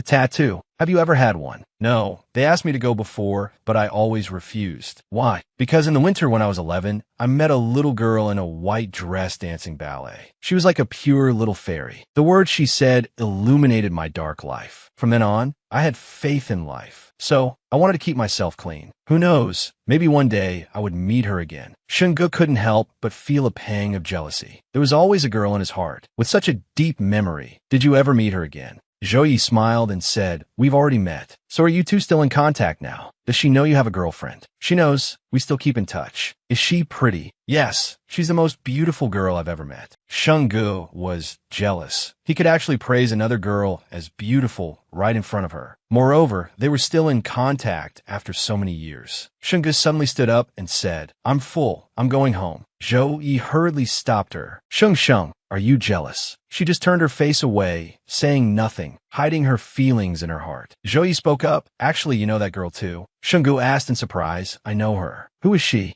Her name is Sheng Ge. We meet again. Zhou Yi happily pulled her into his arms. Sheng Ji's eyes widened in utter shock. It turned out to be me. No wonder he had such a deep obsession with me in our past life. So we had met since we were children. Sheng Xie looked at Zhou Yi and said, I guess it was love at first sight, wasn't it? But when I first started pursuing you, you kept avoiding me. You're just a coward who acts tough. Zhou Yi's expression immediately darkened. Me, a coward? He reached out, wrapped his arm around her waist, lifted her, and placed her on the table, then stared at her beautiful face and said, say that again. Who's the coward? What did Sheng Xie say just now? You were scared being home alone, so you came to find me, right? Doesn't Sheng feel that it's even more dangerous here with me? After all, I can get close to you and do something. Sheng wouldn't even have the strength to resist. Sheng, say it again. Who's the coward? Sheng Xie said shyly in a low voice, then be a little gentle later. Zhou Ye's expression immediately froze, and his whole face flushed red. He had only intended to scare her a little, with no intention of actually doing anything to her. Zhou Ye then asked her, do you know what I wanted to do to you just now? You knew and you didn't refuse, and even said something like that. Sheng Xie looked deep into his eyes and said, I don't want to refuse you. Her words made Zhou Ye even more surprised. Seeing him silent again, Sheng Xie asked shyly, so do you want to or not? She was taking the initiative, and he was completely unable to resist, but he felt he had to hold back, that he absolutely couldn't let this happen with her right now. Zhou Ye walked away awkwardly, feeling frustrated inside. Damn it, sometimes in front of her, I'm really a coward. His steps suddenly stopped, and he turned back to Sheng Xie's side, suddenly hoisted her onto his shoulder, and threw her forcefully onto the nearby sofa.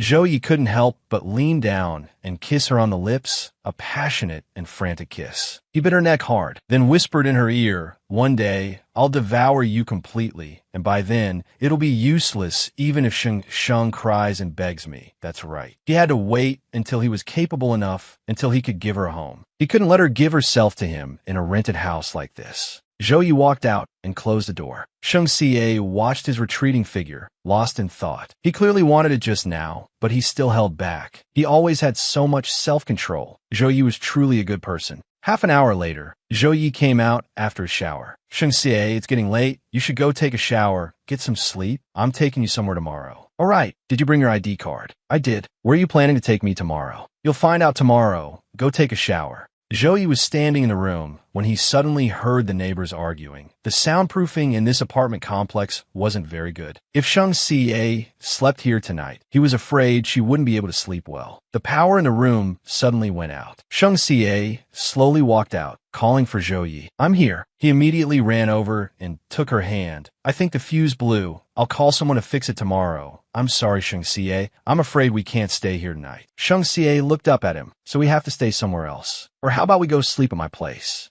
Zhou Ye gently tapped her on the head. Sheng, is your head only filled with studying and you're not very savvy about other things? Grandma just left and you're already bringing a man home. If the neighbors see, they'll talk about you. Sheng, do you trust me? Of course I do. Then just follow my arrangements later. Zhou Ye took her to a 5-star hotel, and as soon as she walked in, she was stunned by the luxury of the room. This place must be very expensive, right? It's not expensive. It's almost 10 o'clock. Sheng, you should get to sleep. Zhou Ye looked at her and smiled. So that you can sleep peacefully, any amount of money is worth it. I suddenly feel like I shouldn't have come to find you today. What are you talking about? You came to find me because you were scared of being home alone. It's just that next time, you have to call me first so I can come pick you up. Don't come looking for me by yourself at night. It's not safe. Zhou Ye was a little sad. It was because he wasn't capable enough yet. He didn't even have a home and could only let her suffer by sleeping in a hotel. Sheng Xie turned her head and asked him, so do you want to sleep with me? I won't touch you. Did Sheng Xie want to sleep together? She knew that even if they slept together, he wouldn't do anything to her, but if she moved around restlessly, he would definitely be very uncomfortable. Zhou Ye couldn't help but laugh. That last sentence should be my line. I won't touch you. Sheng, you can sleep peacefully. The two of them lay on the same bed, and Zhou Ye asked her, can you sleep like this tonight? Sheng Xie was a little worried. I don't know why I'm so nervous. I can't seem to control it. Zhou Ye stood up and said, how about I go sleep on the sofa? Sheng Xie immediately hugged him tightly. Don't go, it's okay, I'll be fine in a moment. If you really can't sleep, then let's watch a movie together. Maybe we'll get sleepy after watching for a while. The two of them watched the movie like that until 1 in the morning. Sheng Xie was so moved while watching that she started to cry. The male lead died for the female lead, and the female lead never remarried her whole life. This kind of movie about mutual love is just too touching. All right,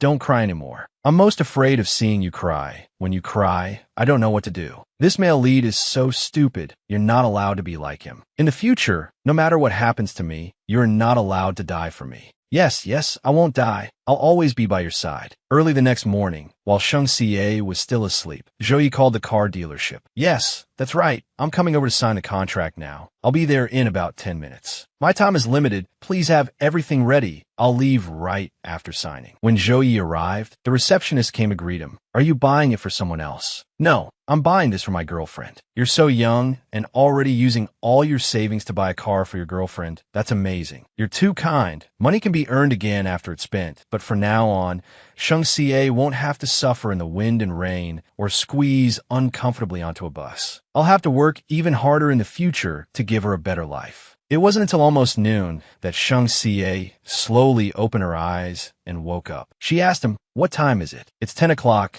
Shang, you're really good at sleeping. I'm going to brush my teeth and wash my face first. You go ahead. After you're done, we'll have breakfast together. It's the weekend today. Is there anywhere Shang wants to go? I'll take you." Actually, you said there's a garden in Dijing with lots of maple and ginkgo trees, and the falling leaves in autumn are beautiful. Can we go see it? Of course, if you want to go, I'll take you there. All right, didn't you say you want to take me to a place that requires an ID to get in? If we don't have time for the forest park, we can go next time. Let's go to the place you mentioned first today. I've already booked 2 tickets to the amusement park. You never had time to go before. I wanted to take you this weekend. But there's still time. We can go to the forest park first, and then go to the amusement park in the afternoon. Zhou Yi hesitated for a moment, then added, "I also prepared a gift for you today. You can't refuse it, and don't get angry, and definitely don't be sad, okay?" "Okay, I won't be angry. I'll like whatever Yi gives me." "Why would I be angry about you giving me a gift? Are you afraid the gift you got isn't pretty?" "Afraid I won't be satisfied."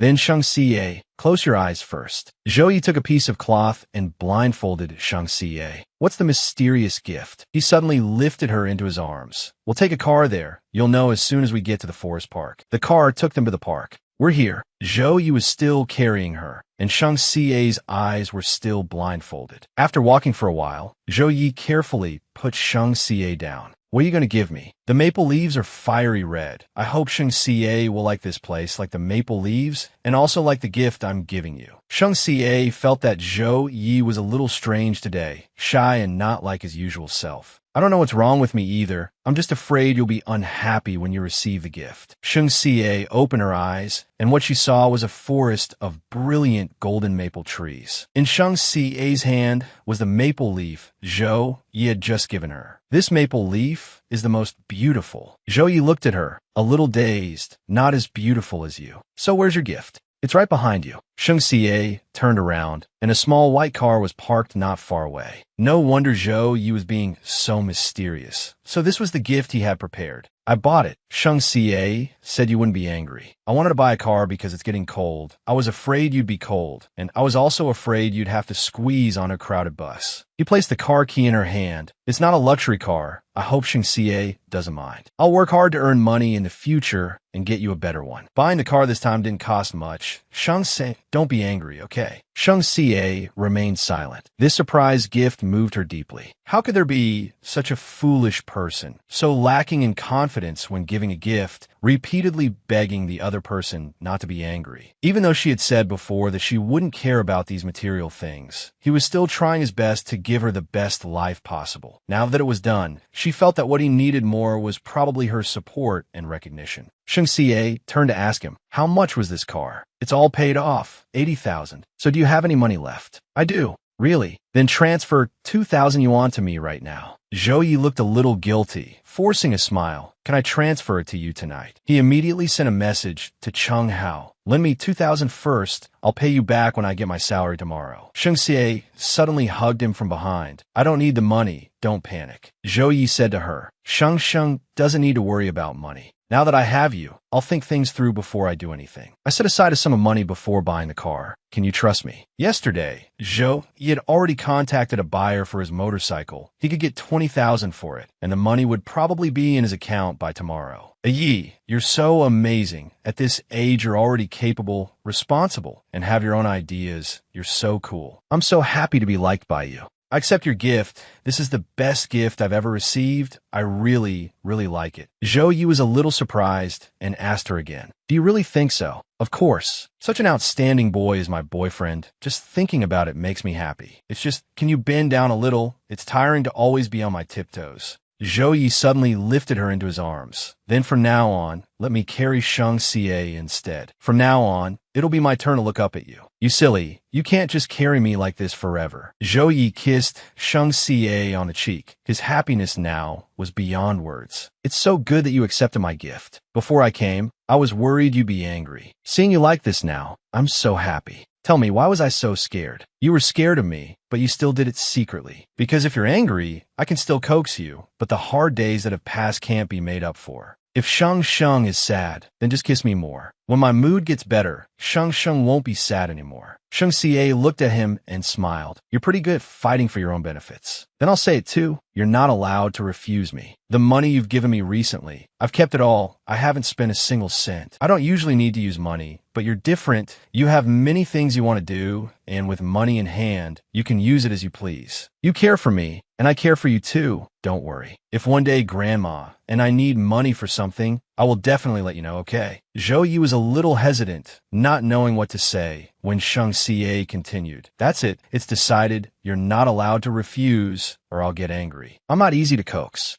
Sheng Sheng, Grandma's back. While Grandma was away, did you enjoy eating alone? Did you run into any trouble? Sheng Xie suddenly thought of Zhou Yi again. She was always with Zhou Yi, and every day was very happy. But he was always alone. Sheng Xie hugged her grandma tightly. Seeing her act so spoiled, her grandma asked, "What's wrong? Tell Grandma what's on your mind." "What do you think of Zhou Yi?" Her grandma was stunned for a moment, then said, "Zhou Yi is very good, diligent, capable, neat in his work, and very polite, and handsome too." "Grandma, I'm sorry, I haven't been good. I've been dating Zhou Yi behind her back." She asked in astonishment. "What, with Zhou Yi?" "Yes, Grandma, I really like him. He's a very responsible person. In the morning, he's afraid I'll have to squeeze onto the bus, so he comes to pick me up every day. After class at night, he's afraid I'll run into bad people, so he walks me home every day. The silver bracelet you brought to our aunt's house was also bought by him. He's so silly. He spent the money but wouldn't let me tell you, because he feels he's not good enough yet, not worthy of you entrusting your granddaughter to him, and he doesn't want to make you worry. He also said he would work hard to quickly stand before you, hoping to receive your approval. He's afraid you'll scold me, afraid you'll worry about me, but he never thinks about himself. Before, he thought I was short on money, so he saved up every month to give me living expenses. He even considered dropping out of school to work and support me after learning I don't have parents. Suddenly, Sheng Ji's phone rang. "Grandma, I need to take this call."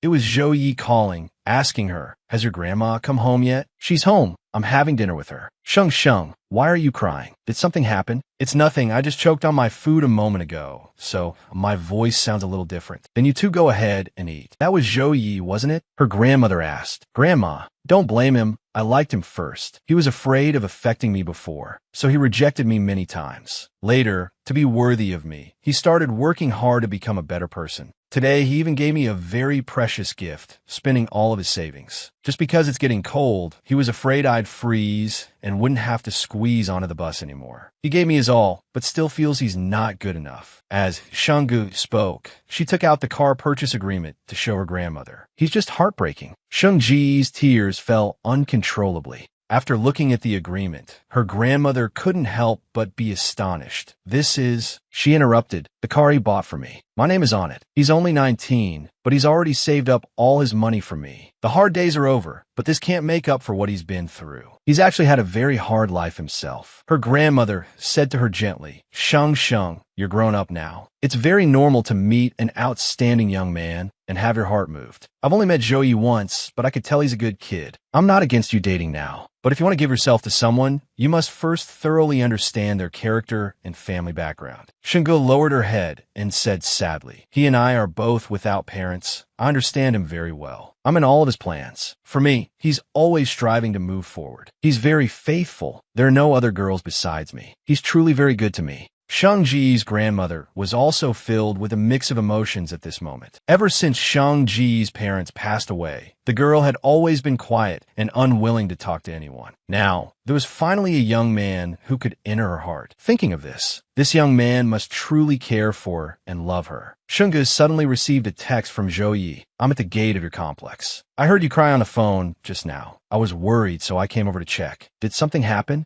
Is it a message from Zhou Yi?" Her grandmother asked. "He called you earlier and heard you crying. He was worried, so he rushed right over." When she took the call, Shang Sheng didn't say anything, yet the boy could immediately sense her emotions and came straight here without a word. It seems this child is just as she said, a sensible, very responsible, and also very perceptive young man. "All right then, he's here. You should hurry out and see him." "Grandma, does this mean you'll allow me to keep seeing him?" "Go on. He's truly a good person. You must treat him well." but don't let your studies slip. At this moment, Sheng-ge could no longer hide the happiness in her heart. This is great. Grandma has finally accepted Zhou Yi. Thank you, Grandma. You're so good to me. All right.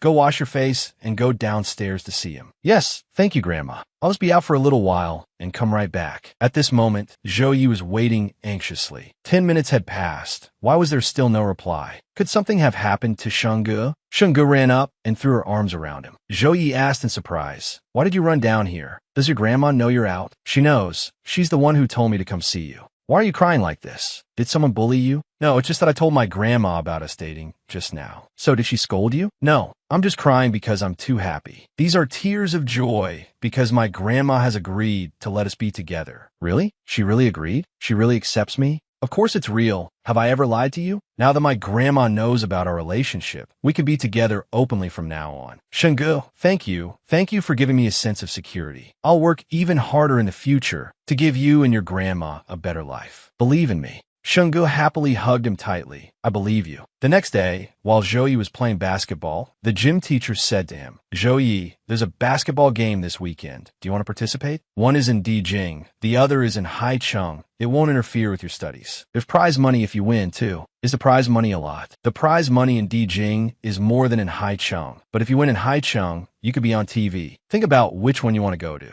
"I'll go to Haicheng," Zhou Yi replied. Going to Haicheng means he could be on TV, so Sheng-ge and her grandma could see him. Moreover, he could take this opportunity to go to Sheng Ziheo's house and take back everything they had stolen. "All right, it's settled then. I'll pick a few more people so you guys can get to know each other beforehand." Sheng-ge ran into Cheng Hao and asked, "Did Zhou Yi sell that motorcycle? I haven't seen him riding it these past few days, and the weather has been so nice." I don't know. "Hey, Zhou Yi is back. You can ask him yourself." "Ask me what? Did you sell the motorcycle?" "Yeah, now that I have a car, I don't need the motorcycle anymore. If I didn't sell it, it would just gather dust." "That's true," Sheng-ge said, but in her heart, she knew clearly that he must have spent all his money buying the car, and said that because he didn't want her to worry. "By the way, the monthly exam is coming up. If you score 100 points higher than last time, I'll give you a reward." "What reward?" "I'll let you choose." "All right, Sheng-ge, you have to keep your word." During the break, Zhou Yi received a call from Shang Ji's grandmother. "Are you free this Saturday? Come to my house for a meal. I'll make you some delicious dishes." Zhou Yi couldn't hide his joy and excitement. "I'm free on Saturday, Grandma." Good. So what do you usually like to eat?" "I'm not a picky eater, Grandma.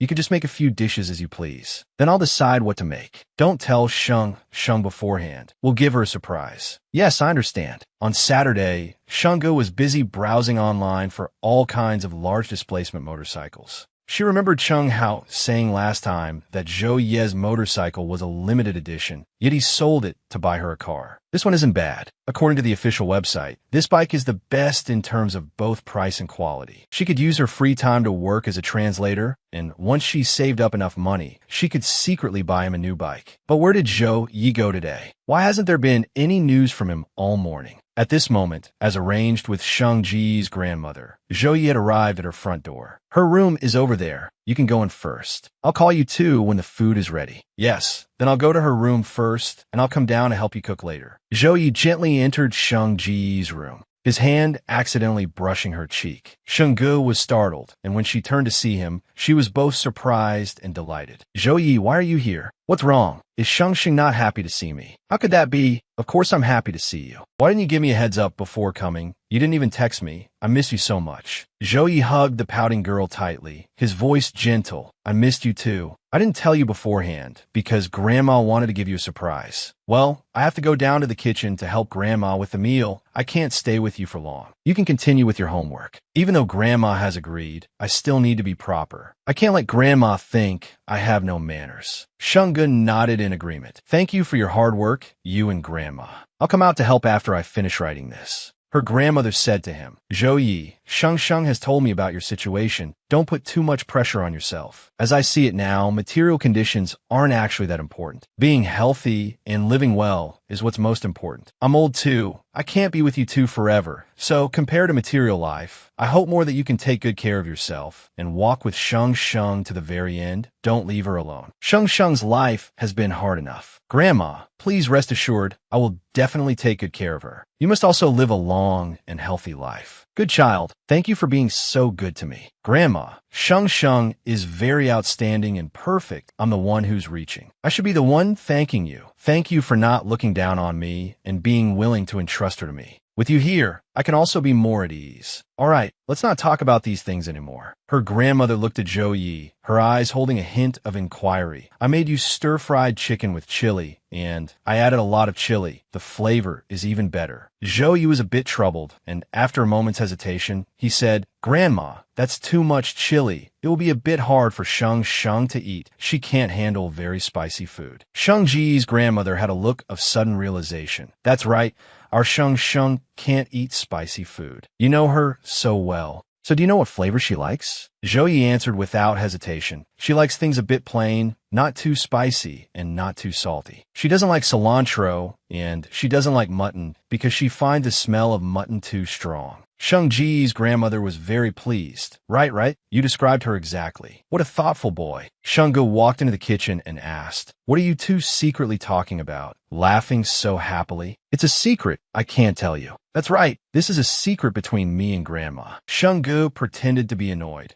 Grandma is starting to play favorites. All right, Zhou Yi, don't be in a hurry to leave after dinner. Grandma has something interesting to show you. Zhou Yi and Sheng Gu both asked in surprise. Something interesting? That's right. Sheng Gu, on Saturday, I have to go with teacher Luo to Haicheng for a basketball game. The game starts at 9:30, and Haicheng's local TV station will be covering it too. Sheng Gu couldn't contain her excitement. Will you be on TV? That's right. Zhou Yi replied. That's great. I'll definitely watch it with Grandma then. Zhou Yi, my dear, are you two done cleaning up? Come here, let me show you something. Her grandmother took out a photo album. This is Sheng Ji's growth album. Since you're here today, it's a good time to show you. Look, this is when Sheng Gu was just born. And this is a picture of her when she was 3. Back then, all the neighbors praised her for being pretty. Oh my, look at the little girl getting shy. Oh no, the white fungus and lotus seed soup seems to be done. You two keep looking, I'll go check on in the kitchen. Seeing Zhou Yi smiling as he looked, Sheng Gu couldn't help but feel a little embarrassed. You're not allowed to look anymore. Suddenly, Sheng Ji's grandmother's voice came from the kitchen again. My dear, after you're done with the photos, take Zhou Yi out for a walk. The weather is lovely today. Go out and play for a while. Remember to bring him back before it gets dark. Grandma, don't worry. I'll definitely bring Sheng Gu back on time. Zhou Yi couldn't help but rejoice inwardly. Grandma was proactively letting them go out alone. Was this her way of showing her acceptance of him? Why weren't you letting me see the photos just now? What are you hiding? I wasn't hiding anything. I just didn't want you to look anymore. Really? But I've already seen everything. Sheng Ji's eyes widened as she asked nervously, What did you see? I saw a baby with no clothes on. Sheng Gu back then looked like a soft, chewy rice cake. So adorable. Sheng Gu was a little shy. You really noticed? Is Sheng Gu feeling shy? That day at my house, when you were about to give yourself to me, weren't you very brave? Sheng Ji's face suddenly flushed red. That's different. The lights were off that night, so we couldn't see anything. Zhou Yi teased her with a laugh. Who said I wanted to be with you with the lights off? Just keep bluffing. No matter how bold you are, you won't do anything to me. Bluffing, am I? Are you sure I won't make a move on you? Of course. Or maybe you should do something now, turn the tables a bit. Zhou Yi looked at Sheng Gu and couldn't help but laugh out loud. I've discovered that when you're alone with me, you're very bold, but as soon as someone else is around, you get shy very easily. It's because my Zhou Yi knows his limits and is also very careful. That's why I can feel at ease and speak freely. I've been spoiled by you. A top student is really different. Just a few words can make someone happy. I hope that after we get married, my wife can still be this bold. Then you have to marry me quickly. Okay, I'll marry you very soon. The day of Zhou Yi's basketball game finally arrived. Sheng Gu hurriedly urged her grandmother, Grandma, hurry up, Zhou Yi's game is about to start. Zhou Yi looks so handsome when he plays basketball. Maybe he'll even get interviewed after the game. Let me find a place to watch the live stream first. You wait for me a moment, Grandma. Haicheng Gymnasium. The game begins. Go. First high must win. Go, Haizhong High. Zhou Yi jumps high, accurately throwing the ball into the basket. It's in. So amazing, this kid is really good. Half an hour later, the game ended. Di Jing's first high won. Amazing. Zhou Yi was called for an interview. Zhou Yi, your performance on the court was outstanding. When Haizhong High was in the lead, you were still able to lead your team to turn the score around, resisting the pressure. May I ask, what belief supported you? Yes, that's right. On the court, there is a belief that always supports me. I have to work hard to win the game. I want to win this glory for her. After the game, at the Qianchang Jinshu residential complex in High City. Cheng Hao spoke up and asked Zhou Yi, "Brother Yi, what are you doing here?" "Going to Sheng Zihu's house to get the gold trophy back for Sheng Sheng. This is the trophy won in the last competition her mother took her to before she passed away. For all these years, it has been weighing on her mind. Previously, the police went to Sheng Zihu's house to mediate, but they denied it to the death, so the matter was eventually dropped. Officer, we really didn't take the little girl's trophy. If you don't believe us, you can search the house." "That's right, Shengge. It's not that your first uncle is blaming you. It's just a trophy. Why make such a big fuss and make things so awkward?" After hearing this, Cheng Hao couldn't help but get angry. This family is so shameless to think they could do something like that. Zhou Ye's gaze suddenly froze. It's him.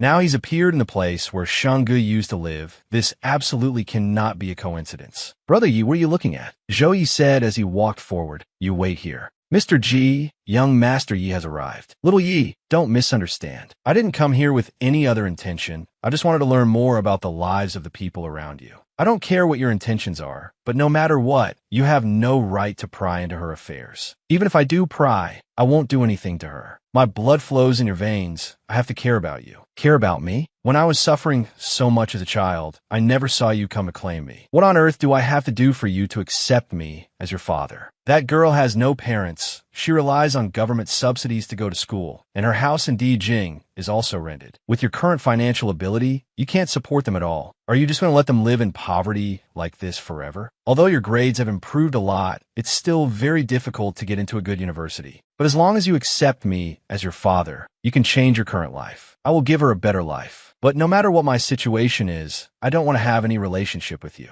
I know you are powerful and influential, but I'm not impressed, and I especially don't want to use power to bully others. If you have any regard for our connection, please stop bothering the people around me. Otherwise, no matter how powerful you are, I will not let you off the hook. Mr. Ji, I think it will be very difficult to get young Master Yi to acknowledge you. His personality is too stubborn." Mr. Ji watched Zhou Ye's departing figure and said decisively, "He will accept me. This kid is ambitious and has high aspirations. He acts in extremes. He will come to me for that girl's sake. Also, have someone keep an eye on Shang Zihu's family." "Yes, Mr. Ji." Zhou Yi went to Sheng Zihu's house and knocked on the door. His wife opened the door and was startled. "Zhou Yi, why are you here?" "Shengge has a trophy at your house. Bring it out now." "I'm busy," she stammered. "We don't have such a thing." "Stop playing games. I brought proof this time." At this moment, the uncle stepped out, greeting him warmly. It's classmate Zhou Yi, coming quickly. "Your uncle just left. He said he's from the Ji family and told us not to cause trouble for you and not to bother Shengge and her grandmother anymore." "Then listen carefully. Don't bother them anymore. Now bring out the trophy. Hurry up." Okay.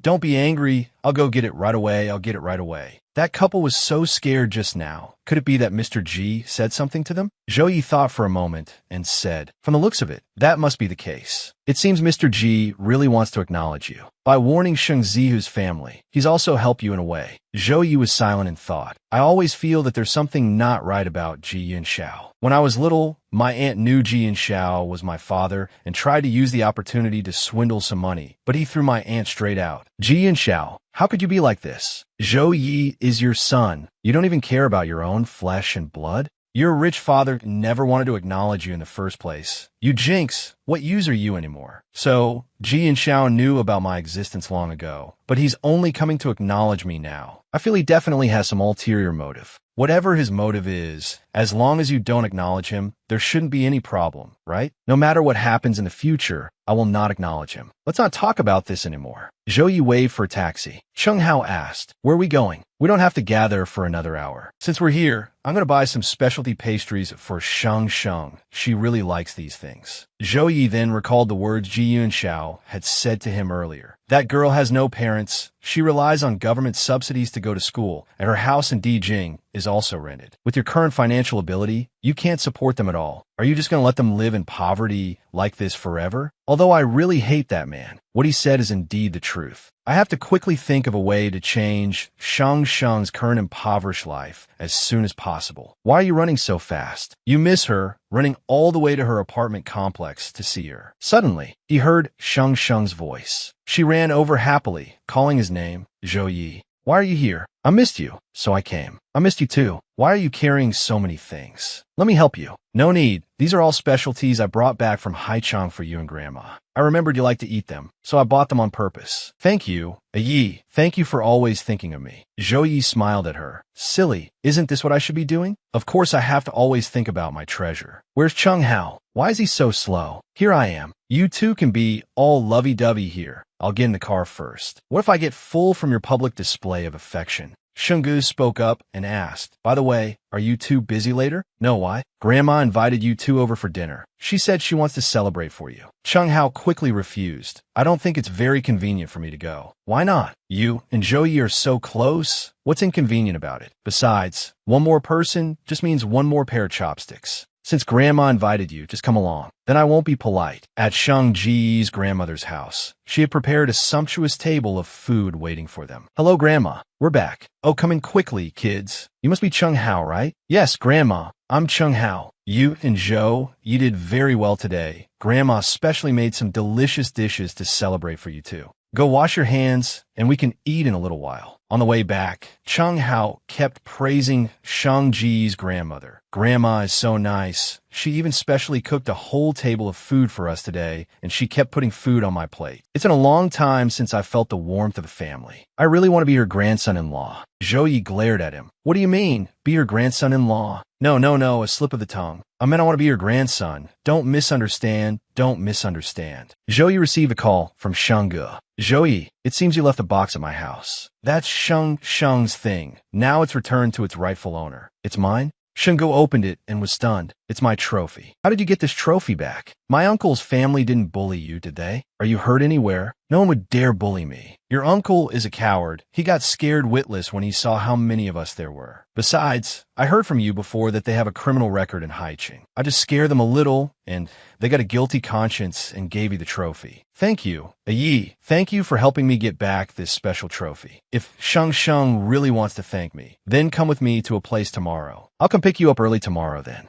Early the next morning, Zhou Yi took Shungu to a hotel. On the way, Shungu asked, is this the place you mentioned last night? What are we doing here so early in the morning? Didn't I say that if I scored 100 points higher than last time, I could choose my own reward? This time I scored 200 points higher. And the reward, I want us to come here and sleep while holding you. Shungu looked into Zhou Yi's eyes and saw his tired expression. Could it be that he stayed up all night again? Zhou Yi, did you not sleep again last night? Did you go to the auto repair shop again? Yeah, someone needed me urgently last night. The time was tight, so I didn't get to sleep. Shungu looked at him with heartache. You have to take good care of yourself. Don't overwork yourself. I don't feel tired at all right now. I just want to make money quickly, so I could buy a house and marry you soon. Just like what Ji Yunxiao said yesterday. To change Shang's current life, I can only work harder. By the way, Shang, I want to confess something to you. My father isn't actually dead. If we're talking about blood relations, Ji Yunxiao is my biological father. Shungu was shocked. What? He has secretly sought me out many times before, wanting to acknowledge me, but I refused. I suffered so much when I was little, I never saw him come looking for me. Now he suddenly wants to acknowledge me. I just feel he has another motive. He even investigated you before, and I don't know if he has any bad intentions. I thought about it for a long time and felt I should tell you, because I'm afraid that one day he will find you, say all sorts of things, drive a wedge between us, and make you misunderstand me. Recently, he's been using material things to get to me, saying that your and Grandma's life is very difficult, and has repeatedly advised me to go back to the Ji family with him. But Shang, don't worry, I will definitely work hard to give you a better life. Please give me a little more time. I won't make you wait too long.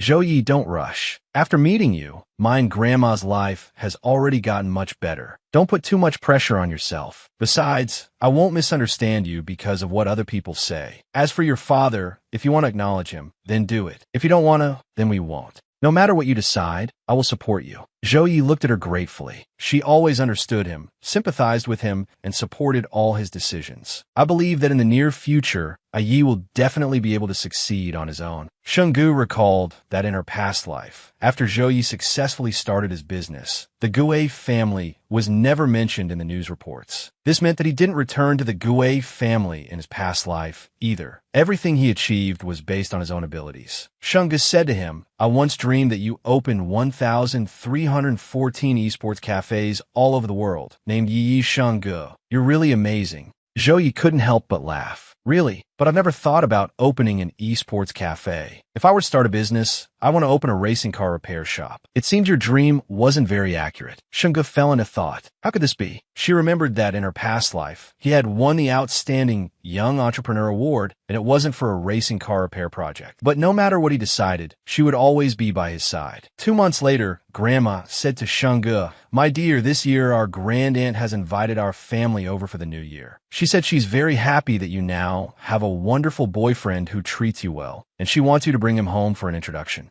Okay, I'll go ask him now if he can come back with us. Oh, right. There's also Chung Hao. I'll ask him at the same time. I previously told your grandaunt that the boy is very likable, and I want to adopt him as my grandson. That way, our family will have one more person to look after you in the future. Your grandaunt wanted to meet him as soon as she heard. She said if it's convenient for both of them, they should come back together to make the house livelier. Yes, I'll call them right now. Zhou, are you busy? Not busy, what's up? I want to ask you, this new year, do you want to come back with me to meet my grandaunt? Hearing this, Zhou couldn't help but feel delighted. Go back to your hometown for the new year? That's right, Grandma told my grandaunt that I have a boyfriend, so she really wants to meet you. But if you want to go, we have to give 1 day's notice and leave a day after. Is that convenient for you? It's convenient, no problem. When the time comes, I'll drive you and Grandma back. Send me the address in advance so I can plan the route. Oh, one more thing. Grandma wants Chung Hao to come back with us too. She wants to adopt him as her grandson. Zhou was a little surprised. Huh? What? So in the future, I'll have to call him brother-in-law? That seems right. Whatever, I'll call him that if I have to. Anyway, he'll definitely be very happy. All right, Sheng, are you free to watch me compete tomorrow? What competition? My old boss is back in the country. He's an international racer. This time, he's organizing a motorcycle race at his club. The winner gets prize money, paid out right after the competition ends. Shungu immediately agreed. Okay, no problem. Then I'll come pick you up tomorrow after lunch. After hanging up, Zhou Yi focused his gaze on Chung Hao, staring until it made him a little freaked out. Brother Yi, why are you looking at me? If you have something to say, just say it. You staring at me like this is making me a bit nervous. Zhou Yi maintained his scrutinizing look. I want to see what Grandma sees in you that she suddenly wants to adopt you as her grandson. What did you say? Grandma wants to adopt me as her grandson? You didn't mishear, did you? Chung Hao still couldn't hide his excitement, asking again and again, Brother Yi, you really didn't mishear, right? Grandma said she wants to adopt me as her grandson. Is my dream coming true this quickly? Zhou Yi laughed and said, I'm tricking you. You misheard. I definitely didn't mishear. I have to call and ask. Seeing Chung Hao as happy as a child, Zhou Yi couldn't help but laugh. Look at your silly face. The competition began. Zhou Yi's boss greeted them cheerfully. You guys are here. Is this your girlfriend? Yes, this is my girlfriend. You're a lucky kid. Your girlfriend is so pretty. Here, take this. All participating bikes are the same, and so is the protective gear. You can't change any parts during the race, or it will be considered a violation. Good luck. Zhou Yi's boss said to him, good luck, then turned and left. Later, have Chung Hao take you to the finish line to watch your man come in first. Shungu smiled and said to him, good luck. I'll wait for you at the finish line. Be careful during the race. 15 minutes later, the race began. Off the track, Shungu and Chung Hao cheered loudly. Go. He's coming. He's coming. Zhou Yi just passed by. Quick, help me record this. Where's Brother Yi? He's the first one over there. After the 10th lap, Zhou Yi was still firmly in first place. Zhou Yi is really Zhou Yi. That's amazing. He won. He came in first. Zhou Yi stopped his bike and ran like the wind to Sheng Ji's side. So, was I cool when I was racing just now? Cool, extremely cool. Zhou Yi, you're really the best. I told you, apart from being a bit bad at studying, I could do anything. Zhou Yi's boss also walked over. You've really been hiding your skills. With this technique, you could go professional. Oh, right. I have something to ask you. Have you thought about repairing bikes elsewhere? Here's the thing. I plan to retire next year and stay in the country to run this motorcycle club. Your repair technique is the most special I've ever seen. I want to hire you. Just name your terms. Okay, I have one condition. From now on at the club, I'll only repair race bikes. My fee will be 15 commission points per race. If they don't make it into the top 3, I won't take a single point. Shungu and Chung Hao were a little worried. You only get paid if they're in the top 3? That's too risky. Zhou Yi looked at Shungu with a reassuring gaze. Don't get worked up, don't worry. I've always wanted to open a repair shop, but I've never had enough startup capital. The opportunity my boss just mentioned is too good, I have to try. Zhouyi's boss laughed heartily. I like working with ambitious people, so we'll go with your terms. But you also have to guarantee that while you're repairing bikes here, you won't take on private jobs elsewhere. Zhouyi agreed immediately. That's not a problem. In 2 days, I'll draft the contract and send it to you. If there are no other issues, we'll sign it. Brother Yi, is this really okay? Only getting a bonus for a top 3 finish. This method is too risky. Actually, this boss's club is just a stepping stone for me. Through him, I can get in direct contact with professional racers. The prize money for professional tournaments is very high, and those racers all care a lot about honor and rankings. If I can use my skills to help them win, they'll come to me for collaboration in the future. That way, I'll get more opportunities. Then Zhouyi, when the boss sends you the contract, can you let me see it too? Of course. As soon as I get the contract, I'll show it to you. New Year's Eve, Haichang City. Sheng Ji's grand aunt came to the door to welcome her guests. Well, long time no see. Our little darling has grown up even more. Sheng Gu waved to her grand aunt, while Zhouyi and Cheng Hao were taking things out of the car. Hello, Grand Aunt. Happy New Year. Ah, you two must be Zhouyi and Cheng Hao, right? It's a pleasure to have you here. Why did you buy so many things? It's a small token of their sincerity. My sister tried to persuade them several times before, but in the end, they still bought so much. They said that since it's their first time meeting everyone during the new year, they should bring some gifts. Good, good. Such sensible children. Everyone, hurry inside. We can eat in a little while. 3 days later, Dijing. Zhouyi said to Cheng Hao, the contract has arrived. Cheng Hao didn't forget to remind his friend, you have to read the contract carefully. Don't get tricked by any word traps. I know. I'll read it carefully. Besides, I'll send the contract to Shenggu. She'll look at it with me. All right, Brother Yi, you've been pacing back and forth on the pedestrian street for a few laps already. What are you thinking about? I'm thinking about the commercial district in Dijing. With my academic record, it's too difficult to get into a good university, so I have to have another plan. Next month, the boss said he can get me into about 5 or 6 overseas races. The highest prize money is 800,000. The lowest is 200,000. If they win, once I get this money, I can start my business right away. It's good to prepare in advance, but there are still a few months left. What if we get lucky and get into university? No matter how lucky I get, I can't get into the same university as Shenggu. If that's the case, I don't want to go to any other university either. Besides, Shenggu has already brought me home to meet her family, and they've accepted me. We don't have any obstacles left. If I still can't marry her in the end, then I, Zhouyi, would be too useless. Brother Yi, if you really don't get into university in the end, will you regret not choosing to continue studying and choosing to start business instead? Of course I won't regret it. This semester has been the happiest days of my past 20 years. If I could, I would even want to spend my entire university life with her.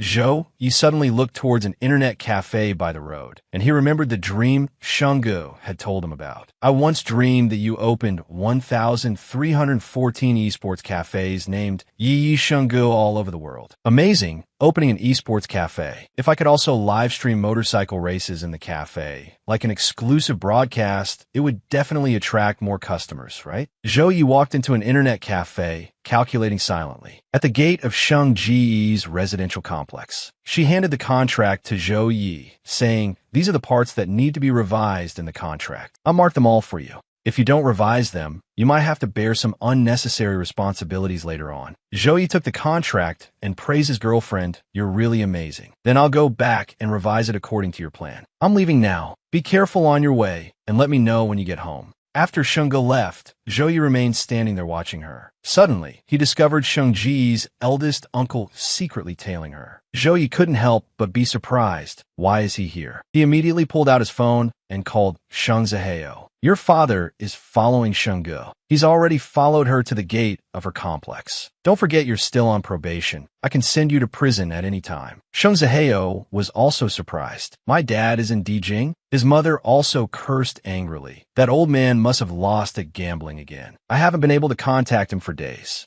You'd better find a way to contact your father now and tell him to get lost immediately, or I'll send both both you and your father to prison. Yes, Brother Yi, I understand. If I can contact my dad, I'll let you know right away. Zhou Yi felt that something was not right. He clearly knows he's still on probation, so how dare he come out and commit a crime? Or could it be that someone tipped him off, which is why he dared to take the risk? Zhou Yi called Shenggu again. Shenggu, are you about to sleep? I just finished showering and was about to sleep. What's up? Shenggu, I saw your eldest uncle near your residential complex just now. He was acting sneakily. I don't know what he's planning. My eldest uncle? Did you see wrong? Are you sure it was him? I'm sure I didn't see wrong. Tomorrow morning, you must tell Grandma and tell her not to go out these days. I'll wait for you downstairs when you go to school tomorrow. You must wait for me to arrive before coming out. Okay, I know. Don't worry. I'll stay at the hotel opposite your complex for the next 2 days. I'll protect you and Grandma. The next morning, Shenggu told her grandmother about being followed by her eldest uncle. Hearing this, Grandma couldn't help but get angry. What on earth does this unfilial son want to do? He scammed us out of money and even hit us before, and now he's following us like a lingering ghost all the way from Haicheng. What bad karma did I create to encounter such a disaster in this life? Grandma, don't blame yourself. Luckily, Zhou Yi discovered it early, so we can still take precautions. To be safe, please don't go out for the next few days. I know it's dangerous. I won't go out. You have to be careful on your way to school, too. Don't worry. Zhou Yi comes to pick me up every day. That's good, that's good. If my eldest uncle does something wrong again, I'll report him to the police and have him sent to prison. Would you blame me? Back in Haicheng, I was soft-hearted once, and as a result, he became even more aggressive in bullying us. This time, he still hasn't learned his lesson and has even chased us all the way here, so I absolutely cannot be soft-hearted again. If he makes another mistake, he must accept any punishment. He'll be reaping what he sows. It's heaven's punishment for him. I won't be heartbroken, and I won't blame you. All right now, good girl, hurry off to school. I'm fine. Sheng Xie stood in the elevator, lost in thought. She had to quickly figure out a way to deal with her eldest uncle. After all, Zhou Yi already knew what her uncle's family had done. If her hesitation caused Zhou Yi to take extreme, irreversible actions like in her past life, then everything would be over. As soon as they met, Zhou Yi asked Sheng Xie, "Have you made things clear with Grandma?" Grandma said that if my eldest uncle makes another mistake, she won't be soft-hearted anymore. She feels he should receive the punishment he deserves. Oh, right? Zhou Yi, I want to discuss something with you. I thought about it for a long time last night. I think my eldest uncle's sudden appearance this time must be because he's being hounded by creditors. He must be at his wits' end to want to come and extort money from our family. If the truth comes out, the worst-case scenario is that he could be sentenced to many years. So I was thinking, Sheng Xie, you're planning to use yourself as bait? What are you thinking? How could I let you do something so dangerous? Zhou Yi, just let me finish. I won't leave your sight. I'll just go out alone, and you can follow me quietly. If my uncle does anything, you call the police immediately. Zhou Yi immediately cut her off. Say no more. I won't cooperate with you. I absolutely will not let you do anything dangerous. I don't want you to have to shoulder everything alone every time something happens. Zhou Yi turned to look at her, comforting her. Shang Xie, now is not the time to act on impulse. You know you're more important to me than my own life. So how could I agree to let you be the bait? No matter how perfect the plan is, I can't let you take that risk. I can't afford that gamble. All right, stop overthinking things. If the sky falls, I'll be there to hold it up. You just need to take good care of yourself and Grandma. Leave the rest to me. As Zhou Yi took Sheng Xie to school, he carefully observed his surroundings. Hey, Sheng Xie, is your eldest uncle really into gambling? Does he usually bet big? Very big. He's also a heavy drinker, and his gambling debts are getting bigger and bigger. The night before Grandma and I left Haicheng, he lost over 300,000 in one night. Brother Wang, please give me a few more days. My mother still has money. I'll go find him right away. Once I get the money, I'll definitely pay you back double. Zhou Yi couldn't help but ponder. Before, the man knew about his relationship with the Ji family and was scared to death, even promising to never bother Sheng Xie again. But now he had gone back on his word. Could it be that he was really pushed into a corner by his creditors, forcing him to take a desperate gamble? Or could this matter actually be related to Ji Yunxiao? Before getting out of the car, Zhou Yi reminded Sheng Xie, we might run into your eldest uncle in a bit. When we do, I'll hold your hand. We just need to act normal and keep talking on the way. Sheng Xie still couldn't hide her anxiety, even though Zhou Yi had explained it to her beforehand. But when faced once again with the man who had pushed her down the stairs, she still couldn't stop herself from trembling. Just as expected, her eldest uncle was secretly waiting at the community gate. Zhou Yi told told her, "Don't be afraid. With me by your side, he won't dare to act recklessly for now." Shang Xie smiled at him. With him by her side, she was no longer afraid of anything. "Get some rest early tonight. I'll take you out again tomorrow. Then I'll wait for you."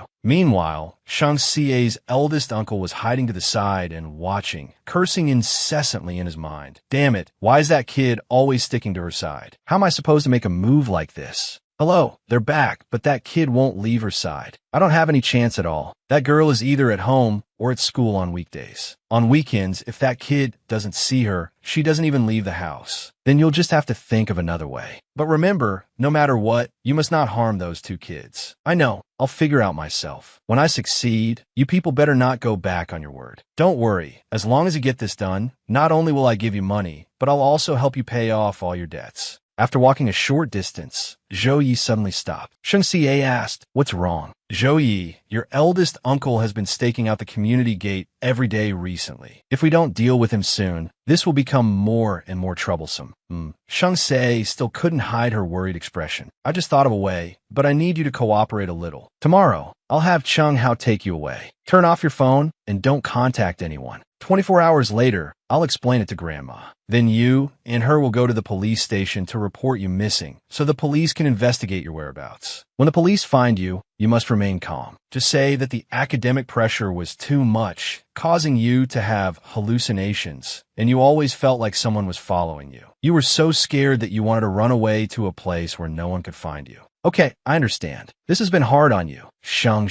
Besides this method, I can't think of anything else for now." "Sai, don't say that. All this trouble you're going through is because you were dragged into this by me. All right, let's not say such things between us. Go home and get some rest early tonight. If you can't sleep, call me. I'll always be here." Back at the hotel room, Cheng Hao couldn't help but ask, "Do you think this matter is related to Ji and Xiao? If not, how would her eldest uncle know Shang Xie's address?" Zhou Yi, who had been deep in thought, replied softly, "I'm not sure either. If this is just her eldest uncle acting rashly on his own, we might be able to put him in jail. He has a prior criminal record in Haicheng, and Shengsheng also said he loves to gamble and with big stakes. So will it work? We can only take a gamble. We can't use Sheng as bait like she suggested. Let the truth decide that bastard's fate. I can gamble with anything else, but not with her." Cheng Hao spoke again. "If her eldest uncle really has illegal gambling debts, then our plan this time should be fine. If Shang Xie disappears at this time, it could probably be seen as a failed kidnapping attempt, right? This failed kidnapping attempt isn't actually a sure thing. We're mainly doing this so the police can follow the clues to investigate a series of illegal gambling cases. And at the same time, we can also investigate whether Ji Yun Xiao is pulling the strings from behind. If he really is the one who ordered it, he will definitely use his connections to get the person out later. Although this method is very risky, I can't think of any other way. Things have already happened. If we don't properly resolve the matter with her eldest uncle, Sheng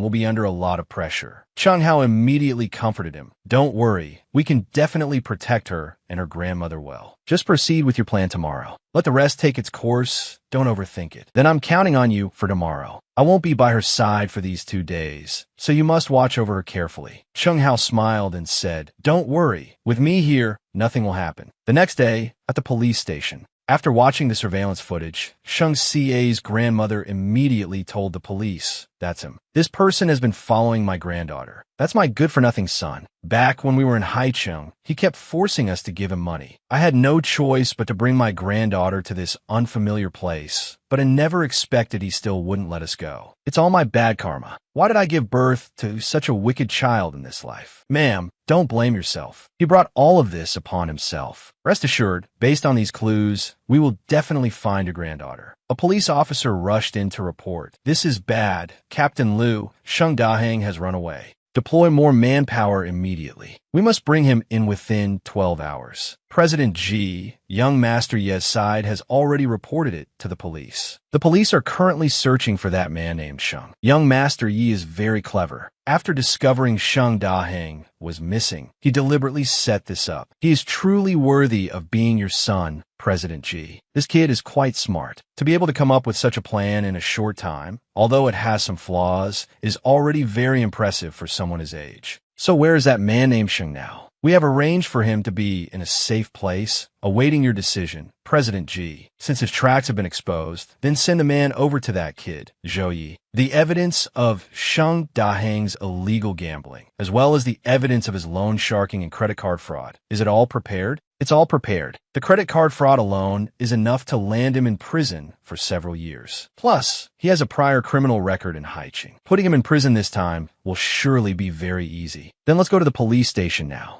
Yes, I'll go handle that man named Sheng first. Remember to handle it cleanly. Tell him to keep his mouth shut. I understand. President G, you are truly brilliant. This Sheng Daheng case, regardless of success or failure, can make young Master Yi feel indebted to you. If the kidnapping had succeeded, that kid Zhou, you would surely have come to me for help for that girl's sake. If it failed, me sending the man over to help him put Sheng Daheng in jail can also be considered a favor to win him over. Ji Yinxiao then asked his assistant, by the way, how are things at the hospital now? President Ji, the young master still shows no signs of waking up. The doctor said the chances of him waking up are really too slim. Is that so? Ji Yinxiao let out a soft sigh, his heart heavy with sorrow. If that's the case, then I must acknowledge Zhou Yi quickly. I have to make him completely devoted. That child is naturally rebellious. He can't be forced, only slowly won over, to make him gradually let down his guard. President G, young master, you will surely understand your difficulties. Besides, the college entrance exams are coming up. If young Master Yi fails to get into college and is forced to enter the workforce, I believe he will definitely understand the hardship of earning money. By then, he will naturally think of you. Don't bother him for now. We'll talk after his exams. That kid is very smart and has some counter-surveillance skills. If he finds out that girl failed to get into college because of me, by then, it will be even harder for us to reconcile. Ji Yinxiao stood to one side, waiting for Zhou Yi. As Zhou Yi was leaving with Sheng Xie's grandmother, he comforted her, Grandma, don't worry. The police are here. Sheng Xie will be fine. Okay, this has been hard on you these past 2 days. Grandma, don't say that. This is what I should be doing. As Zhou Yi was speaking, he caught a glimpse of Ji Yinxiao. Ji Yinxiao spoke up. Can we talk for a moment? Zhou Yi agreed immediately. It was a good opportunity to probe him and see if this matter was really related to him. Grandma, please wait for me in the car for a moment. I'll be right back. I've been keeping an eye on you. When I suddenly received news that something had happened to that little girl, I rushed over immediately. You were the one who ordered this, weren't you? You want to force me to compromise with you. There was a hint of surprise in Ji Yinxiao's eyes. He had handled this matter very discreetly. How could Zhou Yi suspect him? Even if I wanted to use such a tactic against you, I wouldn't have used Sheng Daheng to do it. Knowing you were in Haicheng and seeing you look for Sheng Ziheo's family, why would I use them against you? Wouldn't that be a waste of effort? Zhou Yi pondered for a moment before speaking. Perhaps President Ji deliberately wanted me to think this matter has nothing to do with you. Ji Yinxiao couldn't help but be surprised. This kid had figured out the problem so quickly. You hate me, so it's normal for you to be suspicious. I respect all your speculations, but a tiger does not eat its own cub. I know you're in trouble, so of course I won't stand by and do nothing. As for Sheng Daheng's matter, I will help you handle it properly and ensure he can never bother you again. Moreover, the college entrance exams are coming up. If you want to get into the same university as that little girl, I can help you with that too. Or, if you want to do something else, you can come to me anytime. You are very smart and cautious. I hope that one day, we can manage the Gui group together. Zhou Yi shook Gui Yunxiao's hand off his shoulder. I have no interest in your Gui group. I just hope you'll stay a little further away from my life. After speaking, he coldly turned and left. Gui Yunxiao immediately called his assistant. The situation has changed. Take Sheng Daheng to the police station immediately, then proceed with the next plan. That evening at the police station, Zhou Yi received a call from the police saying that Sheng Ge had been found. When he arrived, he learned another piece of news. The suspect, Sheng Daheng, had been arrested by the police and he had confessed to all his crimes. Zhou Yi, thank you so much for providing the lead this time. It allowed us to follow the trail and quickly uncover other cases connected to him. You can rest assured, this person will not come to bother you again in the future. Zhou Yi recalled what Gui Yunxiao had said before. Sheng Daheng's matter. I will help you handle it properly, ensuring he can never bother you two again. Zhou Yi couldn't help but wonder, for the case to be resolved so quickly, could it really be Gui Yunxiao pulling the strings behind the scenes? Well, Officer Liu will be leaving first. Be careful on your way. Zhou Yi suddenly saw Gue Yunxiao in the distance, looking towards them. If he had walked over now to say a few words and take credit, it wouldn't have felt strange. But he said nothing at all and just left directly. It seemed as if he was truly like a father who deeply loves his son, doing all of this for him without asking for anything in return. He put in so much effort. What on earth does he want? Whatever, no matter what, he had to be prepared to deal with anything. He couldn't let him catch him off guard. Playing chess with Gue Yunxiao, he had to seize the initiative first. Relying on the royalties from her online posts over the past 6 months, Shenggu had saved over 16,000 yuan. When the summer break comes, she will take on other part-time jobs so that by the time she starts university, she can save up 20,000 yuan. The university scholarships are very generous. She must strive to win first place to receive one. That way, by the new year, she could buy him a motorcycle as a New Year's gift. Sheng Ji's phone suddenly rang. It was Zhou Yi calling. Hello, Zhou Yi. Are you done with your work? Yeah, I'm done. I have some good news for my baby. Those 2 competitions from before, I won prizes again, 1 first place and 1 third place. The total prize money from both competitions is 150,000, and it's in my account now. I'll continue to work hard in this direction from now on. I believe I'll be able to marry Shenggu very soon. Zhou Yi, don't work too hard. I don't care about those material things. Let's just go register our marriage once we reach the legal age. Shenggu might not need anything, but I must provide it. This is a man's responsibility. Then we should still work hard together. For our future, we must strive together. But I can't bear it. I can't bear to let you suffer with me. Shenggu was moved to tears. Zhou Yi, you're so good to me. By the way, Shenggu, has Grandma's condition improved recently? I took Grandma to the temple these past 2 days, and her mood has been much better since we got back. She even said that after visiting the temple, she feels like the knots in her heart have been untied. That's good then. It's getting late. Sheng, you should get some rest. Shenggu then said to him, you should also rest early. Don't get too tired. We can work hard together in the future, starting slowly. After the university entrance exams in June ended, Shenggu and Wu Yu were chatting happily as they walked. Wu Yu beamed, telling Shenggu, little dove, thank you so much. You're truly the lucky star who turned my life around. I love you to death. Shenggu looked at her best friend and smiled relaxedly. I just guessed a few questions correctly. There's no profit here. To me, that's being a prophet. Little dove, what major do you want to study in university? Shenggu replied, I plan to study computer science. Wu Yu looked at her, a little surprised. Computer science? In the next few years, computer-related fields will develop very quickly. Before long, Zhou Yu will also open many internet cafes, and he'll even be chosen to sign a contract with a game to be its exclusive spokesperson. If I choose this major, in the future I can be with him, striving together and improving together for our future. 2 weeks later, Zhou Yi came to find Shenggu and told her, Shenggu, the results are out. I only scored a little over 400 points. You won't look down on me when you go to university, will you? Shenggu looked at him and smiled. He had truly worked hard to catch up over the past year. It was just a pity he had missed too many lessons before. To get this score was already very good. Don't say that, as if I don't know your situation. Missing so many lessons and still managing to score over 400 is actually a pleasant surprise. Zhou Yi pinched her cheek, pouting, my little baby is hurting my feelings again. I'm not. I'm clearly praising you. Close your eyes first. I want to give you a reward. All right, you can open them now. It's a ring, isn't it? That's right. Worn on the middle finger. It means we're engaged. I ordered it 2 days ago. When I go to university, I'll always wear it, and I'll also tell others that I'm already engaged. Shenggu thought to herself, if I'm lucky enough to get into a key university, with his personality, he would probably feel very sensitive and insecure, so I have to do something to put him at ease. Zhou Yi moved, hugged her tightly. When Shenggu goes to university, she'll surely be surrounded by outstanding people like her. Yet for my sake, she's proactively drawing a clear line with the opposite sex. Just how lucky am I to have met such a precious girl? Sheng, why are you so good? So good that I feel like I have to lay all the best things in this world before her to be completely at ease. Because my eye is also very good. Because our love is mutual. We both deserve to be treated gently. Learning about Zhou Ye's university entrance exam score, Cheng Hao couldn't help but exclaim, Brother Yi, you're awesome. Your score of 468 is just enough for the cutoff for third-tier schools. Zhou Yi just said calmly, I was just completely lucky. Shengge said this year's exam was generally quite difficult, so the admission scores are much lower than in previous years. Cheng Hao asked again, so where do you plan to go to university? Shengge wants to go to Capital University. I plan to go to the vocational college opposite Capital University. That way, I'll be closer to her. If I get in, I'll continue my studies to get a diploma.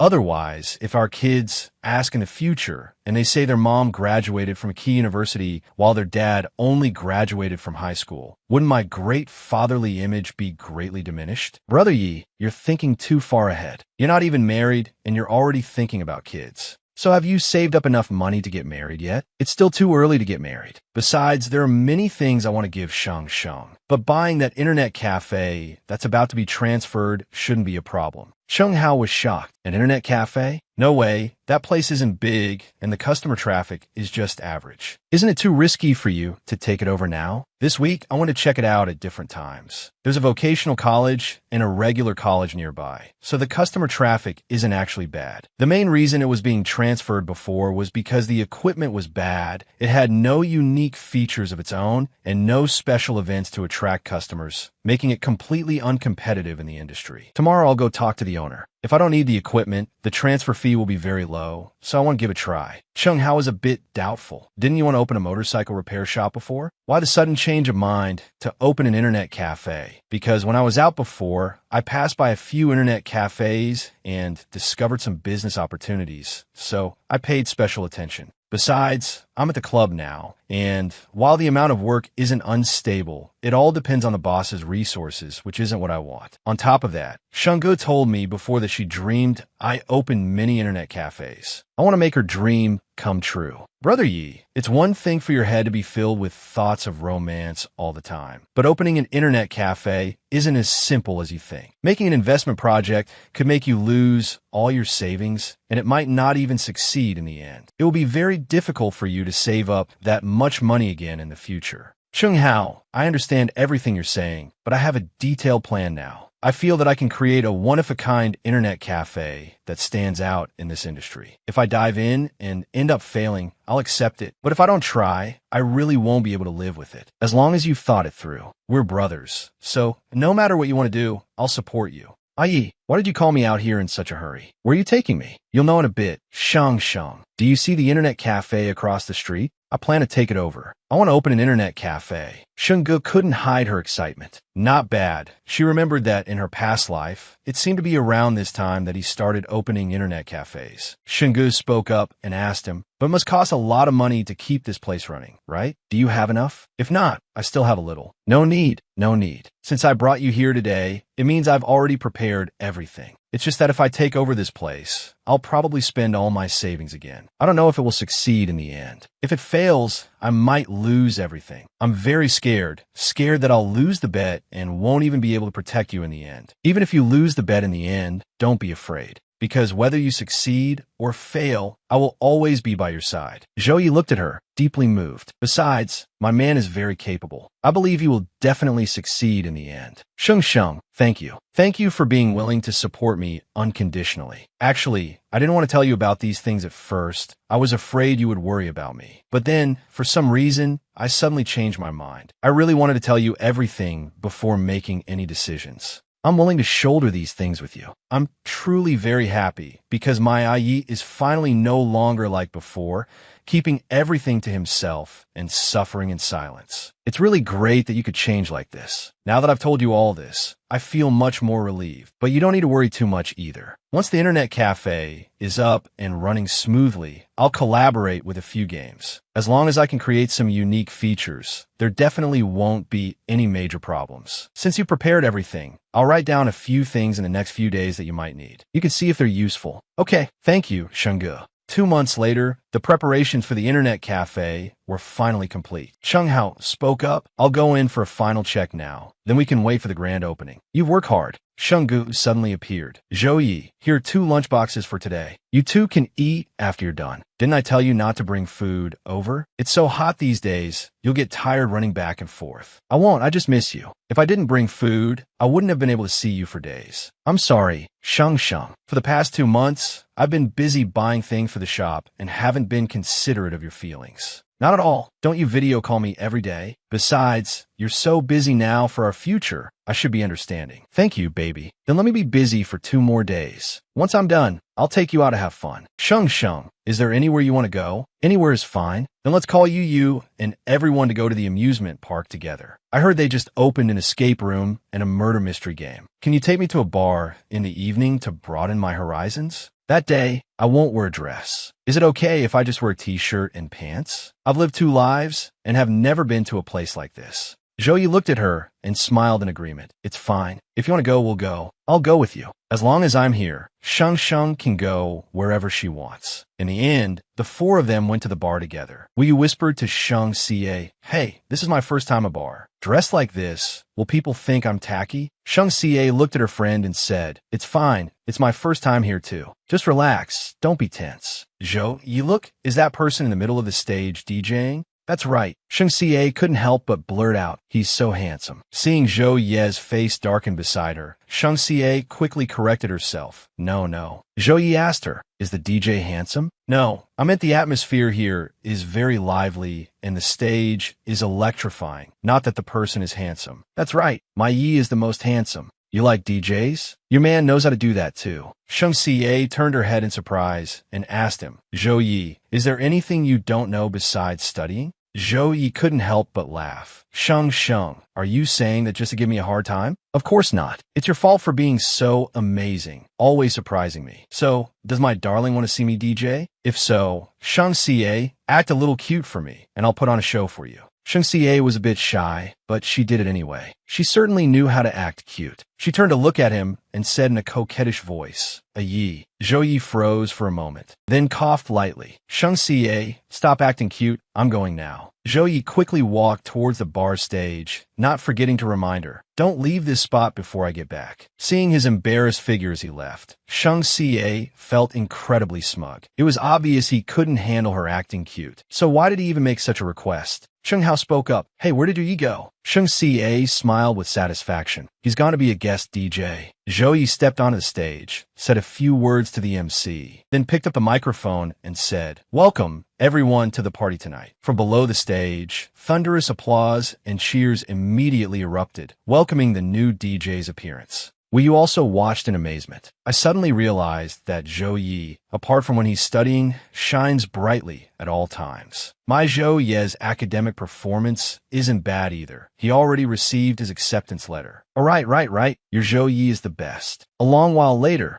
Zhou Yi came down. So, Sheng Xie, is tonight's bar like what you imagined? Sheng Xie squinted her eyes and smiled at him, feeling it wasn't like that at all. Suddenly, they both heard a girl's cry for help. Help me, please, someone save me. The girl turned her head to look towards Zhou Yi and Sheng Xie, while the man beside her still held her hand tightly, not letting go. Stop screaming. Save some energy. It's not too late to moan under me later. The girl continued to struggle non-stop. Don't touch me. Get away from me. Sheng Xie looked at the girl with a bit of sympathy in her eyes. It was clear this girl wasn't dressed revealingly at all, yet she was still being harassed. She was about to rush forward to intervene, but then she stopped. What if I just rush out to save her and get retaliated against later, implicating Grandma and Zhou Yi? Zhou Yi spoke up and asked her, do you want to help? Sheng Xie nodded, then said to him, we should call the police. Zhou Yi took out a face mask and put it on her, instructing, I'll go help and call the police. You wear this mask, so you won't be recognized. With that, he quickly walked towards the girl who was crying for help. The girl was still shouting loudly, don't touch me. Get your filthy hands off me. Zhou Yi stepped forward and said coldly, hey, 2 grown men bullying a girl. You think that's something to be proud of? It's because society has too much scum like you that girls don't dare to go out at night. I've already called the police. They'll be here any second. The rescued girl couldn't hide her joy.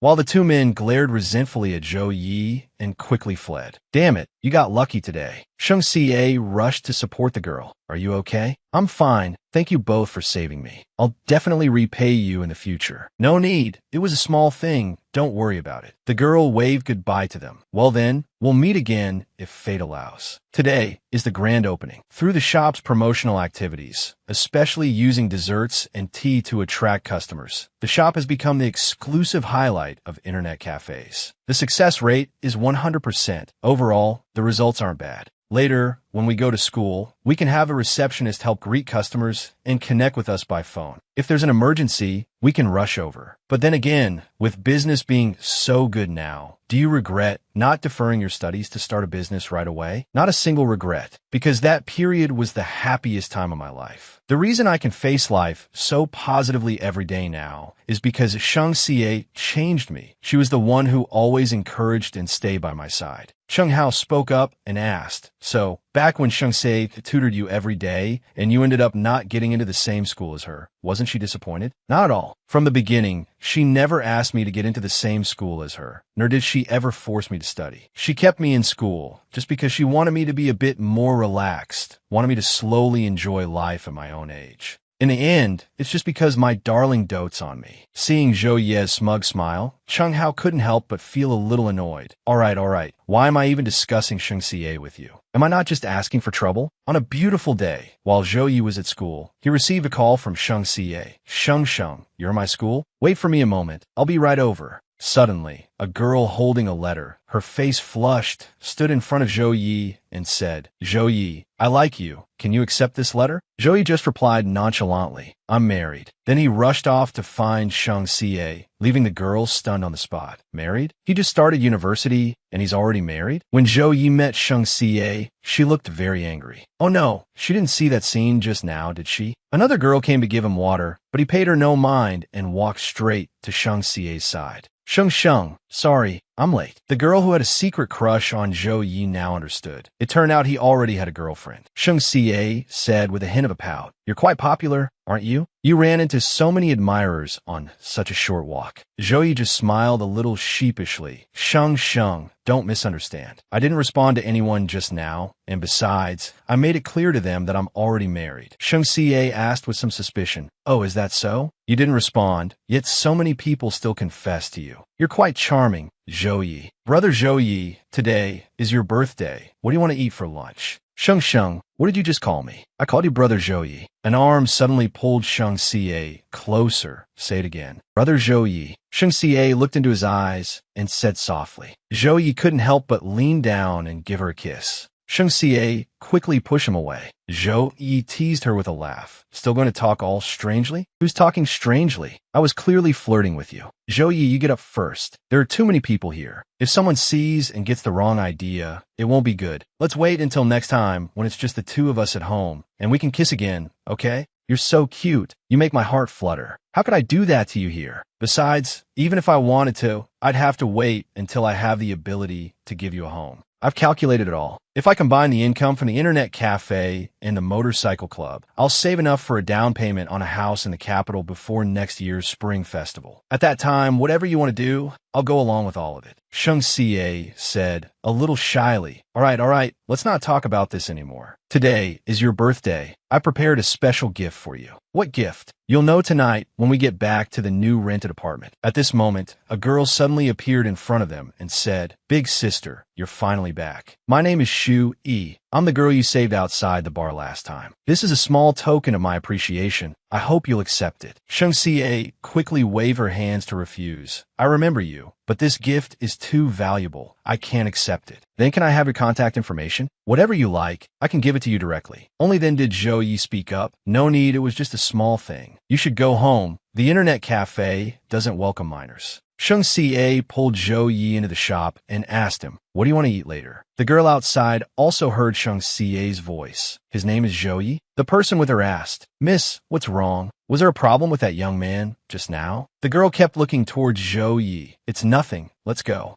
After searching for half a year, it turns out he is Zhou Yi. Sheng, what on earth is the mysterious birthday gift you prepared? You'll know in a second. Hurry and open your eyes. Zhou Yi opened his eyes and couldn't help but be astonished. The apartment was filled with balloons everywhere. This is the first time I'm celebrating a Ye's birthday with him. From now on, for every one of your birthdays, I will be by your side. Shang Xie took a note from a balloon and read it to him. 20 years ago, on this day, my Yi came into the world. Thank you, God, for letting me and this world have a more beautiful connection. After reading, she placed the note in Zhou Ye's hand, then took a second one. Zhou Ye was too moved to speak. No one had ever put so much thought into preparing something like this for him, even meticulously making up for every birthday since his birth, soothing all the regrets of his childhood. That year, my Yi was 11 years old. I'm so happy I could meet you. It's just a little regretful that I couldn't meet you then. If we could have met sooner, maybe my Yi wouldn't have had to suffer so much. That year, my Yi was 19 years old. I'm so happy we met again.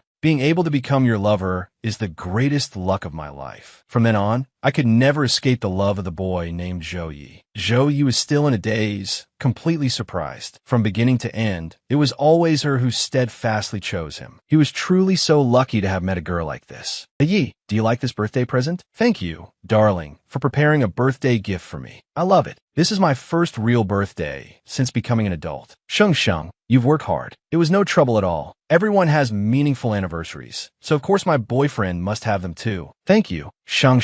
Thank you for coming into my life. God letting me meet you is the most wonderful gift I've ever received. I've calculated it. When it's Sheng's 20th birthday, we can change houses and move straight into a villa in South City. The scenery in South City is beautiful, cleaner than in the city, and the villa has a small yard. Grandma can plant some of her favorite flowers in the yard, so she won't be bored. Sheng turned her head in surprise and asked him, Zhou Ye, do you plan our future every single day? You're even planning where our future children will go to kindergarten now. Sheng Xie couldn't help but laugh. We're not even married yet, and you're already thinking about having children. As long as you don't find me lacking. That's not for sure. What if one day I don't want to marry you anymore? Suddenly, Zhou Ye received a call. It was someone from the motorcycle club. Hello, is this Zhou Ye? It's bad. Boss Abud has gone missing. Zhou Ye couldn't help but be stunned. What? What on earth happened? There's a race tomorrow. Abud was supposed to be at the venue today, but we haven't been able to contact him all day. We just went to his house and found he wasn't there either. Abud isn't here today, and no one has checked the equipment. What if something goes wrong with the race later? We want to report it to the police, but it hasn't been 24 hours yet. Zhou Ye told them, I understand. Don't worry too much. I'll try to look for him on my end as well. We'll also keep looking. Let's inform each other if there's any news. What's wrong? Did something happen?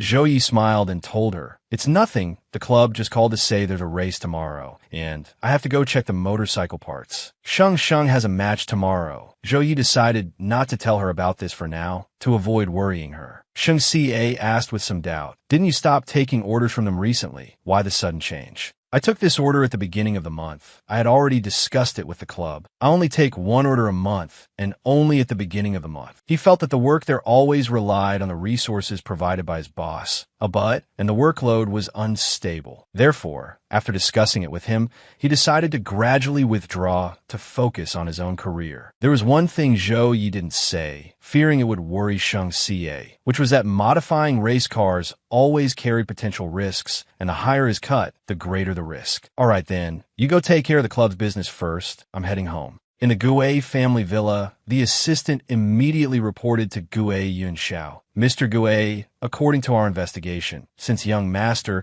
Yi opened his internet cafe, business has been booming. In just half a year, the two games they collaborated on have created a sensation in the market upon release, earning quite a lot of money. Moreover, young master Yi has now bought a house in the capital. To have such achievements at his age is truly impressive. He's too smart and not easily controlled. By the way, how are things with Abud arranged? Rest assured, Mr. Gui, everything has been arranged properly. Have people follow him closely for the next 2 days. Before Zhou Ye's race is over, he is not allowed to leave. Rest assured, Mr. Gui, our plan this time will definitely make young Master Yi feel cornered. He will surely come to you for help. Didn't you want to bring young Master Yi home before? Why do you want to plot against him now? The door to the room was suddenly pushed open. Gui Yunxiao looked coldly at his daughter. Shu Yi, why are you here? Shu Yi was a little flustered, stammering, I was just passing by. In fact, her father had already learned from the bodyguards that she had met Zhou Ye. If she confronted her father now, not only would it not solve the problem, but it would also make things more complicated. By then, it would be even harder for her to help Sheng Xie and Zhou Yi. Dad, you all continue with your work. I'll be leaving now. Mr. Gui, our conversation just now, the young miss probably heard everything. What should we do now? Gui Yunxiao said coldly. To prevent her from tipping them off, confiscate her phone for the next few days.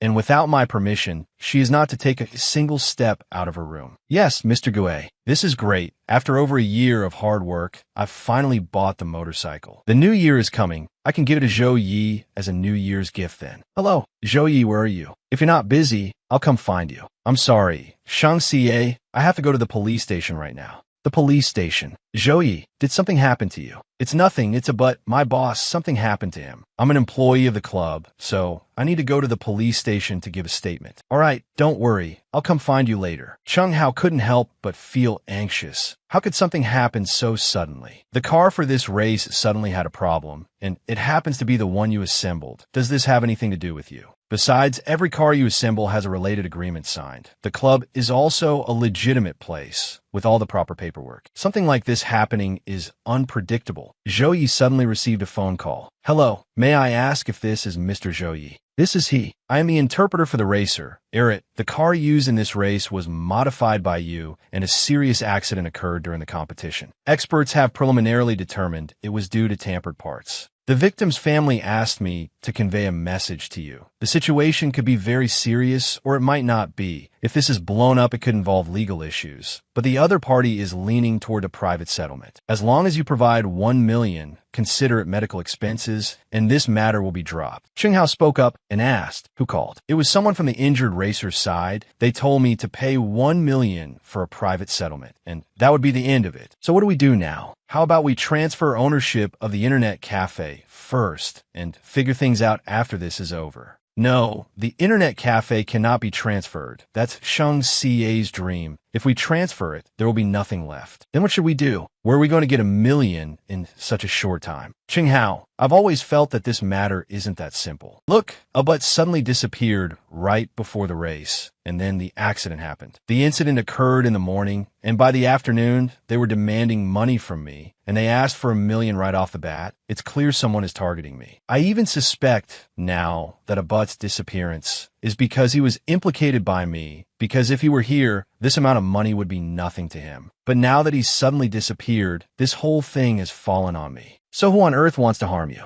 Have you offended anyone recently? Otherwise, why would he go to such lengths to plot against you? Zhou Yi recalled what Cheng Hao had just said. To be able to bribe a racer and to make someone disappear without a trace, no one could do it except Gui Yunxiao. If it really is him, this matter can't be solved with money. I'm just very curious. What on earth is he doing this for? Could it be just to force you to return to the Gui family? To find out the truth, we can only go find him. Then I'll go with you. Gui Yunxiao has caused trouble time and time again. We should still be a little careful. If anything happens, I'll be there to help you. When they arrived at the foot of the Gui Corporation building, he turned on the recording function on his phone. There were already 2 recordings on it, serving as an extra layer of insurance. Cheng Hao nodded in agreement. On the top floor of the Gui Corporation building, the assistant came in to report. Mr. Gui, Mr. Zhou Yi, and Mr. Cheng Hao have arrived. Gui Yunxiao replied nonchalantly. This kid is quick. It seems he understands the seriousness of the situation. The secretary led Zhou Yi and Cheng Hao in.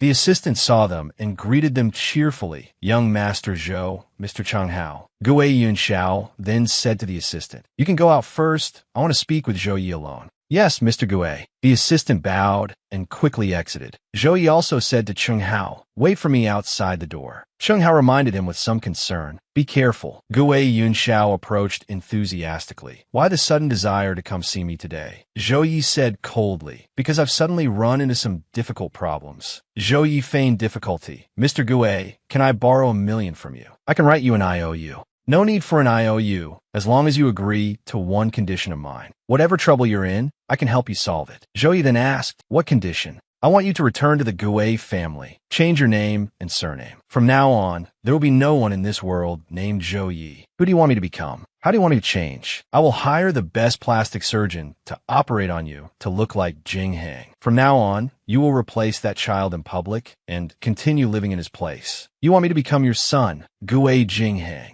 Zhou Ye's phone was still recording, capturing the conversation between the two. Guo Yinxiao spoke. That's right. As long as you live with Jing Hang's identity, whatever you want to do, I will support it. You want to start a business? I can give you the best resources. As for the person you love and your friends, I will also make proper arrangements for them, so they will never have to worry about food or clothing and enjoy a life of luxury. Zhou Yi sneered. Guo Yunxiao, this is your real purpose for approaching me, isn't it? How ridiculous. I knew it. Fate wouldn't be so kind to me, to suddenly have a powerful father appear wanting to acknowledge me. It turns out you were just plotting against me for the sake of another son. So all of this was arranged by you, with the purpose of forcing me to compromise, to make this ridiculous deal with you, right? Where's a but? Where did you hide him, Mr. Guo? You don't need to worry about where he is. As long as you agree to my condition, the people around you will not be harmed. I can guarantee you that. Think about it carefully. Think about the girl you like. Think about your brother waiting outside the door, and also a butt who is implicated because of you. The futures of these people all depend on your decision today. Zhou Yi was furious, but he told himself not to act rashly. He was now in the enemy's territory. Being reckless would only make things more complicated. Thinking of this, he said to Guo Yinxiao, "Fine, I'll go back and think it over. Give me 2 days, I'll give you an answer." Guo Yunxiao laughed cunningly. As expected, you're still too naive. After telling you so much, do you think I would let you leave like this before I have an answer? You're planning to detain me. That depends on your decision.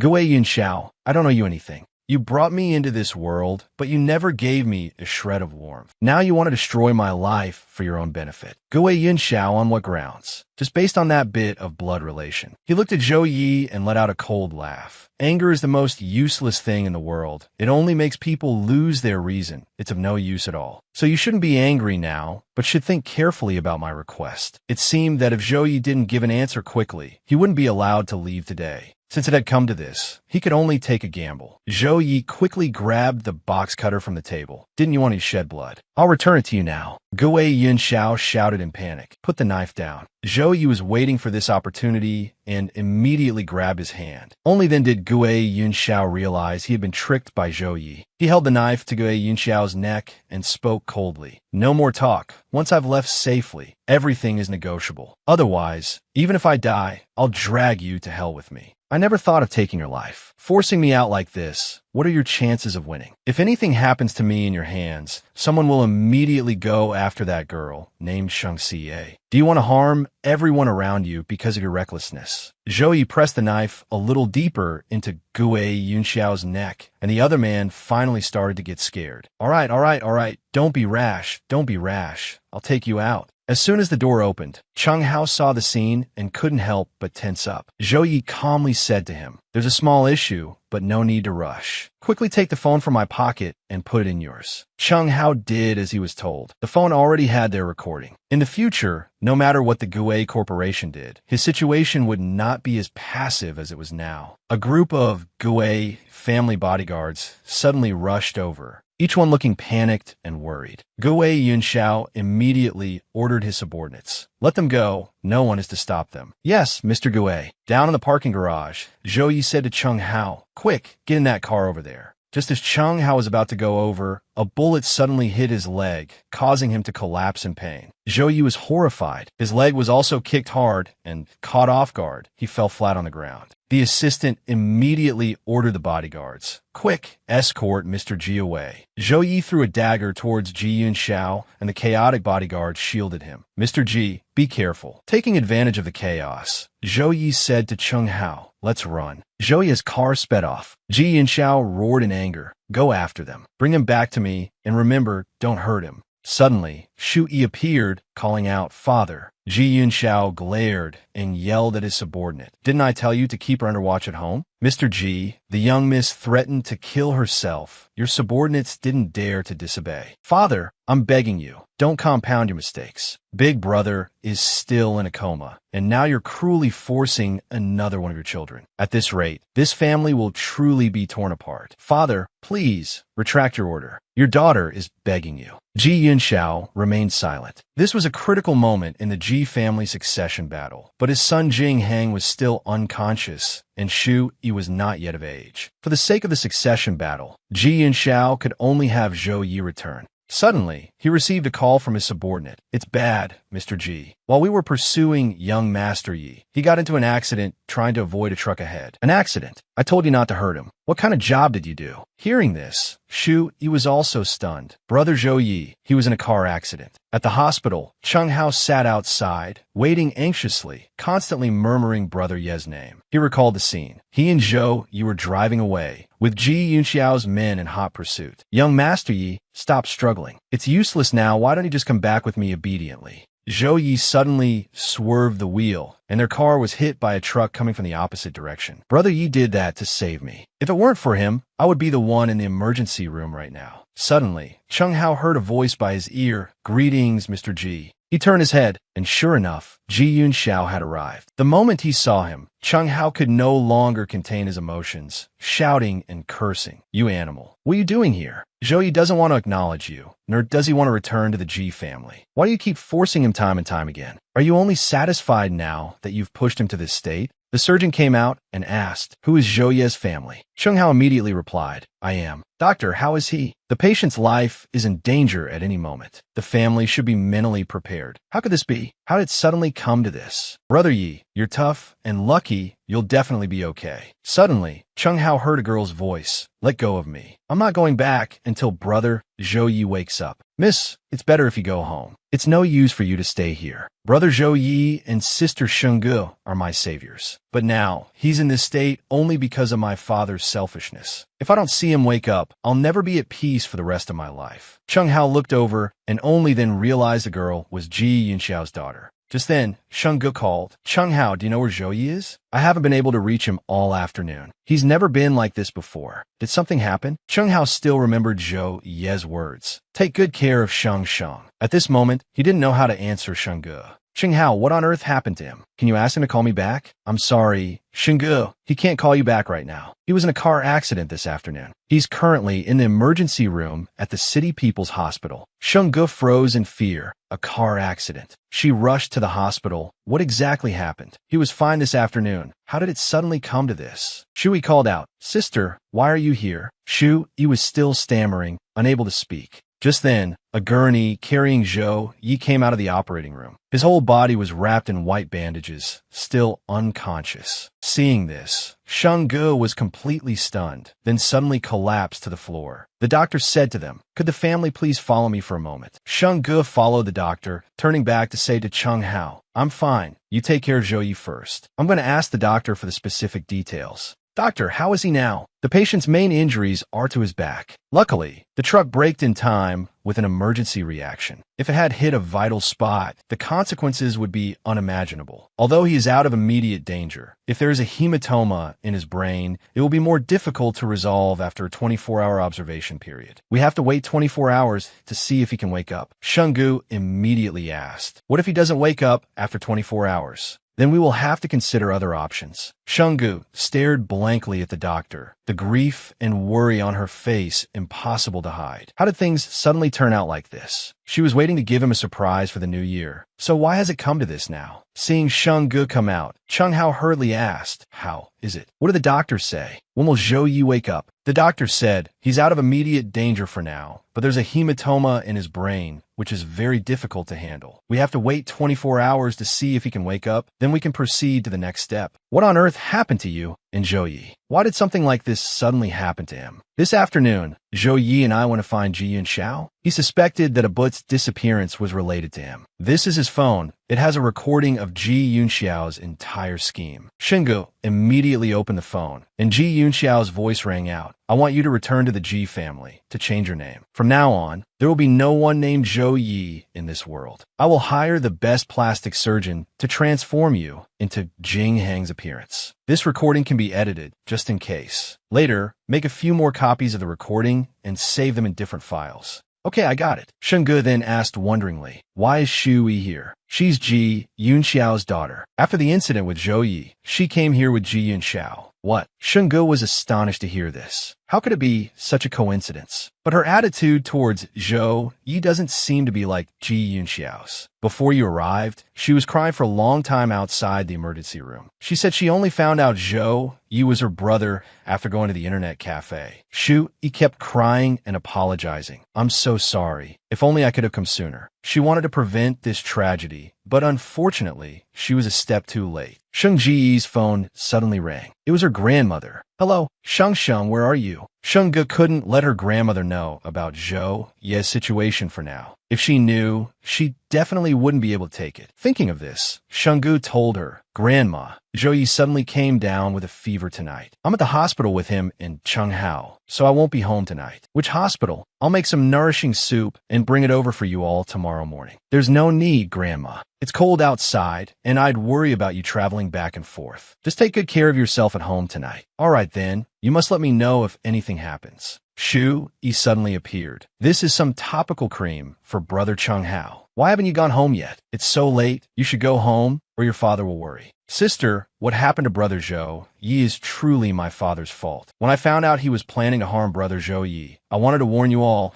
but my father locked me at home and confiscated all my communication devices, so I had no way to let you know. Desperate, I had to threaten to kill myself. The bodyguards were afraid something would happen to me, so they agreed to let me go. Unfortunately, by the time I arrived, I was a step too late. I'm sorry. I'm so sorry. I apologize to you all on my father's behalf. The hospital announced that Zhou Ye's family should go pick up his medicine, and Shu Yi immediately went. Cheng Hao said to Sheng Ge, just let her go, otherwise she'll never be at ease. Sheng Ge could only sigh. Ji Yunxiao's daughter. How on earth should I face her? Inside the hospital room, Cheng Hao looked at Sheng Ge with concern. Why don't you go get some rest? You've been here on watch all day. Sheng Ge said she wasn't tired. It's almost been 24 hours. I want him to see me the moment he opens his eyes. Cheng Hao advised her, but right now, Zhou Yi isn't showing any signs of waking up. He will. Zhou Yi wouldn't bear to leave me alone. He will definitely wake up. The doctor entered the room and asked, has the patient woken up yet?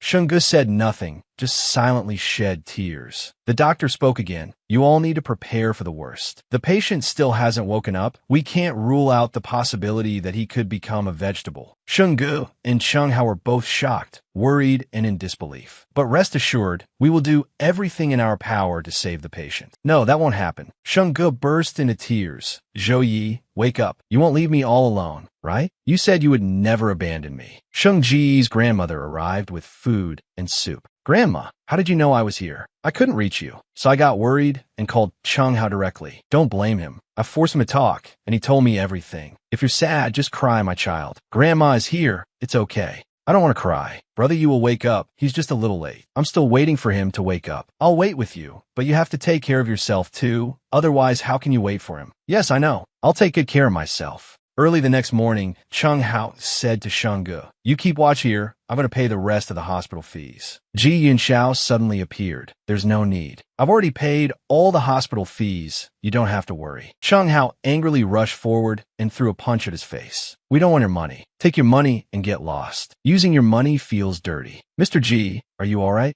This is all what I owe that boy. Whether emotionally or morally, I should be the one to pay this money. You have the nerve to talk about what you owe. If you really thought that way, you wouldn't have forced Zhou Yi into a corner in the first place. Now you come running here to play the good guy. It's disgusting to watch. I'll have a doctor refund all the money you paid. Sheng Ge spoke coldly. On what grounds should we return the money? He is the main culprit. He's the one who harmed Zhou Yi and put him in this state. A person like him, on what grounds does he get to only think of himself? On what grounds can he still be safe and sound? Mr. Ji, you must bear all of Zhou Ye's medical expenses, and you must hire the best doctor to treat him. Before he wakes up, you must come here every day to visit him, especially when his dressings are changed. You must see clearly how much suffering you have caused him. He never expected you to treat him well, but what about you? From the very beginning, your approach to him was a conspiracy. I heard you have another son lying in a hospital bed who hasn't woken up for a long time. Now you found Zhou Yi, but you single-handedly harmed him until he's like this. Are you trying to drive your whole family to their deaths before you're satisfied? If Zhou Yi never wakes up, I will make public everything you force him to do in your office that day. At worst, we'll all go down together.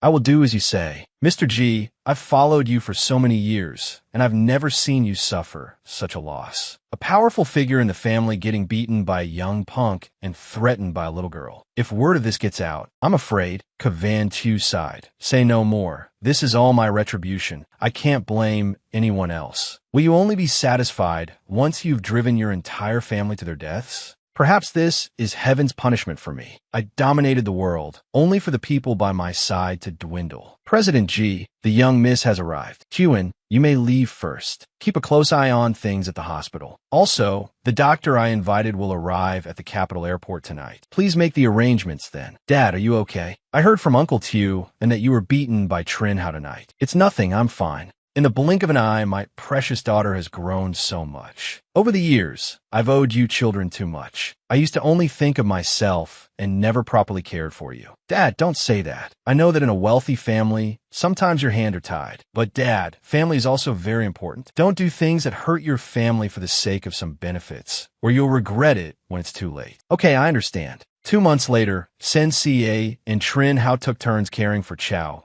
every day. Trin Hao looked at Sen-Sia and said to her, school is about to start. You should go back to your classes. Come to the hospital when you don't have class. I can watch over him here. But Chowda hasn't woken up yet. I'm worried. When he wakes up, if he finds out you neglected your studies and didn't rest day or night to take care of him, he'll be heartbroken. Now, that isn't here, we have to hold things together ourselves. Otherwise, when he wakes up, everything will be gone and we'll have to start all over again. Sensei heard Trin Hao's words and thought they made sense. For Chowda, for everyone, she had to try to hold on. Sensei nodded in agreement. Okay, I understand. Chowda, it's the weekend, so I've come to see you again. Look, this was when we first met. Back then, you were always avoiding me. To find you, I even deliberately dressed up, but ended up causing you a lot of trouble. But you didn't blame me at all, and even comforted me not to be afraid. From that day on, our relationship began to change. You picked me up from school and ate with me every day. I was so happy then. Chowda, I really miss you so much. Can you wake up and say something to me? Today is my birthday. Last year, you said you would celebrate my birthday with me every year from now on.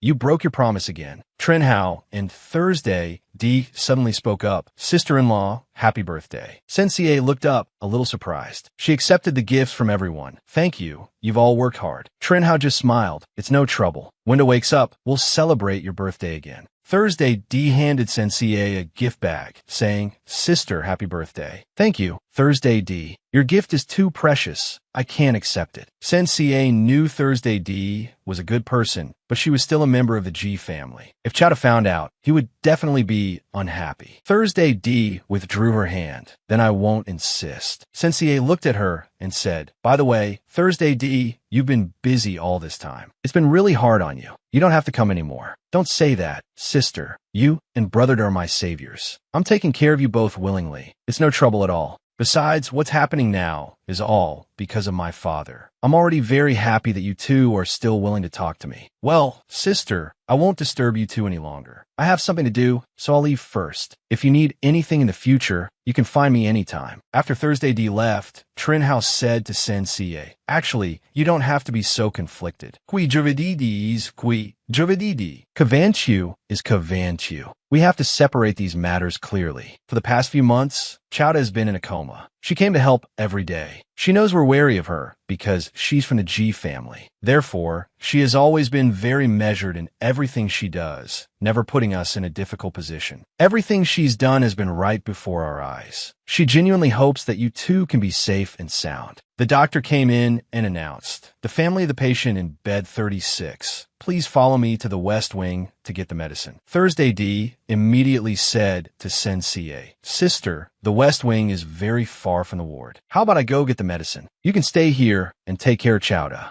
Sensei hesitated a little, and Trin Hao said to her, I know you're worried that Chowda will be unhappy if he finds out she's from the G family. But Chowda is a reasonable person. He wouldn't take his anger out on an innocent girl. Sensei looked at Trin Hao and remained silent. Trin Hao was right. What happened to Chowda wasn't her fault, and she couldn't choose where she was born. She knows she's from the G family and has always been trying to atone in her own way. So from now on, let's just treat her as a normal person who wants to repay a life-saving debt. Would that be okay, Chowda? It suddenly started raining today. Sensei was about to run home in the rain when Thursday D unexpectedly appeared. Thursday D, why are you here? It started raining suddenly today. I figured you probably didn't have an umbrella, so I came to pick you up. Thank you, Thursday D. It's really been hard on you lately. Don't say that, sister. This is what I should be doing. Let's go. I'll take you to the hospital. Chowda, I heard the physical therapist say that your condition has shown some improvement recently. You'll wake up soon, right? Sensei recalled the doctor's advice to talk to the patient about things they were interested in before, as it would help stimulate them to wake up. I understand. Thank you, doctor. Chowda. It rained today, and I forgot my umbrella. As a result, I ran into a boy downstairs, and he suddenly confessed to me. Actually, he's very outstanding, and many girls at school like him. But I still rejected him because there's a boy named Chowda who is the most wonderful person in my heart. I only like him. No matter what he becomes, I will always be by his side. 1 month later, the exams were approaching. After the exams, the internet cafe would welcome another wave of customers. Previously, the games Chowda had worked on were all male-oriented. How much longer are you going to play? I'm so bored sitting here. Almost done. If you're bored,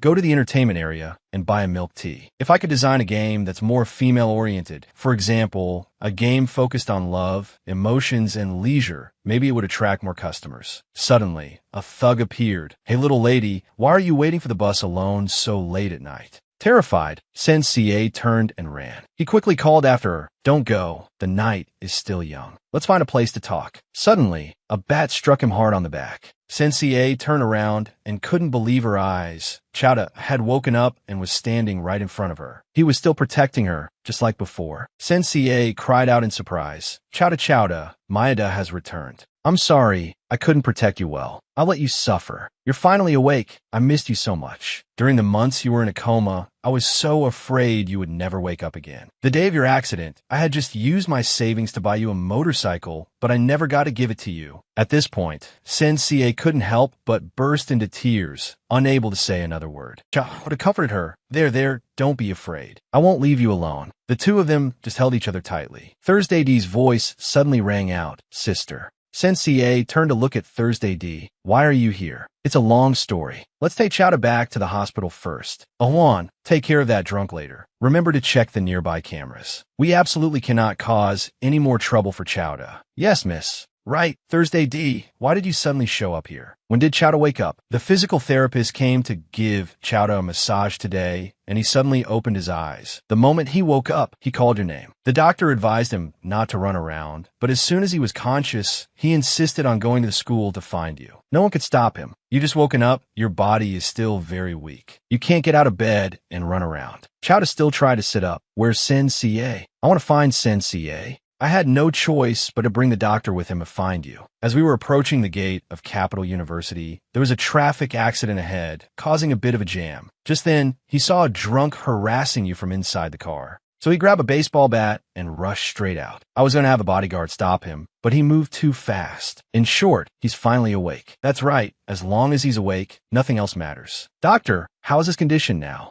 The family can rest assured. The patient's body is still a bit weak from just waking up. He became overly emotional just now and overexerted himself, which is why he fainted. After returning to the hospital, the patient needs to undergo physical therapy and rest well. He cannot get too agitated or he might fall into a coma again. "I understand. Thank you, doctor." In the hospital room, Sensei fed Chowda while saying, "From now on, you must rest well and not get so agitated so you can recover quickly. Here, have some porridge. I just finished making it and brought it over." Chowda looked at her and smiled. "How about I eat it myself?" Sensei insisted on feeding him. "You're a patient now. You have to listen." "Okay, I'll listen to everything you say. I'll be careful from now on. I absolutely won't let any more accidents happen." Chowda looked at Sensei, his heart aching a little. She had lost so much weight these past few days. Having to take care of him and manage her studies must have been very hard. "Sensei, come here and let me hold you for a bit." "I'm sorry, it's all my fault. I won't leave you alone anymore." Trinhow rushed in from outside. "Brother, you're finally awake. I've been worried sick these past few months. Did you have water in your brain that day? In such a dangerous situation, you still saved me. Don't you want your life anymore? Damn it, who needed you to save them? When I'm driving, the thing I hate most is running into people who are deliberately looking for trouble. Kavan Tu's men were in hot pursuit, so I had no other choice. It was just bad luck in the end. Right as I turned, I ran into a large truck up ahead. Kavan Tu's voice suddenly came from outside. "The kid's awake? Why are you only telling me now?" Kavan Tu walked into the hospital room and, upon seeing Chowda, immediately asked, "Chowda, you're awake?" Dad, why are you here? Sensei A was a little worried, as the relationship between her father and Chao had never been good. Only then did Chao realize that Thursday D was Kao Van Tu's daughter. Thursday D was at a loss for words, not knowing what to say in this situation. Sensei A quickly threw her arms around him. Calm down, don't get agitated. She just hoped he wouldn't faint again. Even if he wanted to hit Kavanchu, she couldn't let him put himself in danger again. Sheng, let me up. Chao looked at Kavanchu with eyes full of hatred. If it weren't for him, I wouldn't be in this state, and Sheng wouldn't have had to suffer so much. Sensei held on to Chao tightly and wouldn't let go. I won't. Chao, calm down. You're not fully recovered yet. Don't get agitated. Kavanchu spoke up. I have wronged you. Rest assured, I won't force you to do anything anymore. After this incident, I am filled with regret. Chao couldn't hold back any longer and growled. Stop being so hypocritical in front of me. You think a single apology can erase everything? You're the reason I'm in this state, the reason everyone around me has suffered. You think a few words can make it all go away? Then what do you want me to do to make you feel better? You want me to calm down? Fine, cut off one of your hands or a leg, or get hit by a car once, and I'll forgive you. Kavanchu stared at Chao stunned. He had never considered this. At this moment, Thursday D also spoke up. Brother Chao, Sister Sensei, I know my father has done many wrong things, that he's the one who put you in this situation. He knows his mistake now. Can you forgive him? Shu D, you don't need to apologize on my behalf. This time, I'm the one who made an irredeemable mistake. I'm the one who wronged them. Gui Yunxiao then pulled out a knife and held in his hand. Then ordered his assistant, Shaoan, take the young lady outside first. If doing as you say can make you forgive me, I'm willing to cut off an arm. As soon as Gui Yunxiao finished speaking, he stabbed the knife straight into his own arm. Zhou Yi used his hand to cover Sheng Ji's eyes, while he himself stared coldly at Gui Yunxiao. Hearing him ask, "Is this enough?" the assistant rushed in frantically, shouting, "Mr. Gui, this man has pushed you into a corner time and time again, and now he's pretending to be pitiful to beg for forgiveness. How ridiculous." Zhou Yi said to him, "Get lost. The smell of your blood makes me sick." Gui Yunxiao still refused to leave. "If this still doesn't satisfy you, I'm willing to do more." Gui Yunxiao, if you truly feel guilty, then don't ever appear in front of me again, and don't come bother me and the people around me. At this moment, Gui Yunxiao's assistant, Xiao In, spoke up. "Young Master Yi, actually Mr. Gui came today to divide the assets under his name among you 3 brothers, 1 share for each. I've said it many times, I don't want it. Now get out of my sight immediately. I don't want to see you people ever again." "All right, if doing so can make you hate me less, then I'll go. I will never bother you again." Shenggu and Cheng Hao both looked at Zhou Yi with concern. "Zhou Yi, are you okay?" "I'm fine, it's all over now. They won't come to bother us anymore." "Zhou Yi, let's go for a walk downstairs later. The doctor said you need to move around more now to recover faster." Seeing Zhou Yi saying nothing, just staring at her, Shenggu couldn't help but ask, "Why are you suddenly looking at me like that? I want to give you a kiss." After saying that, Zhou Yi leaned down and kissed her on the lips. Seeing her whole body stiffen, Zhou Yi teased with a smile. "It's only been a few months. Has Sheng forgotten how to kiss?" Shenggu stammered shyly, "Of course not. I was just afraid your body hasn't fully recovered, that you wouldn't be able to stand steady." "Of course I can stand steady. Your man has woken up. How could I be so weak?" "All right, Sheng, when I was in a coma, did some guy confess to you?" Shenggu couldn't help but be surprised. "How did you know?" "It seems last time it really wasn't a hallucination. Someone really wants to pursue my Sheng.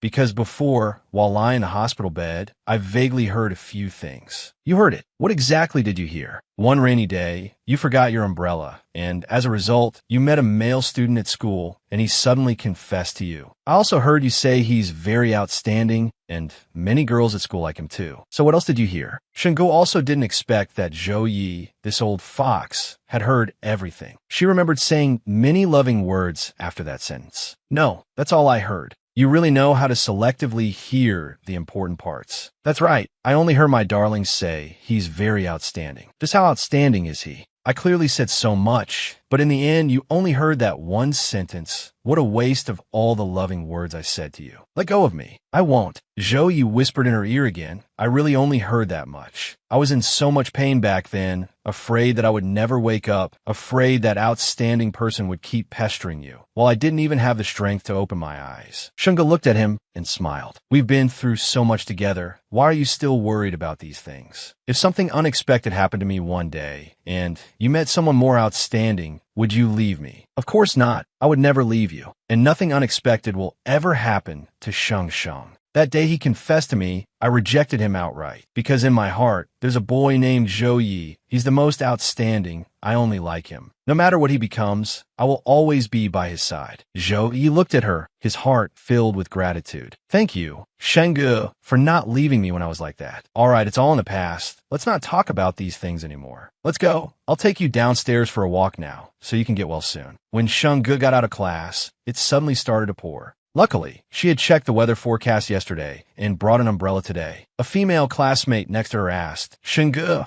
it's raining so hard. Why hasn't your boyfriend come to pick you up yet? He has something to do today, so he couldn't make it. That classmate turned to whisper to the person next to her. Why is she still acting? I bet she definitely got dumped. She just doesn't want to admit it. I think so too. It's been half a year, and her boyfriend hasn't shown up at all. Shengge, a voice called out to her. Shengge turned her head to look. It was the male student who had confessed her last time. He was a little embarrassed, stammering, I thought you didn't bring an umbrella today, so I came looking for you on purpose. He had originally planned to give up, but hearing everyone say that Sheng Ji's boyfriend hadn't appeared for a long time, he wondered if he still had a chance. Shengge said to him, Thank you. I brought an umbrella today. The classmate continued to suggest, How about we walk back together? Sheng Sheng. A voice called her name. Zhou Yi appeared holding an umbrella. I'm here to pick you up. When Shengge saw him, her face immediately lit up with a radiant smile. Why are you here? I was afraid it would rain, and someone would try to confess to my darling. And I wanted to see who was so blind as to try and steal my girl while I was away. Shunga couldn't help but laugh out loud. They couldn't steal me even if they tried. I rejected him a long time ago. The two classmates from before were now wide-eyed, their faces full of astonishment. Is that her boyfriend? He's ridiculously handsome. After all that talk, it turns out they didn't break up at all. They've been happy all along. You guys just love to gossip about people. Besides, I heard from a friend at the school next door. This guy didn't come to school for half a year because something happened. They also said he and his girlfriend have a great relationship. They've been together for almost 2 years. Looks like Yang Yu has no hope. Of course, I heard they're about to get engaged. The boy named Yang Yu was silent for a long time. If only I could have met her sooner.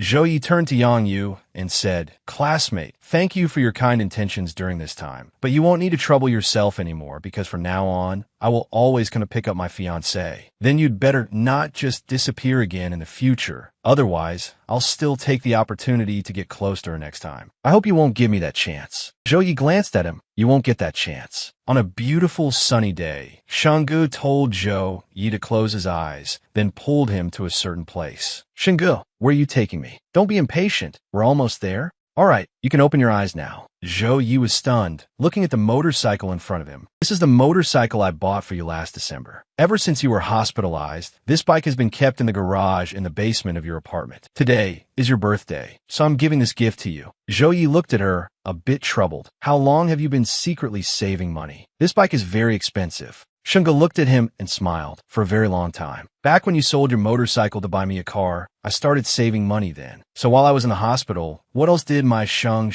do secretly? A lot of things. For example, secretly thinking about our life after we get married. It will definitely be beautiful, and also thinking about when we move into our new home. Let's work hard together, striving for our future. The new house is renovated now. I plan to use these few months to air out the new house smell, and we can move in by the new year. I'll listen to whatever you say. So after you marry me, will you change in any way? Of course, there'll be a change. By then, there will be no more restraint, and I won't hold back like I do now. Sheng, if you have anything to say, just save it for that day. Now I'll take you to see the new house, to see if we need to buy anything else. So, Sheng, do you like this place? Shunga couldn't help but exclaim, I love it. Everything feels like a dream. After everything we've been through, I can finally give you a home. Come on, I'll show you our room. As soon as she entered the room, Shangge noticed a machine on the side and asked, "What is this?" Zhou Yi said, "It's a soundproofing machine." "A soundproofing machine? What's a soundproofing machine for in the bedroom?" Zhou Yi whispered in her ear, "I'm afraid my darling will scream too loudly in the future. It wouldn't be good if the old lady downstairs heard." Shangge ran off in embarrassment. "I'm going to check out the bathroom." "What's this again? Why is there a handrail next to it?" "This is a flowing sand mirror. After the peach blossoms in front fall away, this will turn into a mirror. As for the handrail, that's also specially prepared for Sheng Sheng." She asked, confused, "You prepared it for me. I'm still young. I won't fall. I probably don't need this." "Of course it's useful. Like this." "Zhou Yi, why is your mind full of these things?" "Oh, so Sheng Sheng likes it from the front. That's fine too. Anyway, I can accommodate you however you want. Or how about we try it now to see if anything else needs to be adjusted?" Zhou Yi quickly leaned down and kissed Shangge on the lips, and she wrapped her arms around his neck, passionately returning the kiss. Seeing Zhou Yi suddenly stop, Shangge asked, "What's wrong with you?" "I suddenly feel a little uncomfortable." Shangge looked at him and teased with a smile. "Serves you right. Try saying that again. Who told you to always think about these things? Now you're uncomfortable, aren't you? All right, go ahead and be smug, darling. There are only a little over 2 months left anyway. I can wait. When the new year comes, I'll definitely make Sheng Xie cry all night." Shangge couldn't help but laugh out loud. Why did this feel a little off? Is it too late to act weak now? 2 months later, they finally moved into their new home. Shangge walked and said with a smile, "Grandma, you can live here with peace of mind from now on. This place isn't far from the supermarket. It's very convenient to get around. And you can also plant flowers and vegetables in the yard." Sheng Ji's grandmother couldn't hide the joy on her face. "Let's go. Grandma,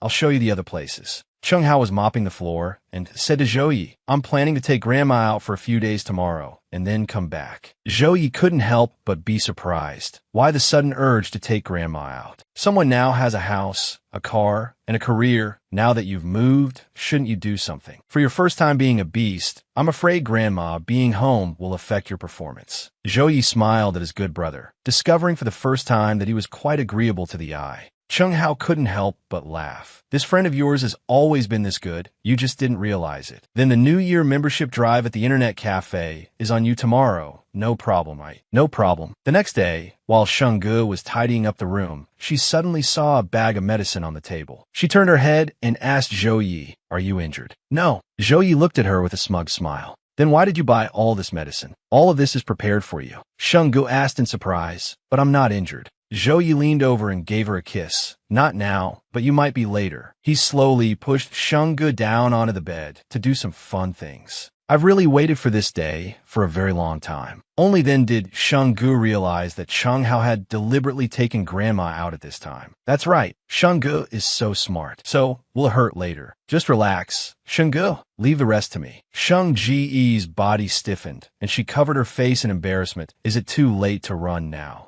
If Sheng Sheng doesn't move, then I'll do as I please. No resistance allowed. Resistance is futile. Zhou Yi finally couldn't hold back any longer, his movements quickening. In the quiet villa, only the two of them remained at this moment, endlessly entwined. Shangge was a little shy, so Zhou Yi was always the one to take the lead. He looked at her with eyes full of desire. This was a moment Zhou Yi had longed for. "Wait, Zhou Yi, can you be a little gentle later?" "I'll do my best." A passionate and intoxicating night finally arrived. The next morning, Shangge slowly opened her eyes, her whole body aching. "My treasure, you're awake." Zhou Yi's voice sounded by her ear. She saw the bowl of 8 treasure porridge Zhou Yi brought over and couldn't help but be surprised. "You even know how to make porridge?" "Of course. Besides studying, I'm omnipotent. Girls should eat more blood-enriching foods during this time. It's good for your health. Here, have a taste." "It's too sweet," Shangge suddenly exclaimed. "It's too sweet. I think you added a bit too much rock sugar. I'll go make you another bowl right now. This time, I'll follow the online recipe's proportions exactly. There definitely won't be a problem." 2 days later, Shangge pulled back the curtains and looked at the scenery outside. "The weather is so nice today." She called out loudly, "Zhou Yi." He gently hugged her from behind and asked, "What's wrong? Can we go buy a rug for this spot tomorrow? It would definitely be very comfortable to sunbathe here." "Whatever Sheng Sheng wants."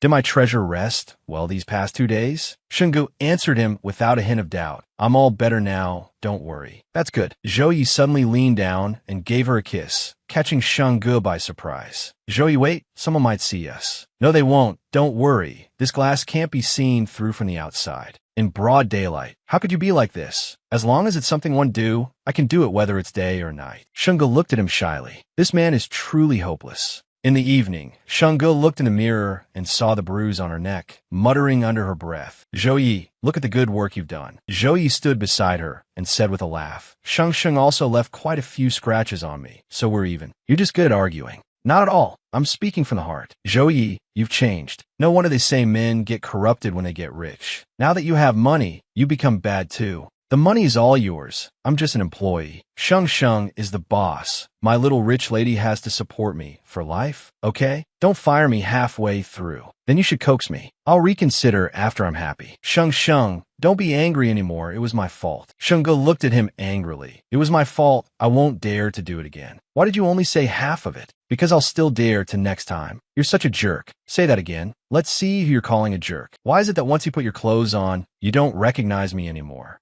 Zhou Yi, how can you be so shameless? I'm really angry now. Then let's do it one more time. If you're still not over it, then twice. If that's still not enough, we'll keep going. Zhou Yi, you're really, with thousands of years of Chinese culture, I can't find a word to describe you. You're just unbelievable. Thank you for the compliment, my treasure. I wasn't complimenting you.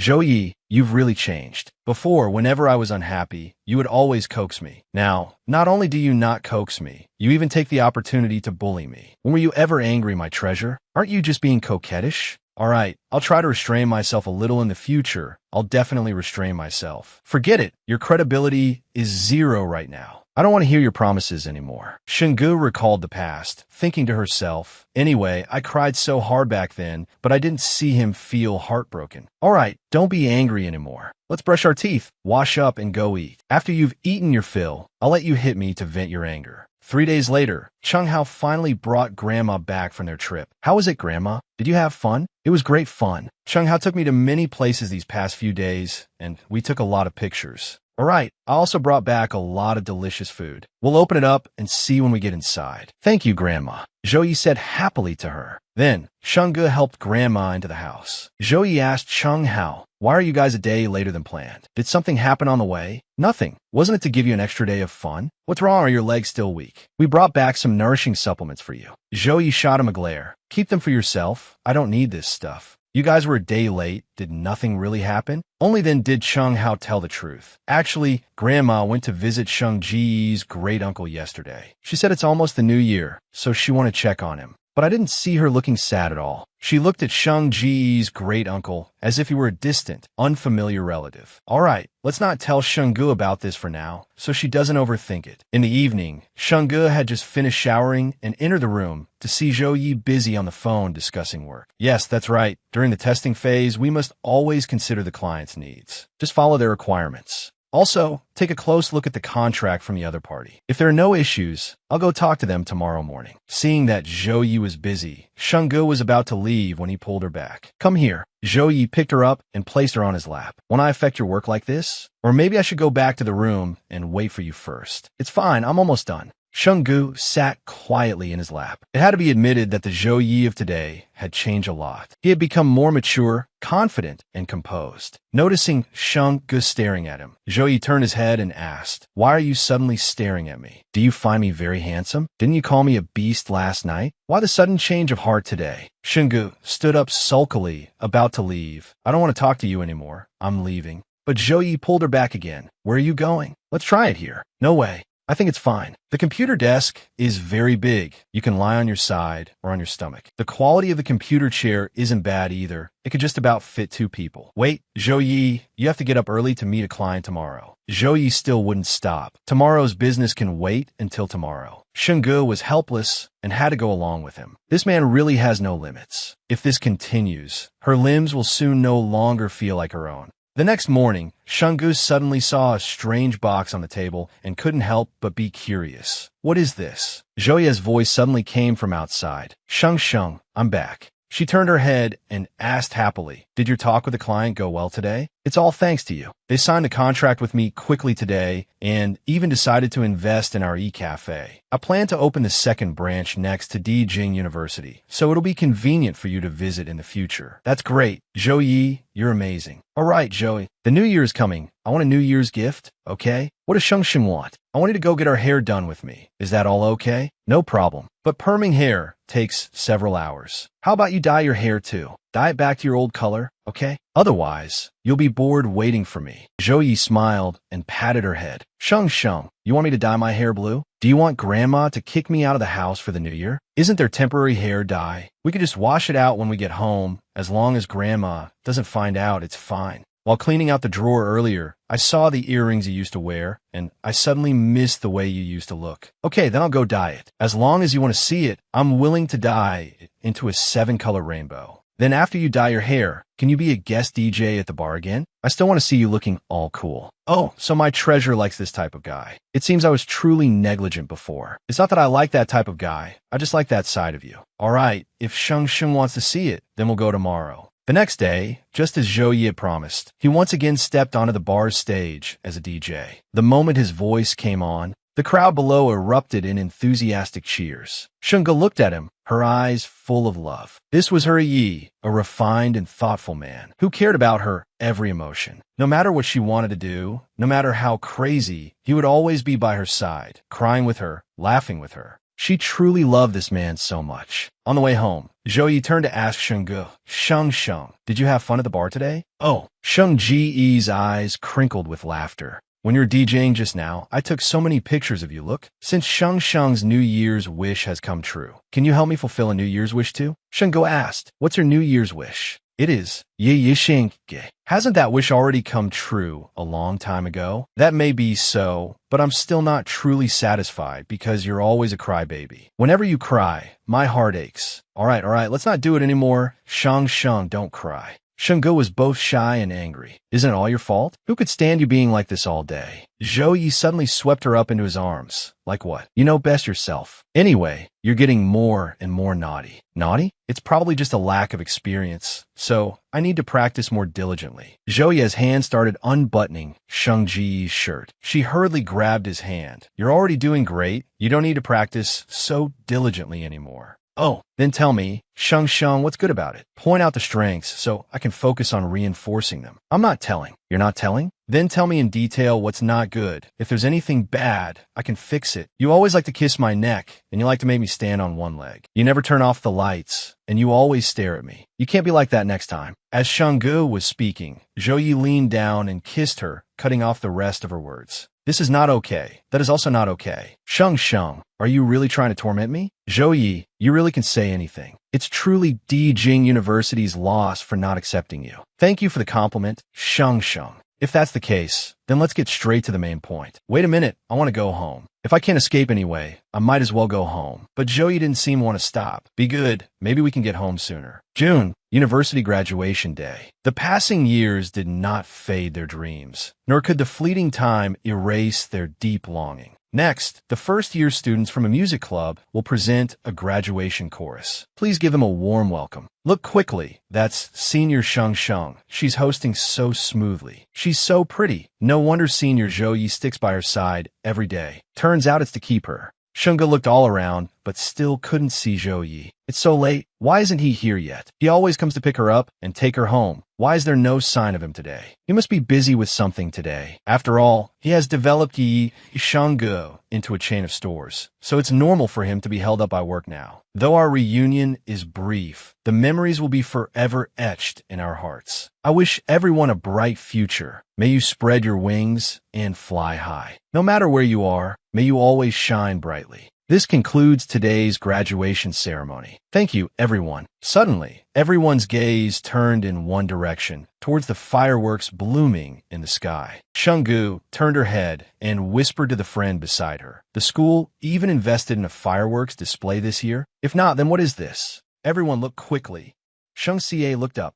and couldn't help but be astonished. Glowing words appeared in the sky. Shang Xie, I like you. I fell in love with you from the very first time we met. I want to be your knight, to protect your happiness for a lifetime. My little princess, Shang Sheng, you are the dawn of my life. Sheng Sheng, I love you. There's a man named Zhou Yi who really wants to marry you. This was the first love letter Zhou Yi wrote for her. The first 3 sentences, it took him a whole morning to come up with them, and the last sentence was what she wanted to say to him, her wish to be with him for all of eternity. Then, fireworks once again shot into the sky, forming a line of words. I love you. Shang Xie was both surprised and happy. Zhou Yi was late to pick her up today, so it turned out he was preparing this for her. Zhou Yi suddenly appeared, holding a bouquet of roses. Shang Xie happily called his name, Zhou Yi. Today, Zhou Yi was wearing a handsome suit. As he walked towards her, he seemed a little nervous. Zhou Yi suddenly started singing. It was an English song. Shang Xie couldn't help but be amazed. He had never liked English, nor did he like to sing.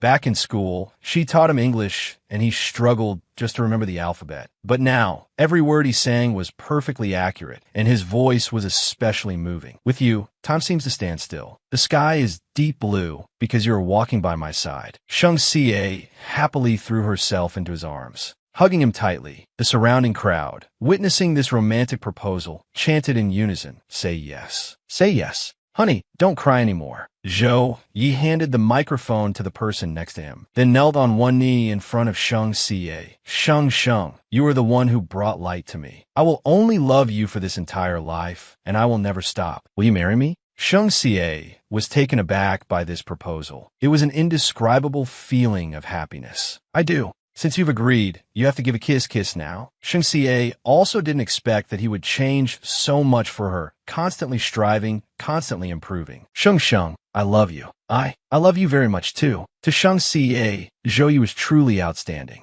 On her 22nd birthday, Zhou Yi finally fulfilled his wish, which was to register his marriage with the one he loved. My rich wife, I'll have to rely on you to support me from now on. You'll be my sugar mama. That depends on your performance. I'm easy to keep. Not only can I make money, but I also know how to make you happy. All right then, if you're that good, then this rich wife will support you for life. We have to be together for our entire lives. In the evening, Zhou Yi and Shang Xie watched the fireworks together. Shang Xie was reminded of the scene when Zhou Yi proposed to her last year. I remember you don't like English and you don't like to sing, so why did you use English to propose to me and even sing? Because you like it, that's why I did it. Zhou Yi recalled a moment last year when he accidentally overheard a conversation between Shang Xie and Wu Yu. I think if someone could confess in English during a proposal and even sing, it would be so romantic. That's when Zhou Yi learned that she liked foreign music. Shang Xie turned her head and asked him, "So you heard everything that day?" "That's right. So I started planning from that day on. Apart from having to practice English hard for over half a year, everything else went very smoothly. You sang very well that day. I liked it a lot. That proposal must have cost you quite a bit of money, didn't it?" "Not at all. When everyone heard I wanted to propose to you, they all happily cooperated. Besides, didn't Shang Xie already teach me? Money can be earned slowly, but if you miss out on your youth, you can never get it back." Shang Xie didn't expect that he remembered every single word she had said. It's like an 18-year-old girl who likes a dress, but waits until she's 38 to buy it. Then it no longer has any meaning. Your man didn't come from a good background. When I first met you, I couldn't give you a good life. But thank you, my girl, for never giving up on me. From now on, I will take good care of you,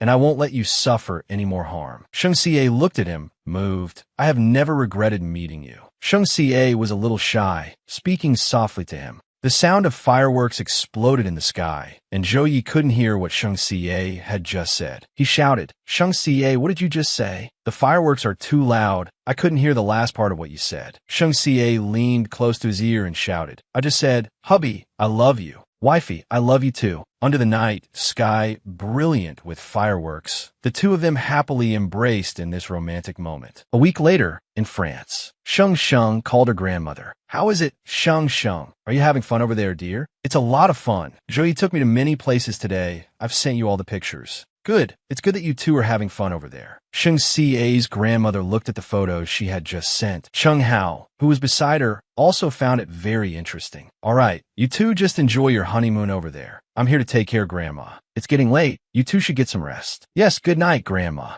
Seeing that it was getting late, and Shang Xie still wasn't ready for bed, Zhou Yi was a little curious. Sheng, are you still not sleepy? I'm not sleepy. If it weren't so late, I want to go out for a walk. This little girl has such good stamina. So all those times you said you were tired were just an act, right? Shang Xie looked at him, a little suspicious that he was up to something again. You fed me so much stuff outside today. Now, I have a bit of indigestion. What should I do? Maybe I should go to the gym and exercise a bit. But I don't want to go to the gym. Shang Xie suddenly sensed a hint of danger in his words and pretended to yawn. Oh, I'm suddenly so sleepy. Let's go to bed early. We have to get up early to go out tomorrow. After saying that, Shang Xie disappeared in a flash. Zhou Yi had no choice but to go along with her. All right, then you go take a shower and rest early, so you'll have energy for tomorrow. The next morning, Shang Xie was still asleep when she suddenly felt someone touching her. She looked down, startled and alarmed. Zhou Yi was kissing her body. Shang Xie shrieked in alarm. What are you doing?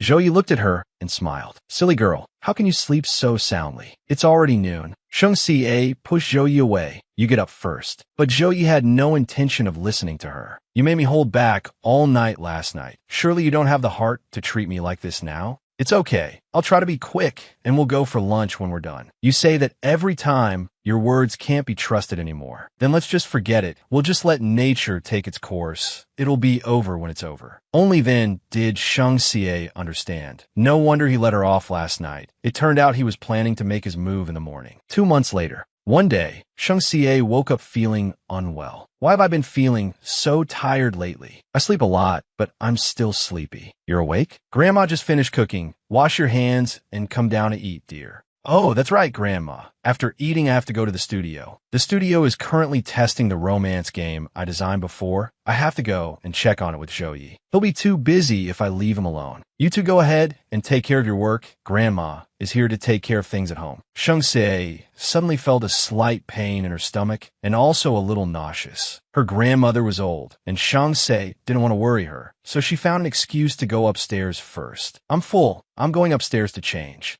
Zhou Yi will come pick me up later. Shang Xie went into the bathroom and vomited nonstop. Can I be sick? She immediately called Zhou Yi. Yi, I think I'm sick. It feels awful. Zhou Yi immediately became tense. I'm coming home right now. Sheng, you wait for me at home. Hao, I'm leaving this to you. Not long after, Zhou Yi rushed home. Sheng, don't be scared. I'm taking you to the hospital right now. Yi, I think I'm fine now. Sorry for making you worry. Zhou Yi still insisted on taking her. But we still have to go to the hospital for a checkup. Otherwise, I won't be at ease. I'm here. Don't be afraid. Put me down. I can walk on my own. If you carry me down, Grandma will think I'm seriously ill. After the checkup at the hospital, the doctor happily announced, Congratulations to you both. Your family's about to have a new member, and it's twins. Zhou Yi and Shang Xie were both stunned by this news. The doctor continued to advise her. Having twins will be more difficult. The husband must love his wife even more. A pregnant woman normally needs to rest a lot, not stay up late often, pay attention to a balanced diet, maintain a happy mood, and should not have psychological pressure, otherwise it will affect the baby. Shang Xie couldn't help but think, how could this be? He clearly used a condom every time. How could I still get pregnant? That night before going to bed, Shang Xie couldn't help but ask Zhou Yi about the doubt in her heart. What on earth happened? Didn't you use a condom every time? How could I still be pregnant? That time the condom broke. Then why didn't you tell me? I didn't expect it either. Also didn't expect myself to be that potent. Shang Xie angrily threw a pillow at Zhou Yi. You're still proud of it? Zhou Yi just laughed. I'm a little proud. It was my fault. I was wrong. All right. Don't you worry. I'll take care of everything. Go to sleep now. It's getting late. Zhou Yi silently vowed in his heart. I must take good care of our children. I absolutely cannot let them be like me when I was little. I will grow up with them, give them a happy family. In the middle of the night, Zhou Yi was sound asleep when he was suddenly awakened by Shang Xie's voice. Please don't. Shang Xie's face was terrified, as if she was having a nightmare. Sheng, don't be afraid. I'm here. Shang Xie gripped Zhou Yi's hand tightly, calling out, Dad. Zhou Yi was a little surprised. Dad? Mom, Dad, why don't you want me anymore? Why did you abandon me? Sheng, don't be afraid. I'm here. Shang Xie finally opened her eyes and woke up. Zhou Yi hurriedly asked her, Sheng Sheng, were you thinking about your parents again? Yes, I dreamed that they left together, leaving me all alone. If it were anything else, Zhou Yi would find a way to cheer her up, but with this, he was truly helpless. Yi, when our children are born, we must grow up with them. We must give them a joyful and happy childhood. Of course, we will definitely give our children the very best. The next morning, Zhou Yi brought a bouquet of flowers to the grave of Sheng Xie's parents. Dad, Mom, your unfilial son-in-law hasn't visited you in a long time. Are you two doing well over there? Sheng Xie misses you both very much. Last night, she even dreamed of you. It's just a pity it was in a dream. She also said that you abandoned her. For other things, I can do my best to help her fulfill her wishes, but this is the one thing I can't do. If you have a spirit in heaven, please come and see Sheng Xie one more time. Don't let her have that nightmare again. I promise you both, apart from this, for everything else, I will definitely use all my strength to love and cherish her. Sheng Sheng, I'm home. I have a gift for you. Sheng Xie took it and asked happily, why does this candy look like the ones made in Haitan? This candy looks a lot like you, but still not as beautiful as our Sheng Sheng. That day at the candy shop, Zhou Yi had shown a photo of Sheng Xie to the owner, and even instructed him to make a sugar figure that looked exactly like her. I still remember Grandma once said, that little girl back then loved it most when her parents took her to buy sugar figures on the streets of Haitan. As long as the sugar figure was made beautifully, the little girl could be happy for several days. This is the dessert from Haitan that you love to eat the most. You went to Haicheng this afternoon. Don't tell me you went there on purpose just to buy these things. No, I had some business in Haicheng today, so I just bought them for you on the way. Do you like them? As long as you like them, that's all that matters. Whenever Sheng Xie wants to visit Haicheng, I'll take you there for a few days. That night, Sheng Xie dreamed of her parents again. But this time, it was no longer a nightmare. In the dream, she was incredibly happy. Her parents took her to buy sugar figurines. My treasure, do you like it? We never thought of abandoning you. We have always loved you, my treasure. You must live a very joyful and happy life. Your parents will definitely be by your side forever, protecting you. Only when you are happy can your parents rest assured. Sheng Xie opened her eyes and woke up. Mom, Dad, I'm truly very happy now. You can both rest assured. Sheng Xie noticed that Zhou Yi was not beside her. She sat up to look for him, surprised. Zhou Yi, why are you sitting on the floor? It's because a certain young lady kicked me off the bed. When she's happy, she hugs me. When she's not, she shoos me away, even kicks me off the bed, and won't let me sleep with her. You're talking nonsense. I'm so gentle. How could I be as fierce as you say? You're right. Our Sheng Xie is always gentle. Did you sleep well last night? I even dreamed of my parents last night. Zhou Yi was a little surprised, thinking to himself how her parents could have appeared in her dream so quickly. My parents even held my hand and took me to eat sugar figurines. They said they have always loved me. Seeing Sheng Xie so happy, Zhou Yi felt happy too. They're always by your side. As long as you are happy, they can be happy. Finally, the wedding day arrived. Mr. Zhou Yi, do you take this woman to be by your side for all of your life, to love, protect, and care for her until the very end, for richer, for poorer, in sickness and in health, to never be apart? I do. Miss Sheng Xie, do you take this man to be by your side, in sickness and in health, for richer or for poorer, to never be apart from him until the very end of your life? I do. As you all must know, everything in this world is built by our own two hands. From what I understand, before marrying Miss Sheng Xie, Mr. Zhou Yi transferred all of his assets to her. This act has truly moved and astonished us. Mr. Zhou Yi is not only an elite in the business world, but also a rarely found good husband. So on such a momentous day, does Mr. Zhou Yi have anything he would like to say to everyone? Meeting my wife is the greatest blessing heaven has bestowed upon me. Without her, there would not be the me of today. Therefore, everything I have belongs to her. I was once very stubborn. It was she who, like the sun, guided my way. It was she who taught me how to enjoy life. My wife's name is Sheng Xie. She is the most wonderful girl in this world, and I love her very much. My husband's name is Zhou Yi. He is the most wonderful husband in this world, and I love him very much too. In my next life, I still want to be your wife. 3 years later, when Zhou Yi went to pick up his son from school, a small incident occurred. Excuse me, teacher, what did you say? Xiaomu got into a fight at school? Yes, Xiaomu had a conflict with a classmate today, but we teachers have already mediated the situation. However, more attention is still needed, as children are in a developmental stage with incomplete awareness, so minor clashes are inevitable. We hope that parents can work with the school to guide the child in forming a correct understanding. Understand? Thank you, teacher. Dad, did you forget what time school ends again? Of course not.